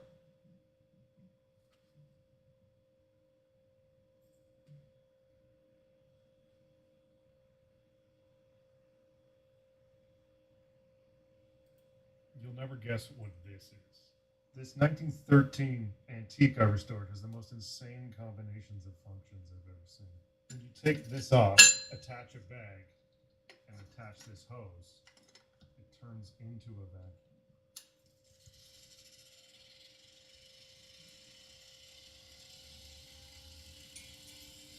And after you're done vacuuming, you have to sharpen your knife.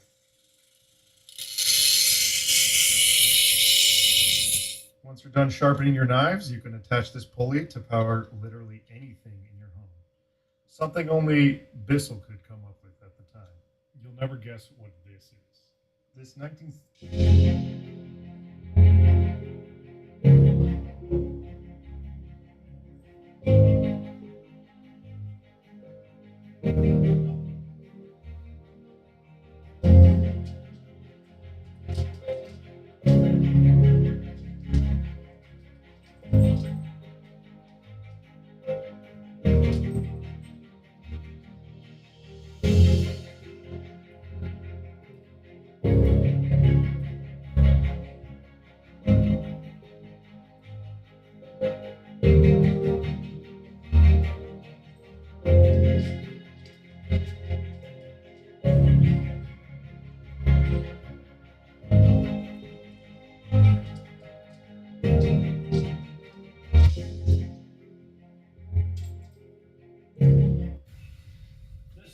Here is, Got enough water still? was made over 200 years ago by a man.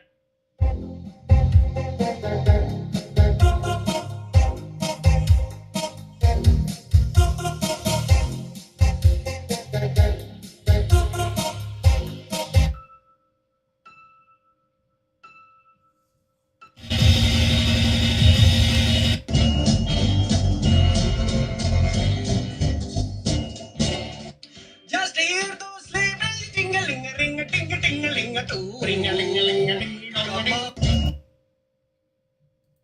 Wait, how old are you?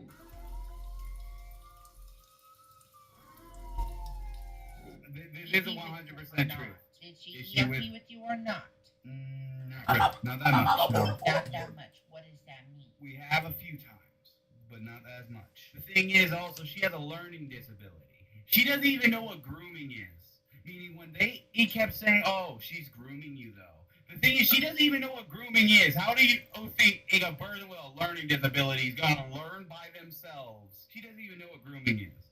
Means she doesn't know how to groom. She doesn't know how to groom people. Meaning, in a sense, she doesn't really try.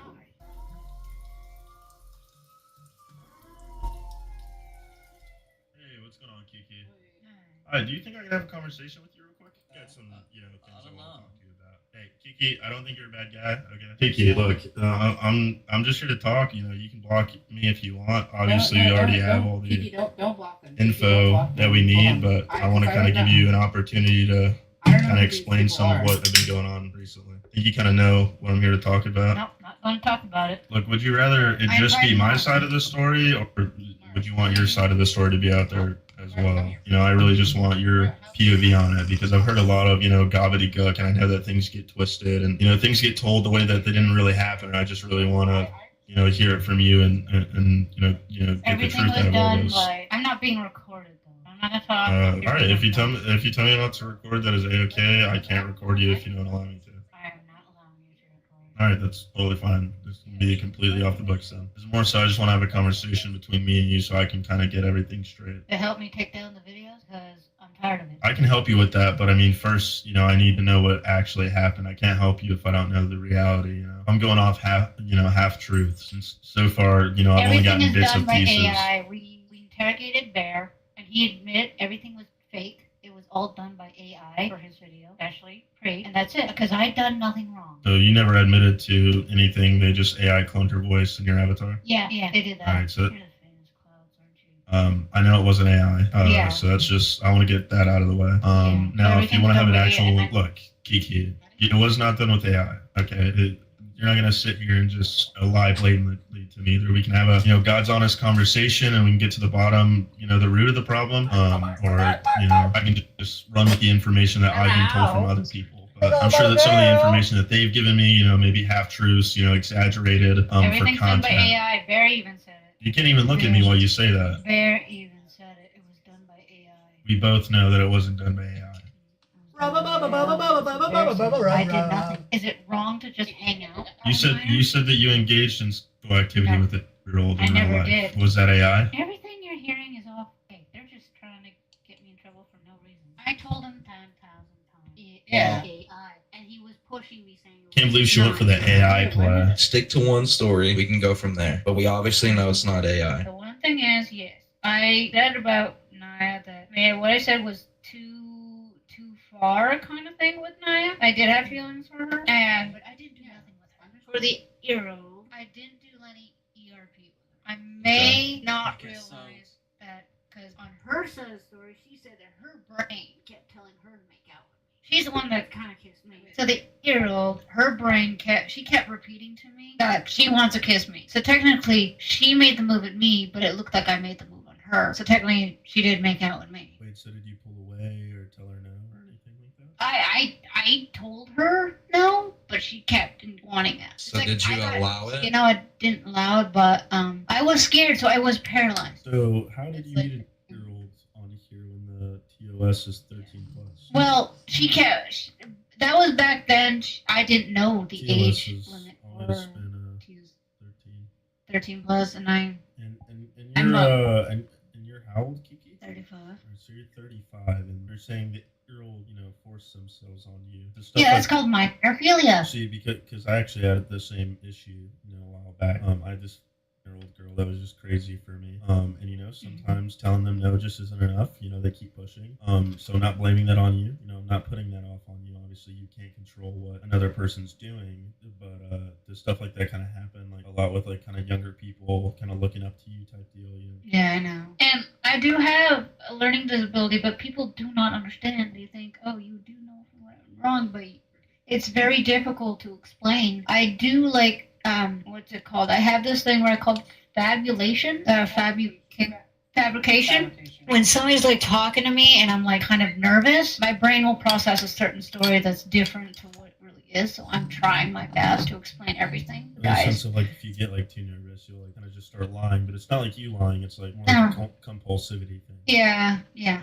So I don't know why people call me a big fat liar. They just gotta understand. Yeah, no, I totally get that. You know, mental health is a very real thing. Doesn't it already feel better? You know, we're kind of taking that first step. You know, we're being more honest with each other. If you just gotta like, you know, ballpark it for me, like roughly how many like younger people do you think that you've had interactions with? You know, to that extent. I think that's all I remember. It's just There was never any, you know, 16-year-olds. there is a 17-year-old, but he will make up a lot of stories just to get me in trouble because I know this for a fact. He's the one that would every single day he will come up to me and he keeps repeating to me he's horny. He wants after me. Then he'll take me to a world that has a collar and drag me to a room and like tell me not to tell people, and I would get so scared. So did he like assault you then? He'd force me to.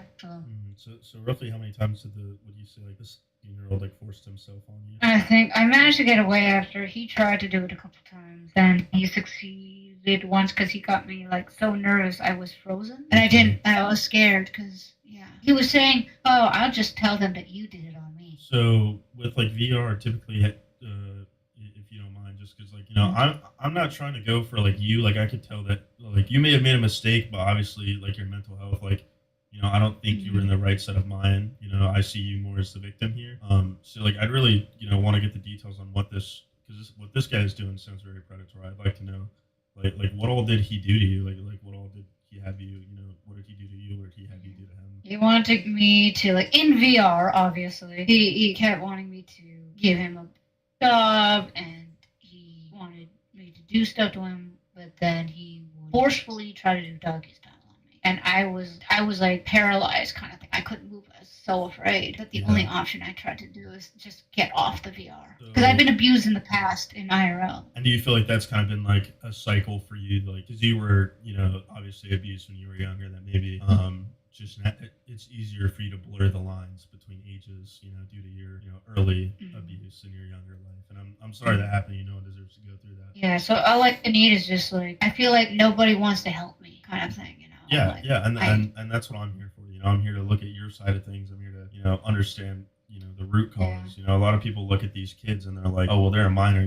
Nothing can be their fault. But obviously you're not the one that's out here searching for these kids. It's the minors coming to me. That's what exactly I'm saying. The minors come to me. I don't go to them, and they're targeting me. Yeah, and you're just trying to be nice in the sense of like giving them a place to feel comfortable, but they take it a step further and they kind of break that more familial bond into something. Yeah, and I'm like, why is people calling me a pedophile when I'm doing nothing? Yeah, exactly. No, and I do understand. Like Mars, right? He was doing the same thing to me a while ago today, and I tried to get away, and I was just paralyzed. He was like. And how old is Mars? He's 16. So how long has Mars been attempting to perform explicit acts on you?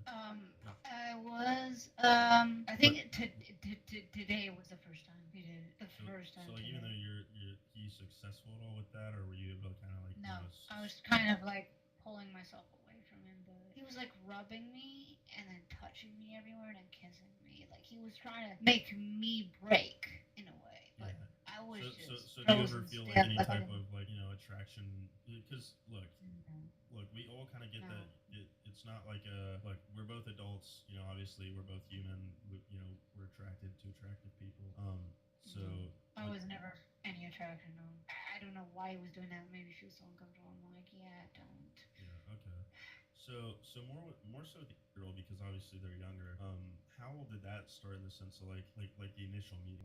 Like what was y'all's relationship before the explicit interactions? We're just like I was just like. Of course, I'm just only friends with her.